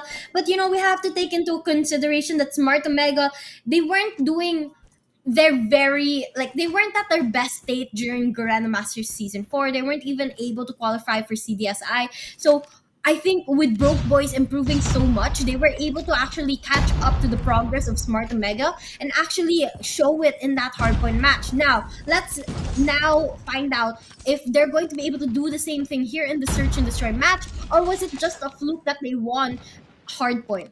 Young Jay, it's all going to depend on him whether or not he can match up against Whoopi and nail him down. But Z-Man is already up in front, already shut down. Two very tough players usually to engage with, Whoopi and Risky, the highest fragger as well as the deadly sniper from the side of Smart Omega. Big kills as Seven nails down Kendi as well, quickly traded out. Idra fights Z-Man, numbers looking all good. 2v2, Josh as well as Young Jay, the two snipers from Broke Boys now on the perfect defense of their lives, but Young Jay just could not sneak away. Yep, and right now we're going to be down to a 2v1 situation in favor of the players of Smart Omega. And we can see here Josh with the sniper at hand. He's going to be able to spot one of the players, unable to line up the shots just yet, but gets down Kevs, and Idra goes in for the trade. Now the first round's going to go into the side of Smart Omega, as I'm sure they're very enraged after what happened in that hardpoint match. I mean, they're enraged after what happened in this SND as well. Idra with a 3-slay clutch on that round. He should be able to continue his trajectory because he's one of those with the stacked KDs on the side of Smart Omega. Broke Boys Josh will find the first one, but Z-Man and Seven pay for their life severely. Whoopi does not stand against Young Jay, and that's exactly what we're talking about. But Young Jay, the final player left now in a 1v3, this is a sticky situation. Definitely a very, very tough one here. But now Young Jay, last player alive, has the Locust at hand, and he has to be able to clutch this up. Kevs and Idra on the other side, looking around for the last player, but the bomb has been planted over at that B side, which means that Young Jay has to go in for the retake and the defuse as well. And that does also mean that Smart Omega just has to stay there and wait for it to happen. Now, Young Jay able to get one kill on Kevs there, and now he's waiting for the last one. 15 seconds left, and it looks like he's gonna try and attempt a ninja defuse. Come on! Young Jay! Young Jay! Young Jay! That's experience right there as they sneak the round away from Smart Omega. I have no idea what is happening right now. That's I am big brain. at a loss for words of how good the strategies, the change of strategies and unique plays coming in from the side of Broke Boys have been changing up the game. I mean, I love it. I absolutely love it. Call the guy out for his sniping skills, but he's a ninja as well. Little did I know, he's still alive and kicking, and Young J takes Candy out. Beautiful snipe, but Kevs with the plant. Whoopee with a little bit of a payback for taking him out in the previous round. It's a 2v3, not looking good for the defenders, and Whoopee making it look even worse. Josh, the sniper, final survivor against 3. Yep, but right now, 1v3. I mean, we saw Clutch earlier. Let's see if Josh is going to be able to do the same thing. He has his Locust at hand as well, but he needs to be able to line up his shot if he wants to have a chance of winning this round. 19 seconds. He's at the push for time, and unfortunately, he gets knocked down by Kev's very deadly SMG. And there you have it, another round going to the side of Smart Omega, but Broke Boys Club not doing too bad as well with 1 point on the score. It's just a little unfortunate because Broke Boys are on the defense. They don't get to dictate the pace. Smart Omega with the advantage as they get to pile on a lot of pressure very early on with the bomb. And Broke Boys will have an advantage if they can slow down the play, but they're just not in a place to do that. And therefore, they respond. 2 beautiful snipes. Young J as well as George, both delivering very early in this round. Yep, they are definitely doing really, really good here. And now we can see that a couple of the players here of the side of Smart Omega, they're actually losing their gunfights. And Z-Man playing very aggressively, getting a triple kill there, is gonna get another round to their side, making it match point between BBC and Smart Omega. And AJ, it looks like this is going to be just as close as that hardpoint match. Revenge is real. You're talking about a 2-man sniping team of Broke Boys Club taking on Whoopee on the solo. It needs a tad bit of backup, but Kevs and Risky gonna try to give him that with those SMGs instead. Idra, you don't see a lot of the contributions coming from him this time around as Whoopee steps it up yet again. This time, revenge against Josh. Can he find the one and only Young J? Yes, he can! Takes out both the snipers of the squad. And it looks like a Filipino sniper still alive and kicking. Whoopee. Spicy. I mean, Whoopee is known for his amazing snipes, and he's continuing to keep that title. But right now, we can see 7 going in for a double kill, trying to make that a triple and even out the playing field. Now, 2 players on the side of Broke Boys Club in compared to the 1 player on the side of Smart Omega. Idra, last player alive with the LK24 at hand, creeping around trying to get as close as possible towards that bomb because he knows he has to pick it up. But he has to be careful because right around the corner, the players of Broke Boys Club is waiting for him, and he needs to be able to pick them off one at a time if he wants to be able to win this round. All that the Broke Boys need to do is just position themselves well. They had an eye on the bomb. They spotted Idra rotating around, and therefore they go for the long way rotation to make sure they position themselves in the best of spot when he comes back for the bomb. As the bomb gets picked up now, Memorial for the plant. This B bomb site is going to get overwhelmed. Static is playing a little bit slowly. They know they've got the advantage, but it is Idra. Initially in that first round, he showed them exactly what he's capable of. Let's see if he can hold his own now.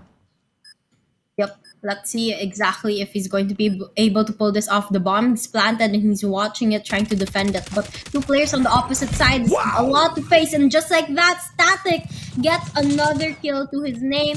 And the defuse is an easy one that goes to their side as well. But that does mean that the players of BBC come out on top right now and take the lead so far. Now, it's still quite a back and forth between them and Smart Omega, but they are taking the lead.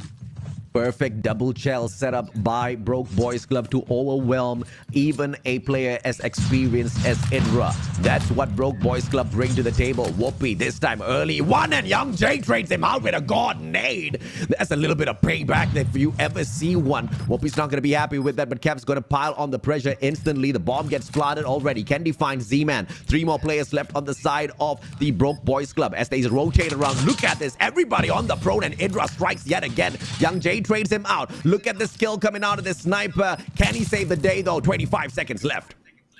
Couple of seconds left with the bomb planted over at the B side, but still an even playing field as there's 2 players on each side. And as I say that, the trade comes through. Candy and Static, last players alive, but unfortunately, Static down on health, gets knocked out, and Smart is going to be able to tie up the match once again. Unfortunately, Static didn't really need to engage there. He was low on life. He could have bought a little bit more time for himself. 12 more seconds on the clock means he had 6 seconds to recover, which would have been more than enough, and probably bait out the final play from the side of Smart Omega. Unfortunate mistake. Broke Boys Club have got Smart Omega aiming up against them. One more round perhaps, but this time the difference is Broke Boys can dictate the pace. They've got the ball. They definitely have to learn how to control it, because as the attackers, they get to dictate where the action happens. And Yoonjae is going to open things up by taking down Whoopi here. Now, we're going to be at a 4v5 in favor of Broke Boys Club. But with none of these teams playing aggressive just yet, we're not going to see any kills. Yoonjae trying to get a kill on Indra, but unfortunately not able to get it just yet. I think they know that they are looking at one another, but not able to claim the kill just yet. When you believe, that's exactly what Young Jay says his tagline is. No matter where he goes, he believes that he can be even better than the players of Smart Omega, but misses the flick, and Indra turns on him, taking the wall bang instead. But he can just settle for the fact that he got Whoopi early on. 4v4, Smart Omega evening the odds. And this is a very slow attack by the Broke Boys. As anticipated, they slow the pace down to catch Smart Omega off. But now, not a lot of time to waste anymore. 40 seconds for them to make the decision. They go ahead to take the plant. Static repositions, wants to find a spot in garage, and an open bomb site that they're giving Smart Omega to play defense. Yep, and right now you can see that 7 here going in for an aggressive push. Let's see if he's going to be able to get the kill. Unfortunately, oh, he's going to be able to get one, but there's one more. Israel comes in for a push. Backup comes in right in time for the side of Broke Boys Club. And with 3 players still on their side, they're going to be able to clean out the area and win another round.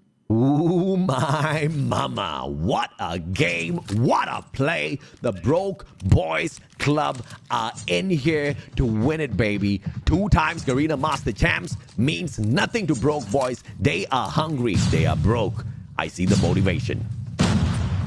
Definitely a lot of motivation and lots of things to fight for right now. But Smart Omega is going to get the 3 opening frags to their side, which is going to be huge advantage, numbers advantage for them. 4 players on the side of Smart Omega and 1 on the side of Broke Boys. And it looks like they might just be able to tie this up. But Z-Man here, trying to clutch up the game, is going to be able to take Candy and looking around to get more kills. Now the question is, will he be able to get that last 3 kills, especially with the players of Smart Omega clumping up like that? He's gonna be able to get 1, and there's 2 more chasing him right behind, so he has to play this strategically. Unfortunately, gets knocked down by Whoopi. And it looks like both of them slid into that spot at the exact same time. So if it wasn't Whoopi, it would have been Kevs, even if it did manage to get the frag. What a fantastic, exemplary double chow from Smart Omega as well to clutch out that round, because there was just a possibility that the Broke Boys were about to walk away with yet another round. But Josh early on drops Kevs. That's going to be a huge hit, because that's the bomb carrier. A little bit of an unfortunate moment as Whoopi strikes back, shutting down Static 4v4. Yep. Now, as we enter a tied match with 1 player on the side of Smart Omega and 2 players on the side of Broke Boys is going down to the line. I mean, they're making every round faster than the last one, and now Whoopi is gonna be able to get 1, trying to clutch up the game. Last, he just needs to get Young Jane. There you have it. The shots line up, and Smart Omega finally 1-upping the players of BBC, but it's still such a close game here, AJ. Yeah, sniper versus sniper should have been a little bit more flashy, but Whoopi, not looking for theatrics out of Young Jay, instantly puts him down. Young Jay just had the wrong assumption as to where to expect him from. But Whoopi, once again, wallbang, and Josh will get taken out of the equation. Here's a grenade for you to eat up, as well as the players from the side of Broke Boys reposition towards the B bomb side. Whoopi gets a stinky 7 out. Talk about some pro plays. Ooh, and they end that round really, really quickly. And now the players of Smart Omega having the chance to close up the game as they enter match point. They have to win this round. They can't give Broke Boys Club another opportunity to take a round win from them. Now, if Smart Omega plays it strategically, they might be able to take home the search and destroy game. But, you know, Broke Boys Club, they made an amazing comeback in hardpoint. I might they might just be able to pull it off here as well. Smart Omega try to go in here for the crazy rush, and it looks like it's all working out. Risky hits a double, make that a triple, and it's all over. Broke Boys barely got to play that round, but Smart Omega wasn't about to give them a chance. 7-4. What a fantastic fight from the players of Broke Boys, but Smart Omega just had the better strategy, and it was a stand-up gameplay from Whoopi for sure to make sure the double snipe setup of Broke Boys just does not overwhelm the squad. Yep, absolutely crazy plays from both of these teams. I mean, Smart Omega still was able to close up the game, and I'm sure it's because they're enraged about what happened in the hardpoint match. But Broke Boys Club did give them a good run for their money. Oh yeah, Broke Boys weren't giving them a good run for their money. Broke Boys were running after their money, and they were just slightly smarter than Smart Omega at times. You know, Smart Omega just tripped them up towards the very end. They got quite far at a certain point, and Whoopi sniped them from the back, slowing down their pace. And instead of taking them out, he shot them in the knee, you know, so they were just limping forward towards the end. 11 kills out of 7, Z-Man picking up the 10, but it was not comparable to Whoopi and his crazy snipes, outdoing whatever Young Jay and Josh put together. That is absolutely insane. 1 sniper versus 2. Looks like Whoopi still on top of his game. Whoopi is one of the best snipers of all times. I mean, even from the first World Series all the way until now, he's still very, very relative, especially as a sniper for Smart Omega. And you can definitely see the skills that he has in that last hardpoint search and destroy match that we saw. I mean, I was expecting a fight from Smart Omega, especially after they lost the Apocalypse, which they were confident of winning on. But I did not expect the kind of fire out of Whoopi, because for a while now, Whoopi has not been super serious on the snipes. In fact, that's the main reason why I have stopped screaming Whoopi the best sniper in the Philippines and started naming a few others. But Whoopi is good and well on his way back to claiming the title for himself, because those were some hot scopes out of the guy. Definitely, definitely. But with that done and dealt with, we are going to be moving into control in Crossroads. Now, one map has gone to the side of Broke Boys Club and another map going to the side of Smart Omega. That means that both of these teams have the game on the series on the line for this control match, and whoever wins is going to take home the series. But again, it's still they still have to be able to win up against the rest of the players or teams in the Group B section if they want to be able to get that slot to move on to the playoffs. We saw what the difference was between Broke Boys as well as Smart Omega in that hardpoint matchup. It was not strategy, it was not spawn management, it was them pretty much having a good read as to how to really catch up, and there were a couple of hills where they really gave it their all. Now, this one's a respawn, but it's kind of like an S&D. You can't give up anything, much too early. And those initial kills that were the difference, that didn't really reflect on the scoreboard, will be a factor here in control. So the Broke Boys are at a disadvantage if the same happens again, Wasabi. Definitely, definitely. So hopefully, they're able to make those make adjustments now as we are waiting for the next match to start. I'm sure they're communicating with one another for the best strategy to go into this control match. And I'm sure the players of Smart Omega are doing the same as well. Yes. Because again, in a tournament as big as like this, with a prize pool of $25,000, there's a lot on the line, and you don't want to take any chance of losing. You most definitely don't want to do that. But again, Broke Boys are looking for revenge. Smart Omega kicked them out of Garena Master Season 4. They want to embarrass them in Garena Master Season 5 in return. Can the Broke Boys do that? Yes or no? It'll all be discovered in this one fight. Smart Omega on the attack, Broke Boys on the defense, and it looks like the defense is pretty soft on this A control point. Yep, and right now we can see a very, very good start for both of our teams. Although Smart Omega doing a little bit better in the gunfights department right now, they are also the attacking team on this first round. Now, right now, we can see the players of Broke Boys Club trying to take a couple kills on the side of Smart Omega, but unfortunately, Smart Omega is just doing much better when it comes to the gunfights. Yep, 22 to 23. Smart Omega just 2 life in terms of an advantage. So Broke Boys are keeping up with them. In terms of the control point, on the other hand, Broke Boys have also managed to defend that A side pretty well. The last time I let go of the mic, it was a very aggressive attack from Smart Omega, and the prevention of that cap shows what Broke Boys is capable of. But now Smart Omega focusing on that B control point instead, with just a single player in the name of Idra who's going to be able to beam down these players, attacking A as well. This is what you can anticipate from a team that has won out Garena Masters twice. They know exactly how to play control on an aggressive manner. Yep, they do exactly know how to do it. Not only how to play it, but how to do it well with huge dominance. And right now, you can see Smart Omega. They've captured 2 segments on both the A side and the B side, and they're looking to close that B side. And right after they do so, I'm sure they're going to go and attack that A side as well. And not only that, but they're keeping their lives up and not taking too much damage from the side of Broke Boys Club. But on the other hand, Broke Boys Club, they're struggling to win their gunfights and stay alive here, especially with how open this map is and how many angles you can get shot from. I think they're struggling to make the adjustments for this game. Yep, the players of Smart Omega, you can see Idra going for the backstab. He wants to play spawn trap, but no more spawns though, so Idra's got to get back with the rest of his team members. But it doesn't matter, even if it's slow to the plane, there's just one more player left, and Tin says, I got it, 1-0 to Smart Omega. And there you have it. First round done and dealt with. Very, very quick game in favor of Smart Omega. And honestly, Broke Boys, I think they have to really step up a lot in this game compared to the hardpoint match and the search and destroy, which is relatively close.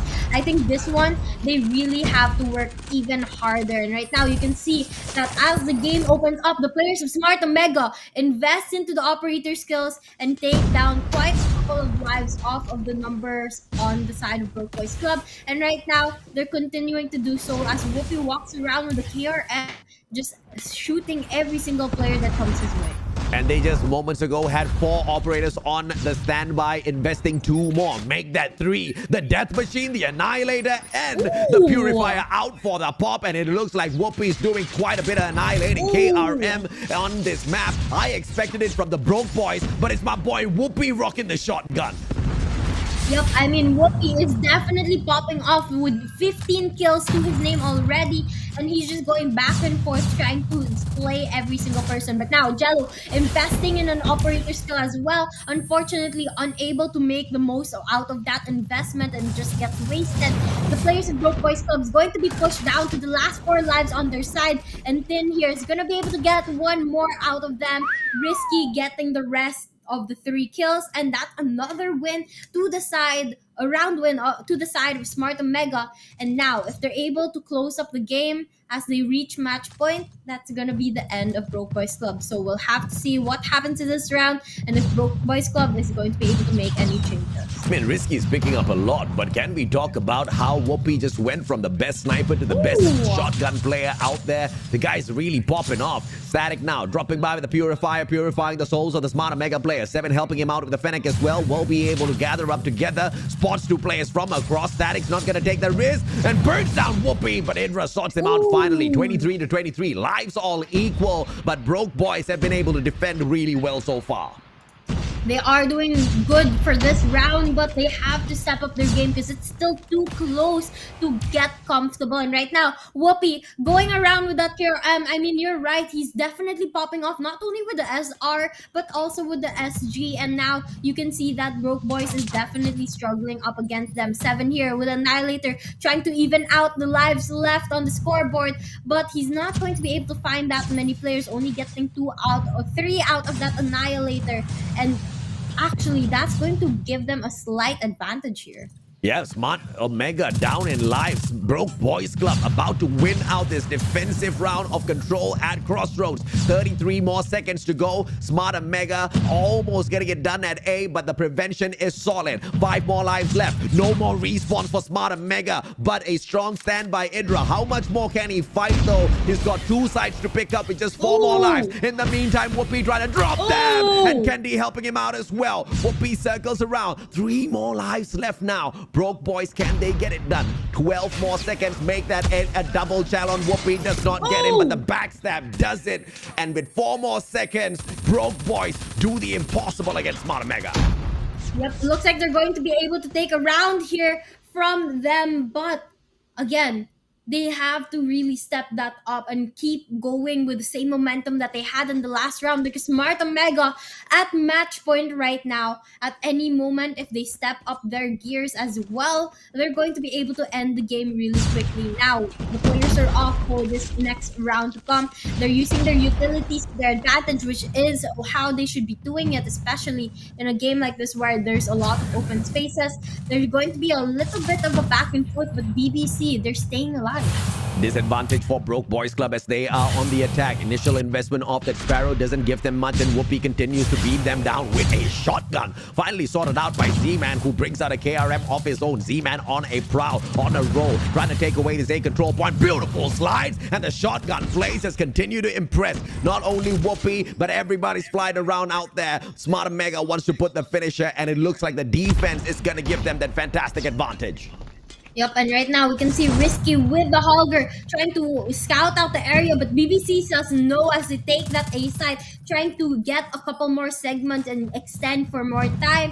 The players of BBC actually looking really good with the 8 life advantage over Smart Omega and about to capture that A side. Now, if they're able to capture that A side, that's a minute advantage extension to their side. And right now, Z-Man trying to do what Whoopi did earlier, taking the shotgun to his hand, but he unfortunately gets knocked down as well. Smart Omega down to the last 6 lives, and Whoopi here pulls out the sniper once again.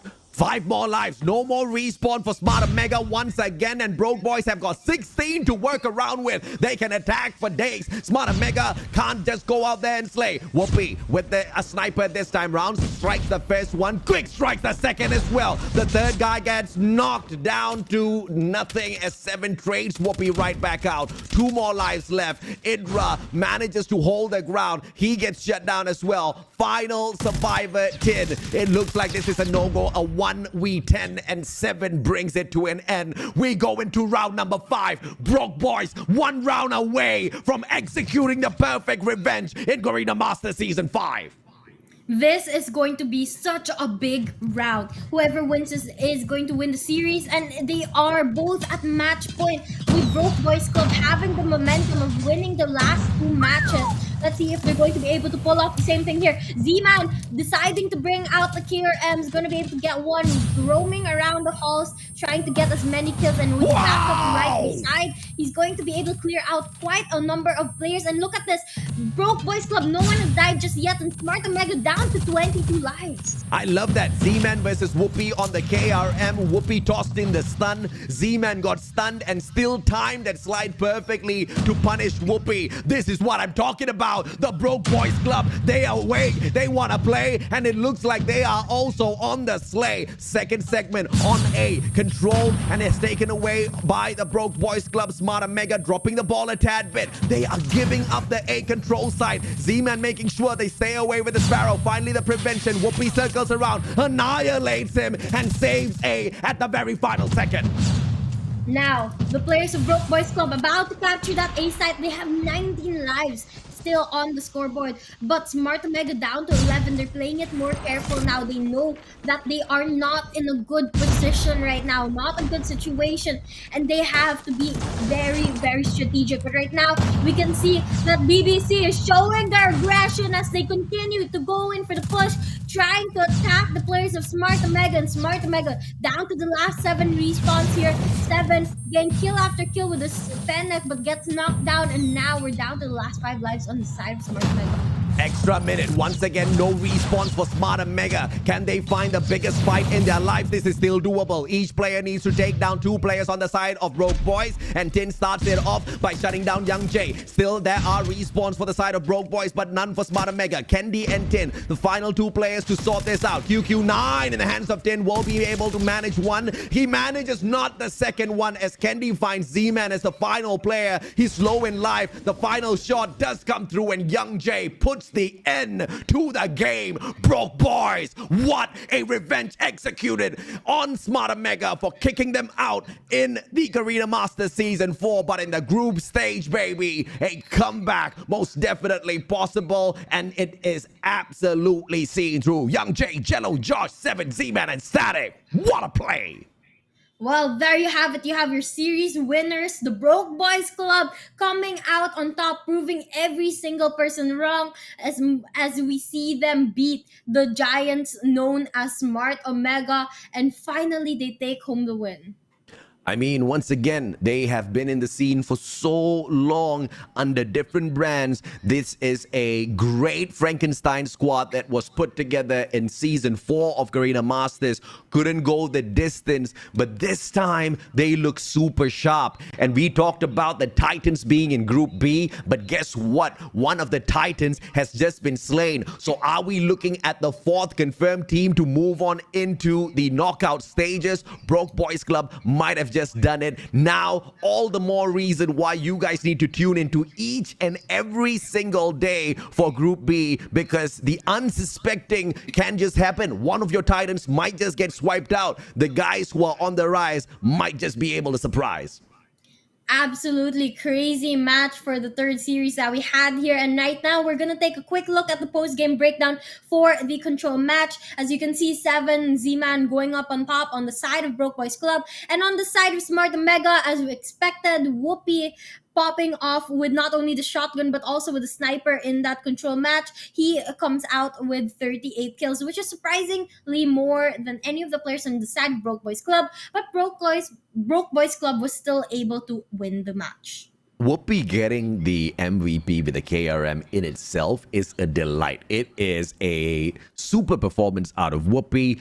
You know, we talked about the time where Whoopi kind of fell off a tad bit from the snipes, but he was focusing on other roles. He wanted to play that SMG a little bit better, but now Whoopi is back with such a profound adjustment to his game style, where he is back on some crazy scopes with the snipes, and even when he puts the sniper down, he picks up a gun like the KRM, he's able to roam and absolutely slay the Broke Boys Club. But at the end of the day, the fight was real from the side of the Broke Boys, and they never gave up hope, not for a single moment. 3 times in a row, they outslayed Smart Omega in control. A lot of close games between these two teams, but Broke Boys Club comes out on top, and this is something that we're definitely not expecting, but they definitely prove that they deserve one of those slots. And you're right, AJ, now it's a huge question on who is going to get those last couple of slots move into the playoffs after what BBC has just showed to us that they've defeated one of the longtime giants in the community. And right now, you're looking at some highlights between the games that we saw earlier, and this hardpoint match went down to the line, and I think this is where BBC really started to turn it around and step up their game. And that was mental, right? Because BBC, Broke Boys Club, they did one thing that I expected them to do, which they did not do the first 2 rotations when they got to that hard point.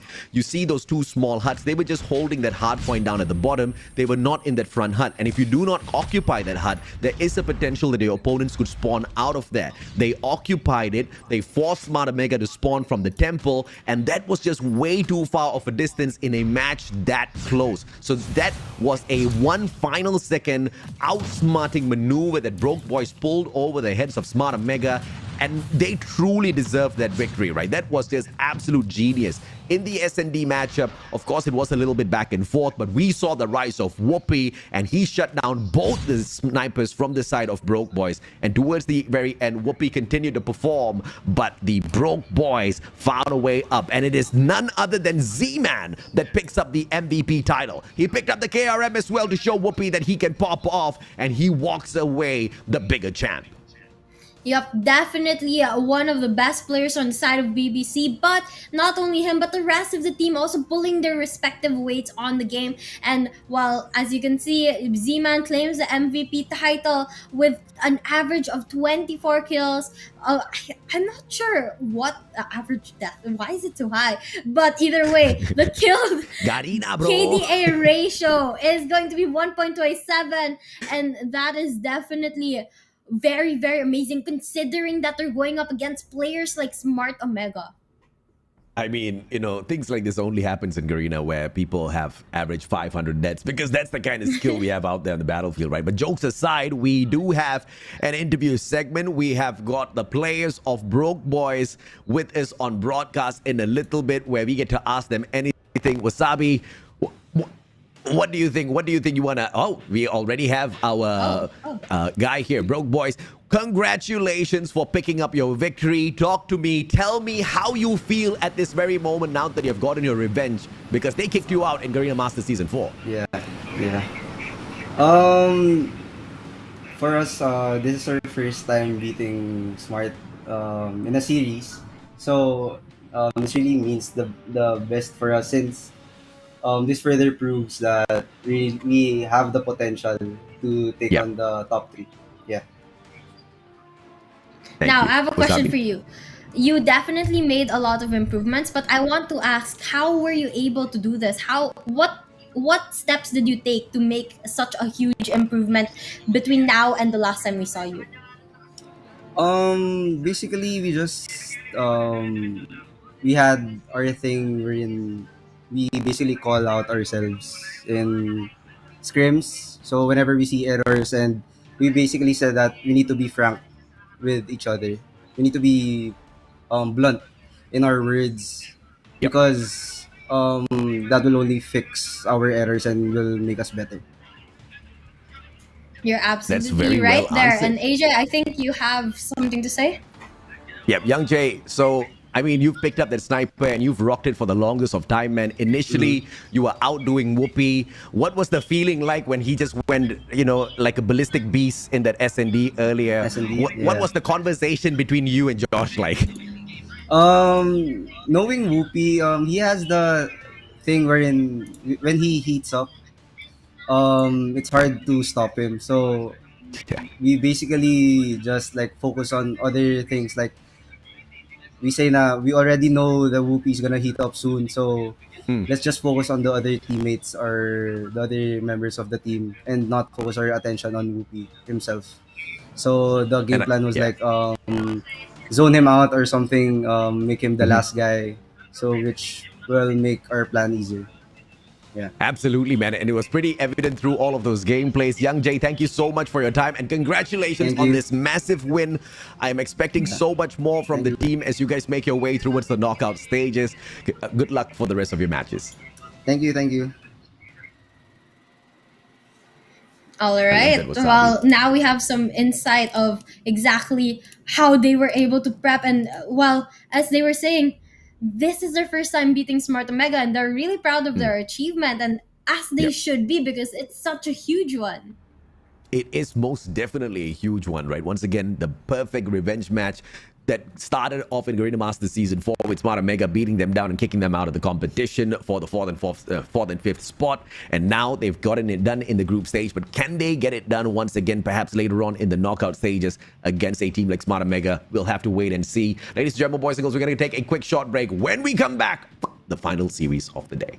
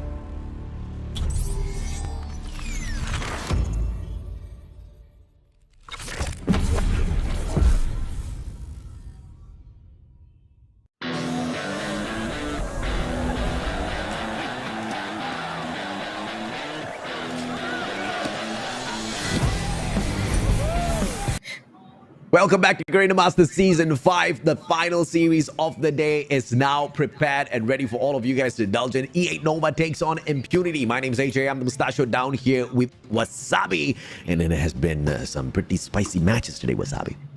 Yep, but now we are getting into the last and final match for today. And now I think, honestly, this is going to be an interesting one as well because we have two underdogs going up against each other. We have Impunity and E8 Nova. They're both new to the scene, and this is really their opportunity to prove themselves because the last couple of days, or yesterday at least, they went up against the Giants. They went up against SMART OMEGA and EZR BOOKY, and these teams are very, very strong. But now that they're going up against each other, they have the chance to show the reason why they're here. Yeah, the last time E8 Nova, they were just so frustrated up against EZR BOOKY. They just got themselves DQ'd for that final control matchup. And we didn't even get to see if or not they stood a chance. I was still expecting them to wake up in that final matchup. That didn't happen. Perhaps they can take out all of that frustration on Impunity today. Impunity, like you said, they struggled a tad bit against SMART OMEGA as well. That opening matchup was a no-show for them. Just hitting about 50 points on the hardpoint matchup. No rounds within SND. Nothing on control as well. But at least they completed that matchup. Both of them against each other should be able to give us maybe a 2-1 scoreline.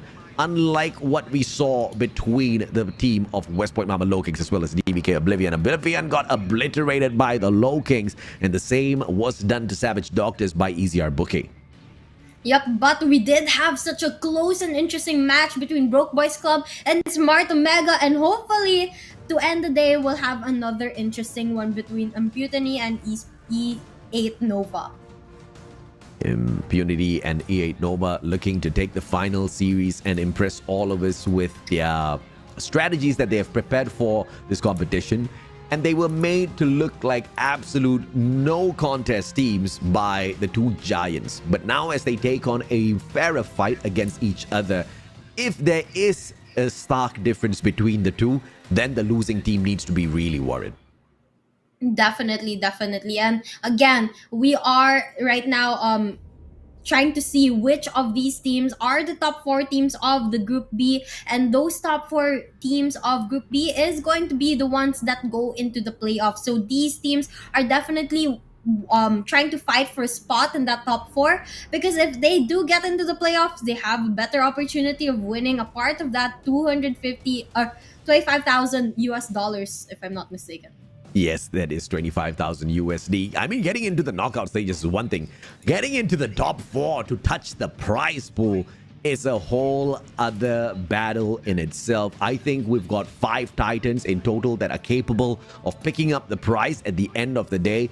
So it's not going to be easy if you're an underdog squad. But who knows, maybe miracles are just beyond the dawn. Dawn, No Way, Gurking, R7K, Teffy, as well as Jodra, they step up for Impunity Esports. And the player that you most definitely want to check out here is No Way. Gurking, I don't know if you guys have seen this guy on any ranked matches. I always lose to the guy. But No Way was the carry of the squad when it came to the eliminations the last time round.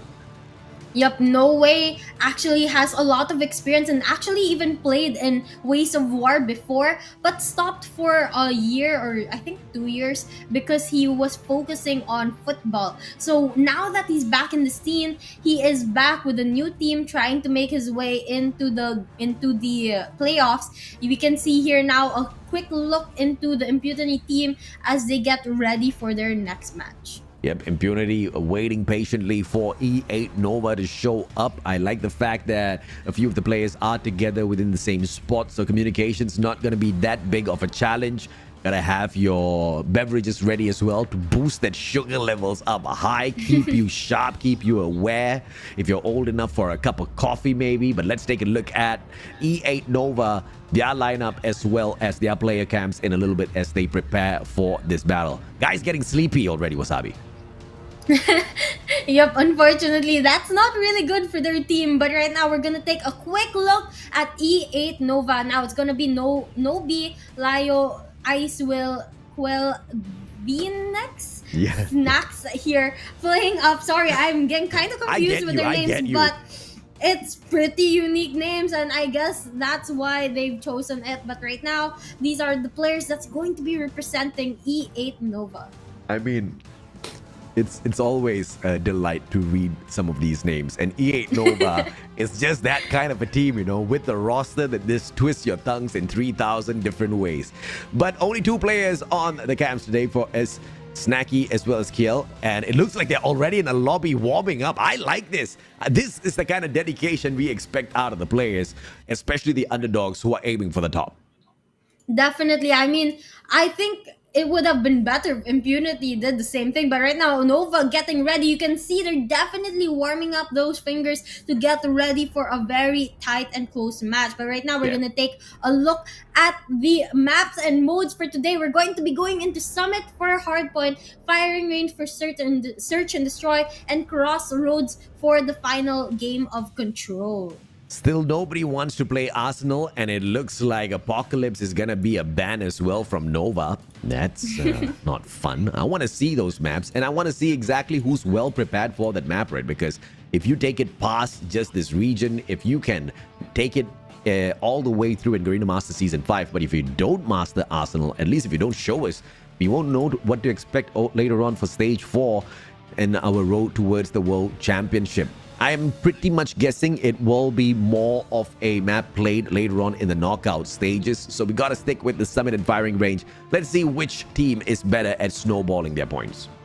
Yep, definitely. Especially with Summit and all the snow in the area, they definitely have to find a way to deal with that. But, you know, it's kind of expected that they would ban maps like Arsenal. It's pretty new to the scene, so they're not really able to develop strategies just yet. Maybe they need a little bit more time to finalize the strategies and clean up on it, because it's a new map. And we've seen this happen also when I think it was Apocalypse and Crossroad was added. They also started banning it a lot for the first couple of tournaments, but later warmed up to the map and started using it.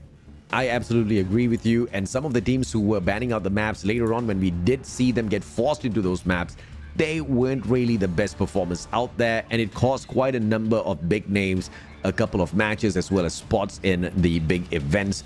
Hopefully that's not something that we see out of these Garena teams moving forward in the competition. But as far as the underdogs are concerned, it's going to be absolutely fine. As long as they're comfortable on these maps and we are able to see great rotations, great spawn management when it comes to the hard point, great positioning, as well as initial frags to open up the game at SND, I'm not going to complain too much.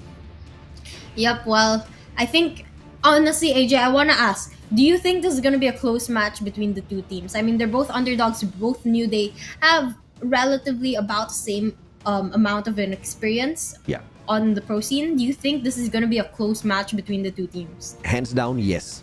And I also think the team that might just be capable of winning this out is Impunity, and that's just purely based off of, you know, just rudimentary stats picked up, as well as looking at how ready and awake the players look.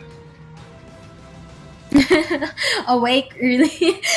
Maybe, but we did see the players of E8 Nova actually warming up when we took a look at their camera, so they definitely have a good chance here as well. I mean, one of the players, I have to say, AJ, one of the players of Impunity was looking kind of sleepy. He was, right? Unfortunately, that's why I had to make the joke. But it's okay, as long as he can wake himself up like the rest of his team members. I mean, I get it's a little boring, okay? You sit down in your own house and then the rest of them are just there together, all chit-chatting, having drinks. You know, the boss probably bought them a few drinks, and then this guy can't even have no boba tea. He's got to go drink water that his mom passes to him from the back. I get it. I'm stuck with the exact same situation here as well.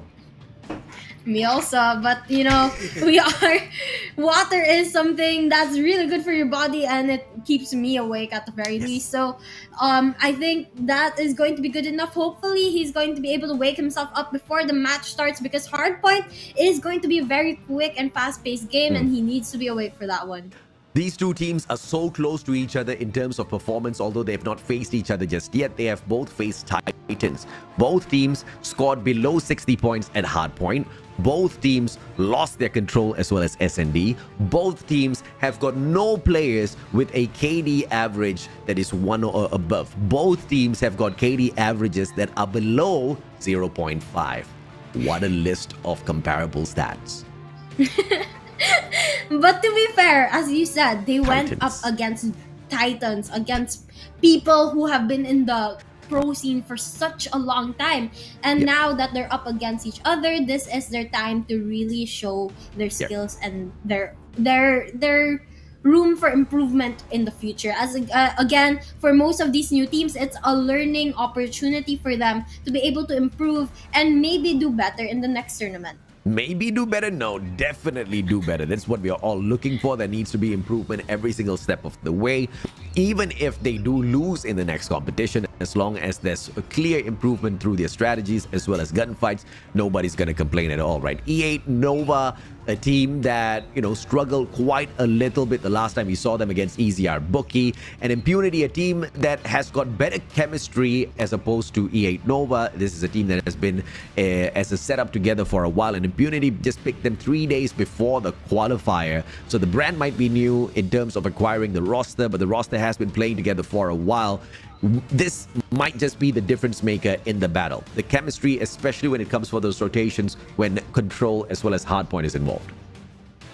Maybe, but we'll have to wait and see till the game, when the game starts, to find out which of these newbies are going to come out on top for our fourth match. And it is taking a little bit of time for the match to get ready, so hopefully we're going to be able to get into that right away, because I know a lot of you are excited to see the action.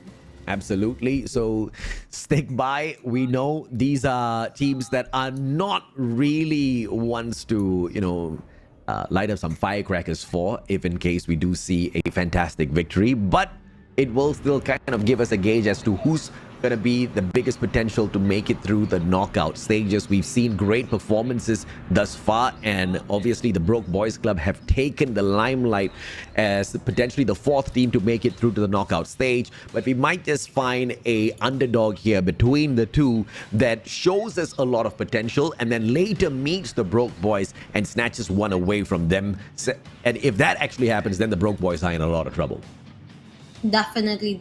But you know, we just have to see how they pull this one off. But for sure, the Broke Boys is actually doing a lot better than I expected them to, especially with that last game, that last series that we saw with them up against Smart Omega. They definitely pulled one off there, and hopefully they're able to do that with the next couple of teams that they go up against, so that they're able to claim one of that 4 slots to the playoff. I just noticed the very indecent pose my dog has been flashing you guys with. I do apologize. That's his sleeping spot. Zeus, cover up, Zeus. Put your legs together. Zeus. Yeah, he's just wagging his tail. He's not gonna move. It's like, I'm comfy, daddy. I understand. I'll son. Take the dog. You'll what? I'll steal the dog if you don't want them. He won't go. He's a daddy's boy. You know, whenever I stream, whenever I shoutcast, he's always in this studio. He just never leaves. And if I do leave him outside, he stays at the door until I finish work, regardless of how many hours it takes. Okay, he doesn't even go to pee. He's a very dedicated dog. I mean, you can't. You have to admit that is quite a cute dog. Of course, the fact that he does that. How can Mustachio's dog not be cute? It's Mustachio's dog. I'm a cute dog. A cute dog owns cute dogs, okay? That's how it works. That's how it always is. We are still waiting a long time. I guess E8 Nova wants to disqualify themselves by not joining the lobby. I don't know what's going on, but it's clearly taking a while. I hope they don't disqualify themselves. I mean, that would be the worst way to lose. That would actually be... What would be worse? Using a banned item or just not joining the lobby? I think if you get disqualified because you used a banned item and you were supposed to win. Oh my god. That would actually be a heartbreaking moment for any team out there. Can you imagine Broke Boys on the verge of victory and then somebody messes up? That would be... Honestly, I've seen it a lot. And it is absolutely heartbreaking. Really? I used to handle a team in DVK, the main team of DVK, and they were this close to qualifying to Ways of War how many times, and then someone pulls out like a Shocker C or Oh no. something, and then they're like, we won the match, but we got disqualified. I know how they did it. It's by attacking C. I mean, if you attack C, that's the hack. You always win the match. Always. Even in control, you go for C, you win. Yeah, so, well, there you have it. That joke flew so Unfortunately, high over her head. Even if she was 3 times taller, she wouldn't have been able to catch it. hey, I'm very short, so. It's okay. It's okay. It's just Beef Mommy is the only one that catches all the jokes and then chucks it back in my face. Okay, my brain works overtime, 3 times overtime whenever I throw any jokes at Beef Mommy because I gotta be ready for that comeback. Wasabi, you're making this too easy for me. I'm sorry. I'll work on it. Clearly, we're buying a lot of time for E8 Nova, who refuses to join the lobby because of what issue we are not too sure. Hopefully, they will be able to sort that out instantly, because there is something that I believe is happening to you, and unfortunately, after you said it, is happening to me as well, Wasabi. I'm starting to get hungry. I mean, it is also 8 p.m. and so... It is. Like, children need to eat, you know. Young kids like us, we have to eat on time. So where is E8 Yeah. Nova? I want to see them. I mean, they better get here or I'm just gonna go down and get some food. I think you might. Zeus, sleep appropriately, Zeus. My goodness. Between E8 Nova, between Zeus, I don't know where I want to give my energy to. But it looks like broadcast is a broadcast. Broadcast managers are typing. The producers are looking for a little bit more time. So we will have to discuss, I guess, the stats of some other team, because E8 Nova and Impunity, they have not given us much to discuss. And I believe, let's talk about this. Who do you think is not going to be making it through to the knockout stages, Wasabi? Hot seat, go. I don't want to say it. It's mean. Never mind. I'll start the match for you, okay? I pity you. Yep, and well, luckily I'm saved by the bell because the match is just about to start and we're about to transition into the game, and I don't want to answer that question because I don't want to be mean. So, if you want, you can answer the question.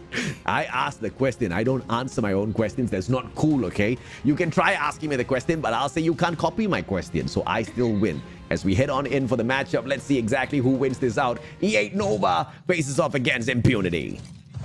And we are just about to start, and again, we are going to be here in Summit for our first match, and luckily both teams are going to be complete for this match, even if there was quite a little bit of a delay there, and we are gonna finally see them off.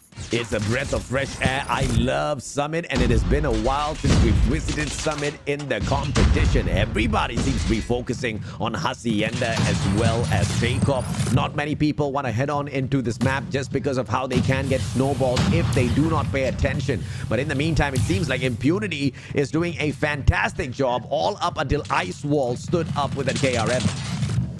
Yep, and right now you can see quite a contest from both of the teams right now. Back and forth gameplay between who is holding it down. But Icewall here doing really well with the shotguns, going to be able to land a couple shots, but gets knocked down by R7K. And now you can see that 17 seconds left on the clock, but still quite a back and forth game between the two, and no one really going in for the early rotations just yet. Indeed, back and forth we go, but the second rotation for this next hard point is held here by Team Yellow. The one and only Impunity with player number 5, R7K. Spawns are all locked down by the one guy, but look at the opposite side. E8 Nova just flooding the hill with their players, not really worrying about the Green Raider station. And right now, you can see that the players of E8 are trying to get that second floor, which is going to give them a huge advantage if they're able to hold it down. But now, they're getting the spawn, they're getting the point, and they're starting to rack up points. They're putting quite a lead over the players of Impunity right now. And if they're able to maintain this, they might actually be able to win this match. Right now, 44 points to the side of Nova and 13 points to the side of Impunity.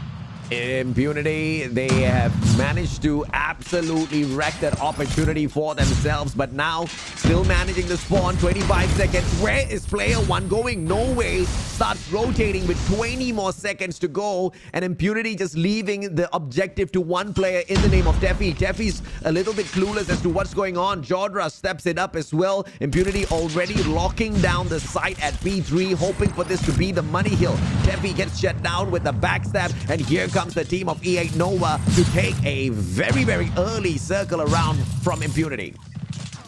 Yep, and right now we can see Phoenix here with the claw at hand trying to get the spawn to their side while Impunity continues to hold it down. Now, if they're able to take spawn, they're going to be able to take the advantage on this hill. And from the looks of it, they're doing quite well doing so. And Impunity, unfortunately, is struggling, and it's not the close match that we were hoping for.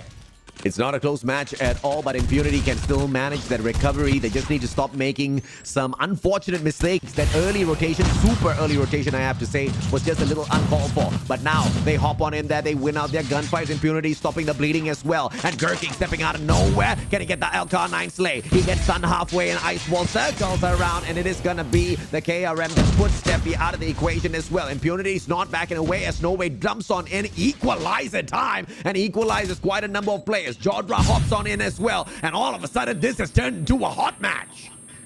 Definitely getting hotter and hotter as we move into the next hill, and it looks like the players of Impunity gonna have the early setup. They're gonna hold down the hill, watching the entrances, but Nova going in with the pressure on all sides. They're gonna try to break in, and they're gonna be successful in doing so as Ice Wall here pops into the hill, but unfortunately Impunity comes right back for it, and now it's quite a back and forth between them and the players of Nova for the hill. But Nova trying to do their best to hold it down and get the point. As anticipated, Impunity right back in it, but the spawn has not been broken just yet. E8 NOVA doesn't even need to try because they have a solid advantage. Impunity making a mistake, going for the hill, not going for the spawn. But as I talk about the spawn, they are aiming for... No, they're not aiming for that. They're going for the hill again. Finally, player number 5 turns around. Our 7K spawn stolen away, Wasabi. Yep, 90 points aside of Nova, making the lead wider and wider, where they have not stopped contesting for the point right now, and Impunity holding it down relatively well compared to Nova for this third hill. But 4 seconds left, and that means we're gonna start moving. And you know, it's pretty close when it comes to the skill level of both of these teams, but I think execution-wise, Nova just comes up on top, and they're able to hold down the hill longer, go in for those contests longer, and win a little bit more of those gunfights. Yes, Impunity now, they have to fight their way back into this first hill yet again. They're taking the spawn out from the green radar station. If they can flip this around, they get that higher control room advantage first, which will give them that advantage overall for P1. But nobody seems to be focusing on the flip of spawns. They're choosing to attack from that second hardpoint spawn, which gives them a little bit of a disadvantage. Player number 2 spawns out of the right side, and he just gives that out. Jodra shut down from the back, and Impunity continues to make mistakes, unfortunately, and E8 NOVA very happily running away with it. Yep, and right now we can see Ice Wall here with a ARM once again holding down the hill. 15 seconds left on the clock, but they're going to be able to get the scrap time here, and it's almost... Nova almost has double the points of Impunity right now, and they are definitely trying to maintain that as much as possible. They're going in for the early rotations, they're doing things right, holding down the hill and winning their fights, but the players of Impunity are still putting a lot of pressure on them as we move into the second hill. Impunity actually gets the second floor of this area, which is going to give them a huge advantage and give them the opportunity to defend the hill properly, which is allowing them to rack up more points. For as long as they're able to maintain this, they might be able to catch up to Nova. Earlier, Impunity made the mistake of rotating way too early. If they can prevent that mistake and hold on to the speed 2 with their dear lives, they might just make it back into the game once again. A fantastic fight spread. They've got the advantage of spawn. All they need to do is just hold it down. No waste of operators just yet as Nova finds the break. They've got the pincer maneuver on activation as well, but Teffy gets snuffed out halfway through, and Ice Wall gets the job done. That long rotation serves them absolutely well, and they flip out the spawns as well. They get the advantage of spawn as well as a leg into P3. Nova doing 3 things at the same time. Impunity gonna be left soaking up those scrap points. And right now, 2 seconds scrap time is going to them, as you said. But as we move into the next hill, they are fighting for the spawns right now. And Nova here trying to get it. But unfortunately, the hold of Impunity is just too strong for that spawns. And if they're able to get the most out of this hill, they might just be able to catch up, because you guys know that there's this third hill here in Summit is a huge money hill for whoever's able to control that spawn. And that's what they're looking to do right now. And so far, they're doing it well. But Nova makes a successful break in, trying to take the spawns, because if they don't take the spawns, they're gonna eventually lose the hill as well. But Nova still remains on top with a 50-point lead over the players of Impunity. Well-timed utilities. The use of E8 Nova to break that hill was absolutely fantastic, but they do not get the spawn away from Impunity, and therefore Impunity has got the advantage. Snacks now wraps around long way, but the spawn for Impunity still serves up to be the advantage, and they catch up with Nova. Nova's given up already. They back away, but God spawn's given for player number 2. Leo wins that out and soaks up some of those points. No, he leaves the spawn. I do not know why he did that, but 131 for the players of Impunity. Let's see if or not Nova can hold them away. They've got the advantage with the spawn. They're catching up slowly but surely, and they are looking to do it at this hill. But right now, as they are not able to really control the spawn properly, they're struggling to get the hill. And when they finally do, they have to hold it down as properly as possible. And right now, you can see Jaja here trying to hold down the hill. Solo OBJ player in the hill, but the backup is right on point with them watching every single entrance and making sure that they don't even go close to the hill. The players of Nova are struggling to get in. Quite a back and forth between the two teams now, both at 150 points, and it's going down to the line. Oh, this is such a close match that Impunity can most definitely win. They have already tightened some of their gameplay here. They're not making as many mistakes. Now it's just all dependent on the executions of those rotations, and they do soak up all of these scrap points, and it's going to be making a difference when the match is this close. Nova might have just made a big mistake, because that P1 is very easily a back and forth one. Here comes Impunity. They take the spawns from the back. E8 Nova getting outplayed. 3 players attacking at the same time, but Impunity goes down. E8 Nova holds the fort. And right now, we can see Nova trying to step up their game, because they know it's getting closer and closer. The match is getting tighter and tighter between them. They don't want to stand a chance losing this game just yet. Impunity here getting the hill right now. They're trying to get a hold of it, and they're catching up, actually finally taking the lead over Nova. If they're able to maintain this hill to their side, they're going to be able to hit that 200-point mark. Very, very close. But Gherkin here, right around the corner with the Purifier, is going to burn every single person that comes his way, clearing out the first floor of this building and making sure none of the E8 players go into the hill. Gherkin just lurking with the Purifier, and it seems to be giving him everything. What else can Gherkin serve up on the battlefield? He slides around, but his players have already taken out all of the E8 Nova's attackers.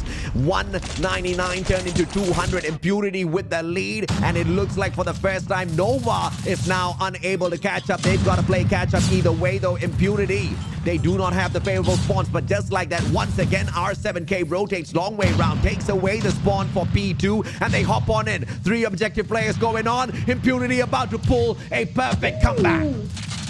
I mean, they're very close to doing so. They've hit that 200 point already, and they're holding down the hill from Nova. And if they continue this, they might just be able to make that comeback that you were talking about, AJ. And right now, VNet's trying to turn things around, takes the claw out, but gets taken down really quickly as well. And it's going to be quite a back and forth. But for now, Impunity is going to hold down the hill, and they're getting closer and closer towards their goal. But with the constant contest coming in from the side of Nova, it looks like they might just have to wait till the next hill to close out the game. Impunity made a mistake by letting go a lot of the scrap points to E8 Nova on the P2 earlier on, but that mistake has not been repeated. Impunity, well done by bringing in those adjustments. Now they've got a solid lead with 30 more points to close this game off. Both teams challenging for that early spawn clutch share, and E8 Nova will be the first one to get into the Special Forces base. Impunity need to wrap around long way around that water tower in order to pull this away from them. If Impunity finds the break on the spawn, we've got our winner. Yep, now this is the final showdown between these two teams in a hard point match. Impunity very, very close to winning the game, but Nova holding down the hill right now with all their two operator skills at play. They're winning and getting closer, trying to catch up. They hit the 200-point mark as well, and it's going down to the line. Impunity does have the spawn in their favors, but unfortunately, it's not helping them break into the hill just yet. Yeah, a great last stand by E8 Nova to catch up with the points, and TL is just on fire. The rest of the players on the side of E8 Nova playing like their lives depended on it. Ice Wall is 4 on the spree already, could not go to the 5, and R7K finally finds the break, and Impunity finds the break at an awkward timing, and Nova's right behind. Ooh. Nova trying to soak up all of the scrap points. Jodra slides on in, has got the reload, picks up the final 2 points. They still are not catching up just yet. A single point between the two teams. What an equal fight we've got on our hands. And it is E8 Nova. They've got the advantage because they hold the spawns at the gorilla base, and the spot is just so close to them. Can the team of Impunity break this spawn? Here comes player number 4 to do exactly that. I mean, I think they might just have done that already, AJ, because right now you can see that they're holding down the hill, but as I say that, they get knocked out as well, and it's quite a back and forth, constantly being contested between these two teams, and they're constantly in the tie. About 15 points away from the win, and whoever is able to get those 15 points first is going to take home the first map win of the game. Now, Impunity for 10 more points from the win, but Nova not far behind as well, and they're going to be able to hold down the hill. 7 more points to end the game, make that 5, and the Ice Wall here with the shotgun just popping off is going to be able to hold down and clear out the hill, allowing them to take the win. A final stand, and it was the spawn management that got E8 Nova the victory. The break of that spawn came a tad bit too slow, and even after taking away the spawn, they just could not take the fight out of E8 Nova. A close match we expected, a close match we are served up with. Nobi, Leo, Icy Will, Kiel, Veen X, as well as Snacks snacked on the boys that they just took on, and unfortunately, Impunity had a good fight, just not enough good luck. I mean, you saw the players of E8 Nova, even before the game, though, they were already getting ready for a fight. They were warming up and they were ready when they got in and hopped into the match. And here you can see it was a really close match between these two teams. Their kills are definitely at par with each other. Their times on the hill are almost the same, but it was just that 10 points that made a huge difference. And E8 Nova got those 10 points and took home the win. And once again, the mistake made by Impunity on that P2 with the initial rotation to leave the hill so early to kind of secure that P3 was a terrible decision. It gave too many points to the side of E8 Nova. And those points just happened to have been the difference maker in this matchup. Impunity paying for a mistake made very early in the game. Hopefully that's not something that we ever see from them again, because they just lost that all because of that one split second of decision making. Yep, I mean, you know, even if those scrap times are just a couple of seconds, when the game is this close, you don't want to let it go. You need to take advantage of every single point that you're able to get your hands to, and not play it just like, oh, that's just 5 points, you can have it. You shouldn't play that lenient when you're going up someone that's really at par with you at in this level of a tournament. Oh yeah, absolutely. You cannot take any chances whatsoever. You have to finish the job and you have to rotate. And in fact, Summit is not the kind of map that you will not have enough time to find the rotation between P2 and P3. If you are going to go for a super early rotation from P3 to P4, I totally understand, because it's on the opposite side of the map. So that was just a misread, a unfortunate call that sent Impunity down the dumps. But is that going to be the situation in a slow pace firing range S&D as well? Hopefully it's not, and Impunity has a chance of striking back. Well, this is a classic search and destroy map. We are going into firing range later, and this is one of the maps we've seen time and time again, known for the wall bangs and the sniper shots, and so I'm sure they're going to give us a good show here. But one thing is for sure, they have to have good snipers on their team to get those opening picks. And who's It's going to be the selected sniper for the squad. So are we just going to see all out SMGs as well as assault rifles on for the sprays, and these two teams bash their heads against each other? Either way, clearly this is going to be one exciting series, Wasabi. Definitely, it's going to be a tight one. Hopefully, they're able to keep up with each other and make those adjustments. And, I am definitely excited to see what they pull off, because we've seen such amazing games in the past, especially happening in Search and Destroy. And now it's their opportunity to do the same, make the same highlights, and show what they've got.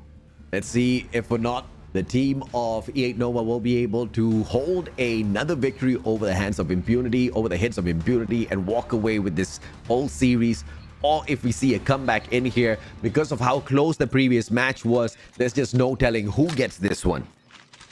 Definitely no telling. But, well, good news is we don't have to guess, because we are starting the match right away. And now we can see that they are off towards their respective areas. And looks like Gurking's here. Gurking's trying to get a couple of wall bangs, but unfortunately, nothing's lining up just yet. Gurking still playing the role of the lurker, and the main job is lurking. Sorry for the bad dad jokes, but you know what it is. It's been a long day. Jodra circles around. No way. He says it's a yes way as he finds a player, nails him down. Impunity right on top with the numbers, and Jodra, what a fantastic backslide to get away from those shots. Leo almost got him. Yep, down to a 2v4. Not looking very good for the side of Nova, especially since they don't have control of the site and they are the defending team. Right now, Impunity, they're stacked up in the back of that B side, watching every single possible entrance that E8 might use to get into the bomb area. But right now, little did they know that there's someone right around the corner. And now, we're going to be down to the last player on the side of E8. He's going to be able to get one, make that two, and now Phoenix here has a couple of seconds, 12 more seconds to get the last 2 kills. Even if he gets the kills, I think he's tight on time right now. Yeah, he most definitely is a little bit tight there on the timing. And unfortunately, Phoenix, a valiant effort is all that he leaves us with. Unfortunately, he was able to get kills, but not enough time to go in for the defuse, and he had to back away from that. So even if he brought out a good play there, it's going to go to the side of Impunity. 1-0 Impunity. As the attackers, they get to dictate the pacing here, and the bomb's just going to be lurking right back at the Gorilla base. On towards the shooting range. On the other hand, 4 players with a decent push. Snacks with the mid-range circle around. Is he going to find someone just yet? He doesn't over push, and therefore still Impunity has a strong chance of overwhelming this bomb site. Yep, and right now we can see that the plant is about to go through on that A side. E8 has to go in for the retake once again. But what a sniper shot from Snacks here. And he's trying to do another one right now. Unfortunately, shot's not lining up just yet. And it looks like the player here, we have a 1v1 situation. But Kiel here is going to come out on top with the easy defuse and a lot of time to spare. Fantastically done by E8 NOVA. Impunity just had a good start, could not find a great finisher. No smokes used. The stuns were on the lower side as well, because they used those to try to open up the site. Unfortunate for them, there was just nobody to soak up all of those utilities.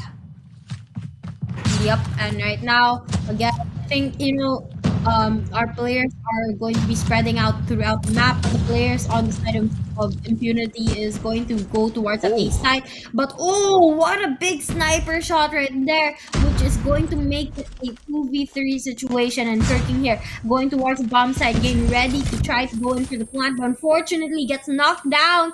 And that's another game round win to the side of Impunity. Impunity, and that was just all out gunfights. The aggression was perfect. Gurking was connecting our 7K out in the open. Jodra as well. So as long as they can keep those gunfights up, it's still going to be a 50-50, because E8 NOVA's a good match. Yep, definitely. But right now, they're trying to slow things down a little bit more. And as I say that, they start pushing towards the A side. But they have to be careful, because Nova is watching right around the corner. Although some of the players have to go rotate from B all the way to A. that's going to be enough time for player number 4 on the side of Nova to actually go in for the backstab here. Hopefully, the players of Impunity is able to watch out for that. And right now, we're about to see the push comes through. Lions getting one, tries to get another, makes that shot line up. And now, 27 seconds left on the clock. Leo gets that double for himself. Very smart spotting, but 20 more seconds as the bomb still has not been defused. Gurking, smart play with the defense. One more player, R7K on the left. Beautiful backslide, and he finishes a double out of the switchblade. Fantastic maneuvers out there on the battlefield. Definitely very good plays from both of these teams, but you know, we have to really see both of them actually step it up. I mean, they're definitely one-upping each other each time, but with Nova winning the hardpoint match, Impunity does have more on the line, and they definitely have to win this game. Now, they're doing quite well so far, 3 points on the scoreboard, but they have to be able to keep the momentum up if they want to be able to win this game. Let's see how they turn things around for themselves. Impunity, they want to take this all the way, but E8 Nova has been able to match up to those gunfights thus far. But it seems to be a 4-1 just around the corner if Gurking can stay alive. And perhaps they are able to catch one of the other two off guard a little bit early. The potential one is going to be Nobi, circling around with the Fennec. Leo right behind him, but Leo is the one that catches No Way, equalizing the numbers. Yup, right now, 35 seconds left on the clock. 1v2 situation, Lio here. Last player alive on his team, and he has to play this very strategically to not get killed. He's going to be able to spot one, but fortunately gets knocked out with the sniper, even at a close range situation. And Impunity's going to get that 4th round win to their side, getting closer and closer towards the target score. And unfortunately, we're not seeing that good of a game from the side of Nova. Yep. And as the players continue to push on forth, it's going to be a 5. Make that a 4-man push as player number 3, Teffy, backs away to spot those backstabs. But the utilities that come flying on in makes the players back away. And lucky for them, because that was the lethal. That nade would have taken them off straight up. Jodra circles around. He knows the aggressive push is coming on through. They want to spot this out. But look at the pacing by E8 Nova. Not over pushing the distance just yet. They know they're playing on the defense. They get that one guy, they lose one, and they immediately back away. Now, this is what I find a little bit surprising. Nova has a really good strategy so far here in the Search and Destroy match. It's just they're not really that good with their gunfights, and when the push comes through from the side of Impunity, they're not able to stand there and stay put. And so the players of Nova suffer quite a bit. Now, we're going to be down to a 3v2 in favor of Nova. But let's see if they're going to be able to actually win this round after the huge dominance coming in from the side of Impunity, or are they going to give the round up once again? Nobi trades one back. Jodra finds the double for himself, but Snacks will put the final nail in the coffin so that E8 can sneak back one quick round. This one's not going to be done just yet. Not yet, and Nova finally having a little bit more fight in them as they break the win streak of Impunity right now. They're looking to do the same thing here, and Snacks with a sniper trying to get an opening pick, but unfortunately no shots lining up just yet. We are slowly pushing our way towards the A side right now, and it looks like Gurking's gonna get taken down, and we are gonna see the plant come through from the side of Nova as they are the attacking team going towards that A site, and the bomb gets planted. They clearly love playing with the bomb. Such aggression. Teffy and R7K left all alone. Teffy fully tagged up already and put down by Kiel. R7K shows up, tries to back away. The player's already on rotation, and Leo puts the final bullet in him. 3-4, and here comes the boys of E8 slowly catching up.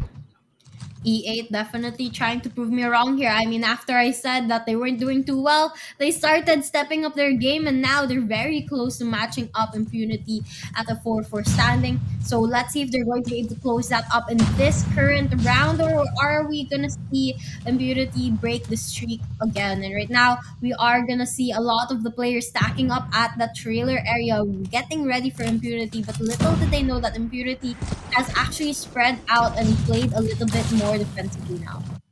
Let's see, how can they circle around and perhaps punish the aggressive impunity? They've managed to take down 2 players already, and it looks like the defending side can put up a stronger fight, but what a shot by Teffy. Leo's head taken right off. Gurking spots 1. Jump shot does not connect. Can he get the second? Misses the second as well. Gurking needs to pull one back for the squad and spots the third. Unfortunate flicks for the guy.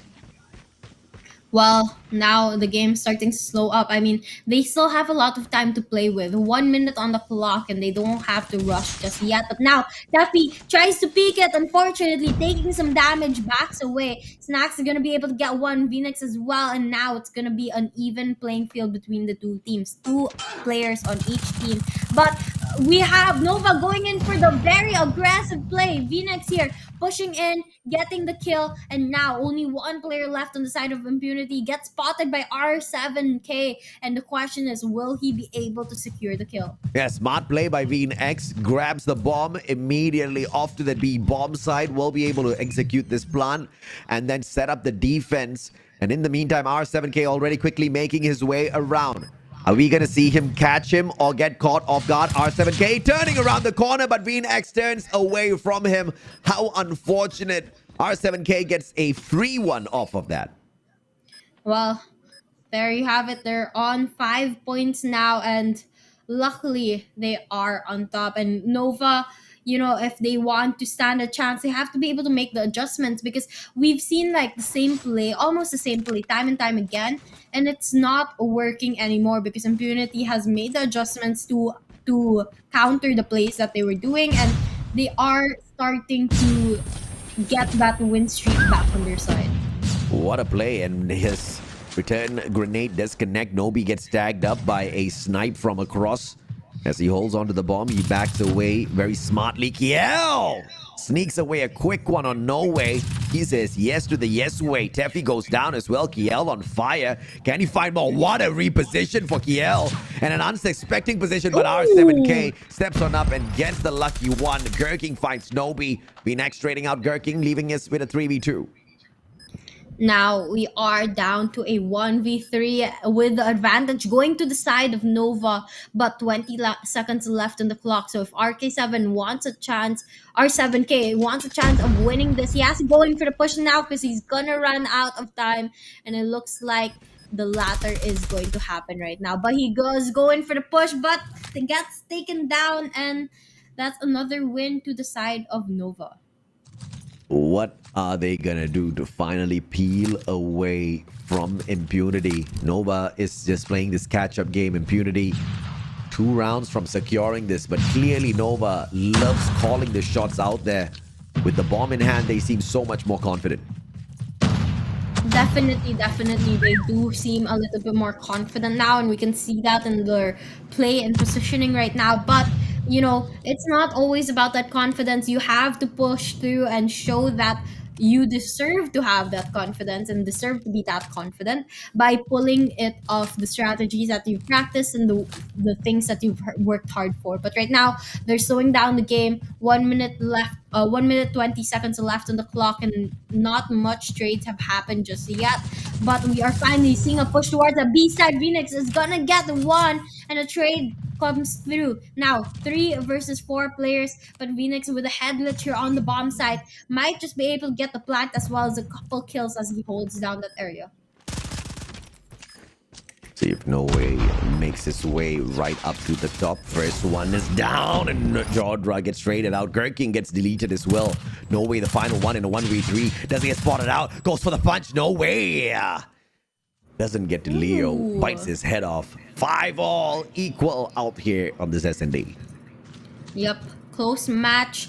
Both teams at 5 points, and they are only 2 wins away from getting the Search and Destroy map win. So let's see what exactly their strategy is going to be. It looks like they're going to smoke mid as they go in for the push towards trailer, and the players on Nova is going to be able to clear the area and go in for the plant. Now, with the bomb getting planted, that's going to put Impunity in a time crunch, and they have to be able to make the play to knock down all 4 players that are still alive, as well as get the defuse. And right now, Nobi is gonna get one on R7K, and the trade comes in through Jodra. And here we are gonna be down to a 3v2 situation.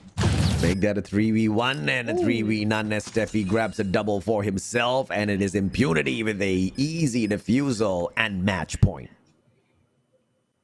Well, they did have the lead for a majority of the search and destroy match, and it is just fair that they do get the match point first as well. So let's see if they're going to be able to close this up, or will Nova actually push for a time extension or overtime in this map. Now, all Nova has to do for that extension is win a round, but Impunity on the other hand, they just have to end this game as well. So there's a lot on the line on this round right now, and it looks like the players of Nova is going to go in for the early and quick plan. Early, quick indeed, and a god nade from Jodra takes Nobi out of his spot. A 1-for-1 trade as Snacks hits a beautiful scope. Gurking, pop your head once again. This is whack-a-mole on the head mode. Gurking is the mole, and Snacks just is not a good hit. Kiel gets a double though, and that does put Nova up on the slate. Nova trying to go all the way, but Nova finds a quick trade. Nova put down in a 1v3. And it looks like the plan finally comes through. Gurking for the clutch in a 1v3 as the sniper. Can he pull this off? Well, we'll have to see if he's able to clutch it up and pull the plays just as the greats do. But 1v3 situation is not an easy one, especially with a sniper at hand. And as I say that, Snacks gets a snack on him, takes a snipe, and gets the overtime to their side. Now, this just means that whoever wants to win the match has to lead by 2 points or win by 2 points. And because they're at a tie, that raises the target to 8 points. Who would have thought the first ever overtime we get in the competition is between E8 NOVA and Impunity? It's crazy stuff, but it also shows you the quality of competition out there. Everybody will just want to finish this early, baby. Teffy doesn't slide on out just yet, and Impunity have got an advantage here. Kiel gets fully tagged up, but does not get slain. Good defense, repositions. Now, 1 minute left on the clock as the bomb gets planted over at that A side, and we're down to a 3v3 situation. But Venus trying to get the advantage to his side, and Nobi as well. They're gonna force the last player on the side of Impunity, who's far away from the bomb. So I think they're gonna try to go for the defuse, but Gurking gets taken down, and they're gonna have an easy time for that defuse. Nova putting themselves up 7-6. Gurking almost got the clutch, but that still wouldn't have ended the match. E8 NOVA is not going anywhere. In fact, they are clearly saying that they are here not just to play, but to win. We had an early close fight at that hardpoint matchup, and it's as close here at this S&D. What more can we expect from E8 NOVA? Can we find a finisher? Can we find this comeback? Well, I definitely hope Nova's able to close this up, but it looks like the players of Impunity is trying to prove me wrong here and trying to win the match. Now, 2v2 situation between the two teams. Bomb has been dropped, and the players of Nova have to go pick it up, but they have to be careful because Impunity, they're watching the entrances and surrounding the bomb, making sure that the players of Nova is not able to pick it up. Now, there's still a lot of time to play with 1 minute 20 seconds on the clock. That means none of our teams have to rush just yet, but if they decide to go in for the push, we'll find out who comes on top. Kiel, big play. Nova spots Jodra and gets the wall bang. Kiel might have just won them the game, and now it's going to be Snack circling around, spots the player, misses the shot, and he throws the opportunity away in a 1v1 now. R7K taking on Kiel. Kiel down on that HP, but he's managed to sneak on around. The bomb still in the hands of R7K. Kiel needs to engage with 40 seconds left on the clock. I mean, 40 seconds and the bomb is dropped, but look, he's right around the corner, catches the player off guard, gets the kill, and there you have it. Nova wins the round at 8 points to 6 points, and there you have it. You can see their happy faces, excited for the game to be done. And here are your winners: Nobi, Lio, Icewill, Quill, Venix, and Snacks on the side of E8 NOVA. Comeback is real indeed, and they were forced to make a comeback on that hard point earlier on as well. Impunity, although they could keep it close, although they took the lead on this SND, they just could not find that closure. They just could not find that finishing blow. Gurking was supposed to provide them with a lot of those shots, which he did try his very best to do, but it just wasn't enough up against VNX and squad. Now we are going to be taking a look at the post-game breakdown, and as you can see here, a lot of our team players on both teams actually getting more than 10 kills, but the players on E8 Nova are just on a whole other level, with their MVP actually racking up 17 kills. VNX here, we saw some amazing plays from him, and I think he definitely deserves that MVP title. He most definitely does.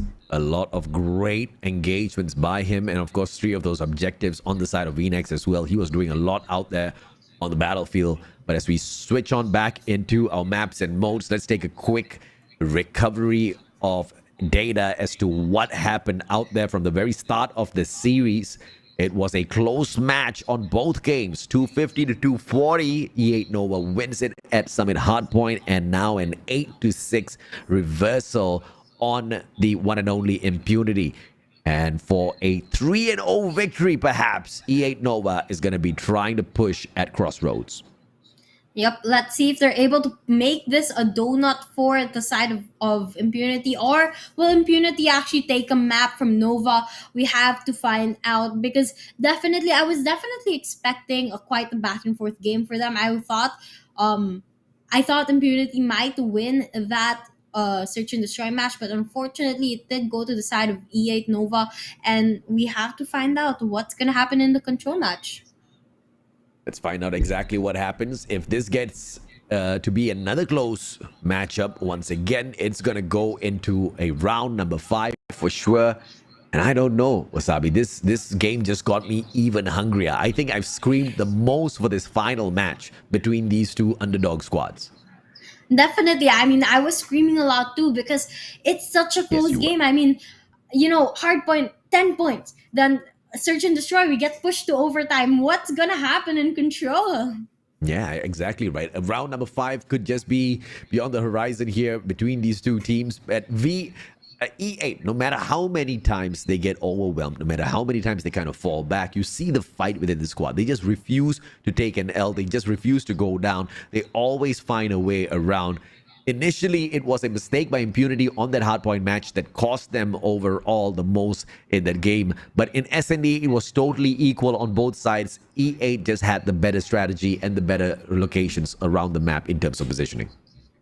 Definitely, their positioning is definitely on point, and I think that's what's really helping them so far. So let's see if they have good strategies going into control as well as we start the game, because we don't want to keep you guys waiting, and we want to finish this game as soon as possible as well. And right now, the match is starting. Back and forth we might go on this matchup. Let's see exactly who gets the massive number of eliminations, as Impunity starts off decently well, but it is Nova with just 1 life lost, ripping away at Impunity.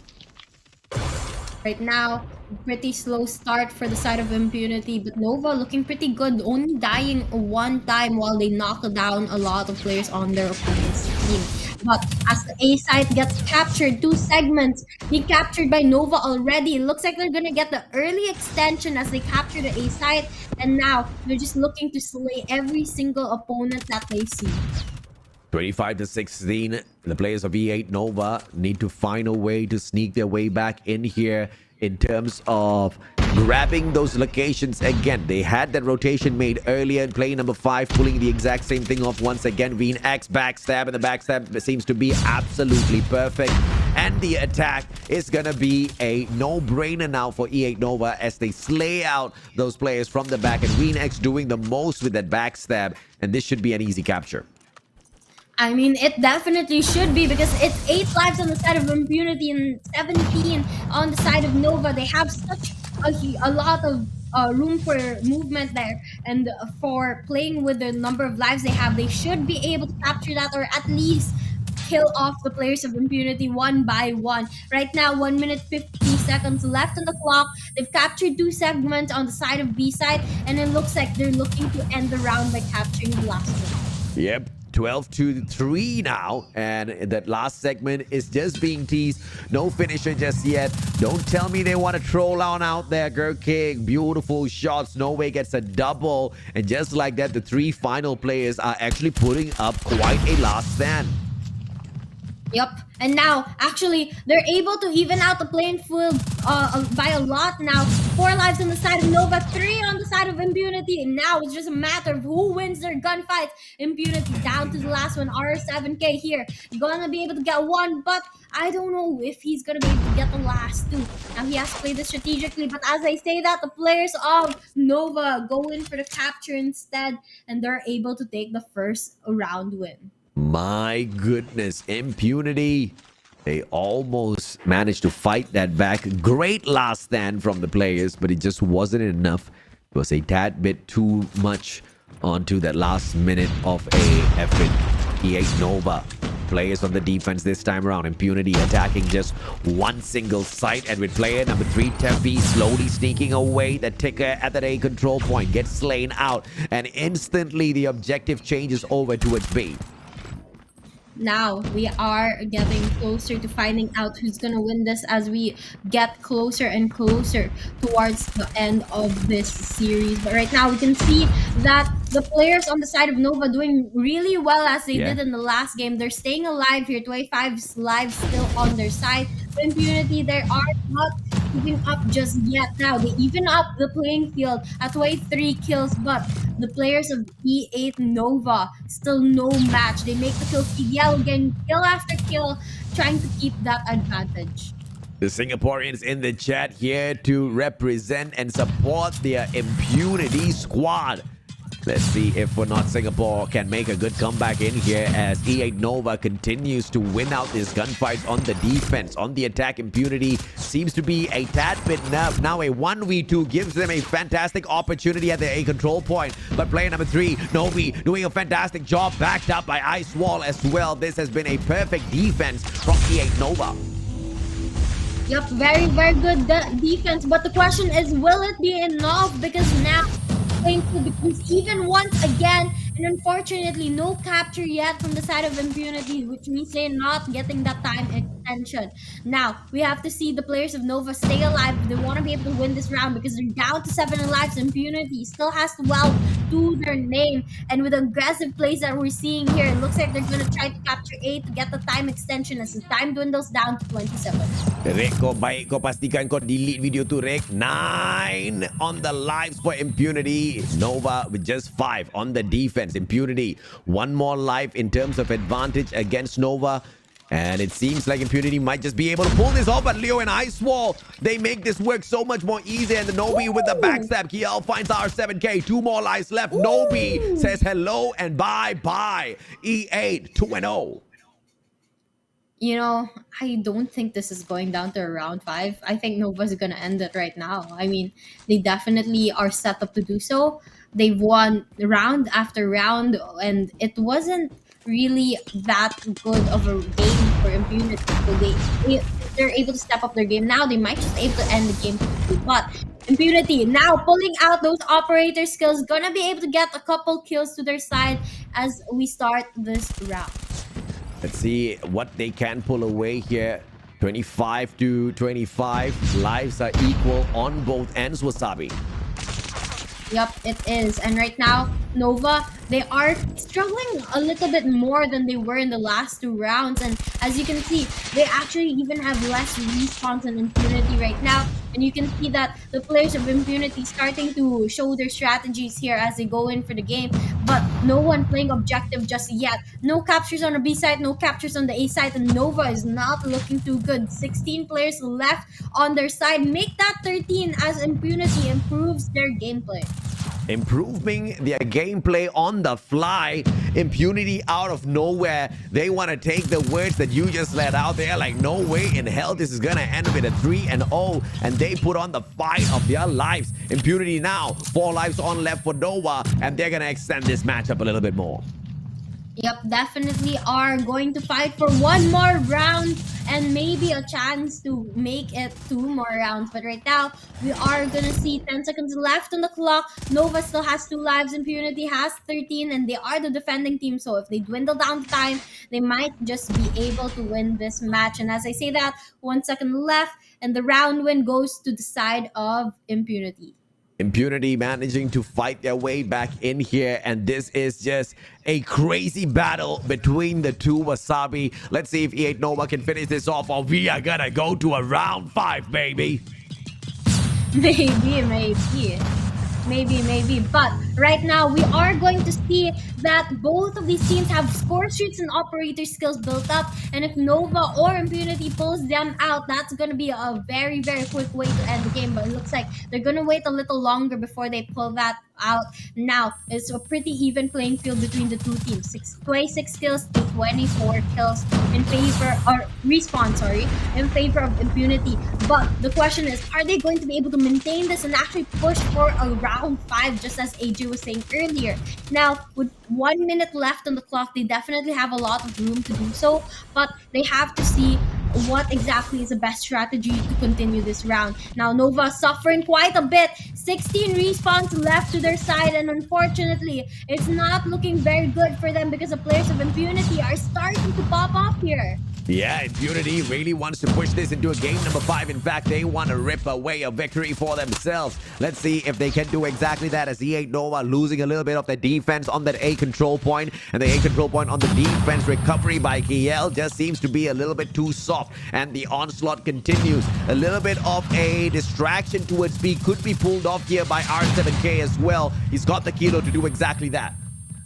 Yup, and now 13-12. It's really going down to the line here. 30 seconds left to find out if Nova's going to be able to close up the game, or will Impunity push for another one. But with R7K pulling out the spiral, they're going to lower the number of respawns Nova has left. 20 seconds, 6 respawns on the side of Nova, and Impunity looks to be pushing for a round number 5 here, AJ.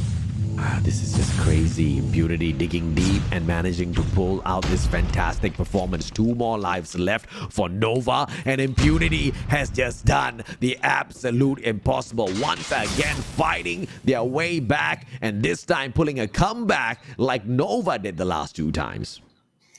I mean, that was quite a surprise because Nova has been match point for the last 3 rounds, and they're not able to close up the game just yet. And Impunity winning 2 rounds back to back, they're pushing for a round number 5. And now both of the teams at match point, we're finally gonna find out who is going to be able to win this control match. 28-26 final round. They went down to the wire in each and every single match. That hard point was so close, they could smell each other. That S&D as well, nobody knew exactly how it was gonna go. And just when you thought E8 Nova has got this match and control in the bag, Impunity make a stellar comeback. And now they still got the lead as well, and they have the advantage. They're on the defense.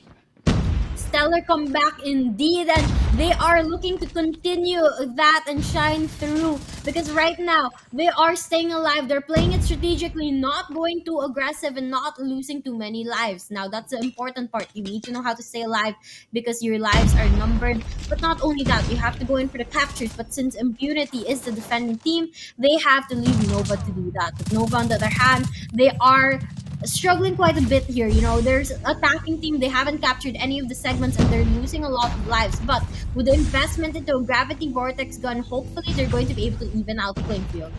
18-17, the lives are so close, and E8 Nova finally there to rip away this A control point, and 2 players are there to get the deed done. As playing the objective, back up by Kiel, and even he goes down. R7K and Tepi, they step up. I mean, Tepi has been doing so good in this game so far, but we have to give credit to No Way. I mean, I just noticed we haven't really been spectating him that much, but right now you can see in the score, in the kill feed, that he's actually gotten about 36 kills to his name and definitely doing a lot of the heavy lifting for his team right now to catch up with Nova. But Nova down to the last 5 lives. Impunity still has 12. It's not looking very good for the side of Nova, and they might actually lose this control match. 4 more lives, make that 3. E8 Nova thought they had this done and dusted, but Impunity manages a fantastic reversal of scores at control as a consolation prize against the winners of the overall series, E8 Nova. Well, you know, a one map is better than none, and they were able to actually close up that control match, and in a very impressive way, might I say. I mean, they were down, they were 0-2, but they were able to turn things around and actually make an amazing comeback in that control match. I have to agree with you. It was a fantastic play by both the teams, and Impunity managing to fight their way back from absolute demolition in the first 2 rounds for a 3-2 score. That takes a lot of mental fortitude, and they held it together as Norway pulled out one of his best performances that we've seen by far alongside R7K and Teffy. R7K and Teffy, we saw them, the objective players, to continuously go up and push is not easy at all, but they were exemplary in the way they were doing it in the final 3 rounds. Definitely. I mean, them stepping up their game, I think, was what allowed them to actually make such an amazing comeback. Because if it wasn't for Norway, R7K, and Teffy stepping up their game and bringing everything they got, they wouldn't have been able to pull out such an amazing comeback and actually win the match. That I'll have to agree with you, right? And Kiel, Veen, X, Leo, Nobi, they all did fantastically well, but they just could not find the rhythm in the final 3 rounds. The first 2 games, it was as if they were on fire, right? And then later on in the final 3, they got lit on fire. Yeah, unfortunately, they weren't able to get a clean sweep on the players of Impunity for this round. Although 2 maps on their side to 1 map on the side of Impunity is not a bad thing. And one thing's for sure, both teams have maps on their scoreboard now, and they won't be a donut anymore. It's not a donut indeed, and I am glad for that. And it's so beautiful to see the fight in both E8 Nova as well as Impunity. Even if they are the underdogs, they are not going out without a fight. And this is the kind of fire we expect to see out of these teams if they're going to be aiming for the knockout stages later on. We have not seen the last of E8 or Impunity. I'm expecting so much more from them, and with this series, they have proven that they can deliver. As long as they can match up to the gun skills, the strategy seems to be quite sound for these teams. Yep, definitely. So that actually wraps up our matches for tonight, AJ, and I'm very excited, especially after seeing this last 2 teams, the underdogs, play. I'm very excited to find out which of these 8 teams that we saw today actually makes it into the playoffs. But before we find that out, we're going to take a look at the short highlights of the matches between Nova and Impunity. Yeah, of course, it was a hot one at this hardpoint matchup as we were going back and forth and back and forth. Neither side wanted to let go. Both sides wanted to play those KRM flair plays, and they put on a fantastic show for us. Yep, a very, very fun one. And honestly, it was really down to the line. And same thing happened with the Search and Destroy match. We had to push for overtime because of just how good these teams are, and they were definitely very close to one another, had very interesting plays here, and we saw a lot of good highlights from both of these teams.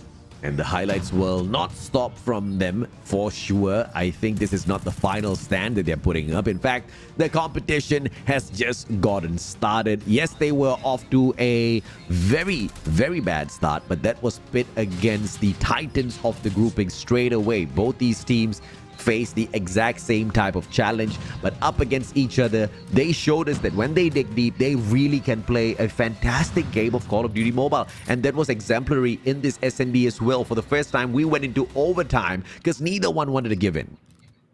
Yep, I mean, I wouldn't give in either. I don't want to lose, and they definitely had the same feeling, and they just brought everything that they could. But right now, we are going to take a look at the highlights from Control match. This one was the one that really surprised me because Nova was already at match point, 2 points to their side, but out of nowhere, Impunity just won 3 rounds straight, ended the game in a sweep, well, not really a sweep, but in an amazing comeback, and they were able to take home the control match. And now we are gonna take a look at our MVP of the game. It's going to be E8 Quell here with an average of 20.8 kills. I'm just noticing that he's actually got his, it's not even sunglasses. I think it's just regular glasses on his hair. My goodness. That just blended in. 20.8 average kills, 30.67 average deaths. That does not sound right for that KD average. Yeah, the math is not mathing, but Math's not either mathing. way, we are going to see that he did come out on top for this game at least, and for the side of Nova. And we saw a couple of plays from him that was really good, but it wasn't only him that shined. A lot of the rest of his teammates actually pulled their weight too, and they really helped and contributed to Nova winning the series overall. Let's take a look at the schedule to get a refresher of what sort of demolition we were pleased to watch today. At the very start of the day, it was West Point Mama Lowkings that opened up the day, serving a donut to DVK Oblivion, pretty much sending them to the deep depths of oblivion by knocking them straight out. EZR Booky, on the other hand, did the exact same thing very savagely to the doctors. We barely could call for an ambulance. The doctors could not be saved, but perhaps a crazy witch doctor might just be able to revive them for day 3 of play later on. Maybe, but hopefully they don't go up against another giant in day 3. But after that match, we did see Broke Boys Club actually win over Smart Omega in such a fashionable way that they were able to make so many comebacks, very many close games, and really put Smart Omega to their place. And after that, we saw the same thing happen between E8 NOVA and Impunity, both new teams, but they were really able to show each other's skills off in this game, because they were able to really show the crowd that they're up for a good match in this tournament. Surprisingly, we had quite a number of long matches today, as the games were pretty neck and neck, quite a number of them really keeping us on the edge of our seats. But this is exactly how Group A and Group B stacks after 2 days of play, Wasabi. Yep, we can see that the players, the known, giants are still on top. EZR Booky, LOWKINGS, and Smart Omega. But surprisingly, Broke Boys Club actually make it over Smart Omega, and that's because they won 2 maps over Smart Omega earlier. And on the bottom half, we have Nova, Impunity, Oblivion, and Savage Doctors. But again, there's still a lot of matches for these teams to play. As we're doing a round robin, they're still going to face out each other a little bit in a couple more matches in the future. And whoever gets those top 4 slots on each of the groups are going to be the ones going into the playoffs. Each team plays a total of 7 series to see who can earn their spot in the knockout stages. It's a single round robin within the groups, so they will not cross over and meet the other teams within the other groups just yet until we get to the knockout stages. But there is a surprising turn of events. We've got an interview segment coming up with a player from the side of E8 NOVA. Yep, and we are finally going to be able to meet them. I mean, they are a new team, so it's going to be very interesting to be able to talk to them. Absolutely. Of course, E8 NOVA, they are going to be on our screens in a little bit. Wasabi, let's see if or not he'll be... hi there. Hi, sir. Your name, please. Hello, my name is Snacks.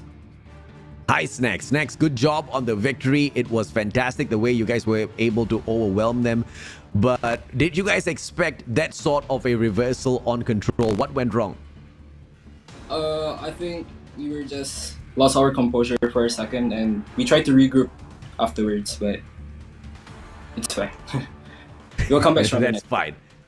Yeah, it was still a fantastic series that you guys won overall. So congratulations once again. All right, thank you. And while you had such an amazing play, not only in that hardpoint match, but also in the search and destroy match, and I want to know, what were you thinking? I mean, that one really went down to the line. You even went into overtime for search and destroy. we just tried our best because we were down 4-1, I think. Yeah, we were down 4-1 and we just regrouped afterwards. We just put on our strats and it turned out well. Well, that's Well, it glad most to know. definitely I turned mean, out well, yeah. yeah, it definitely paid out and paid off, and you were able to win the series. Were you expecting that you'd win over Impunity?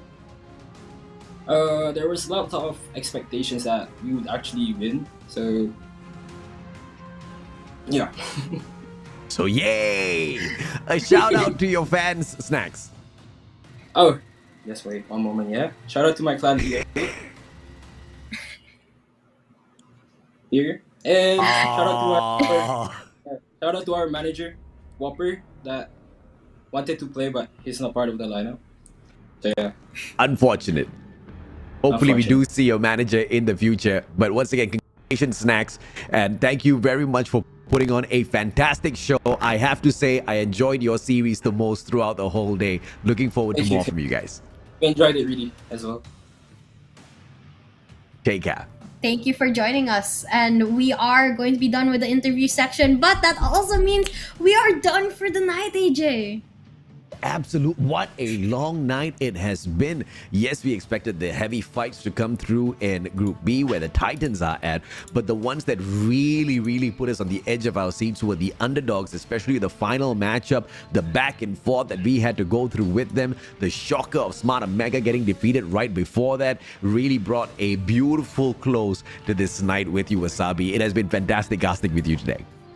It has been absolutely a fun adventure with you, AJ, and I always enjoy casting with you because you are able to make very funny jokes. But not only that, you're able to make me enjoy casting, and I really love having the opportunity to work with you. Thank you. On that note, ladies and gentlemen, boys and girls, thank you so much for tuning in. My name's AJ. I'm the Mustachio down here with the amazing Wasabi. We will catch you guys tomorrow.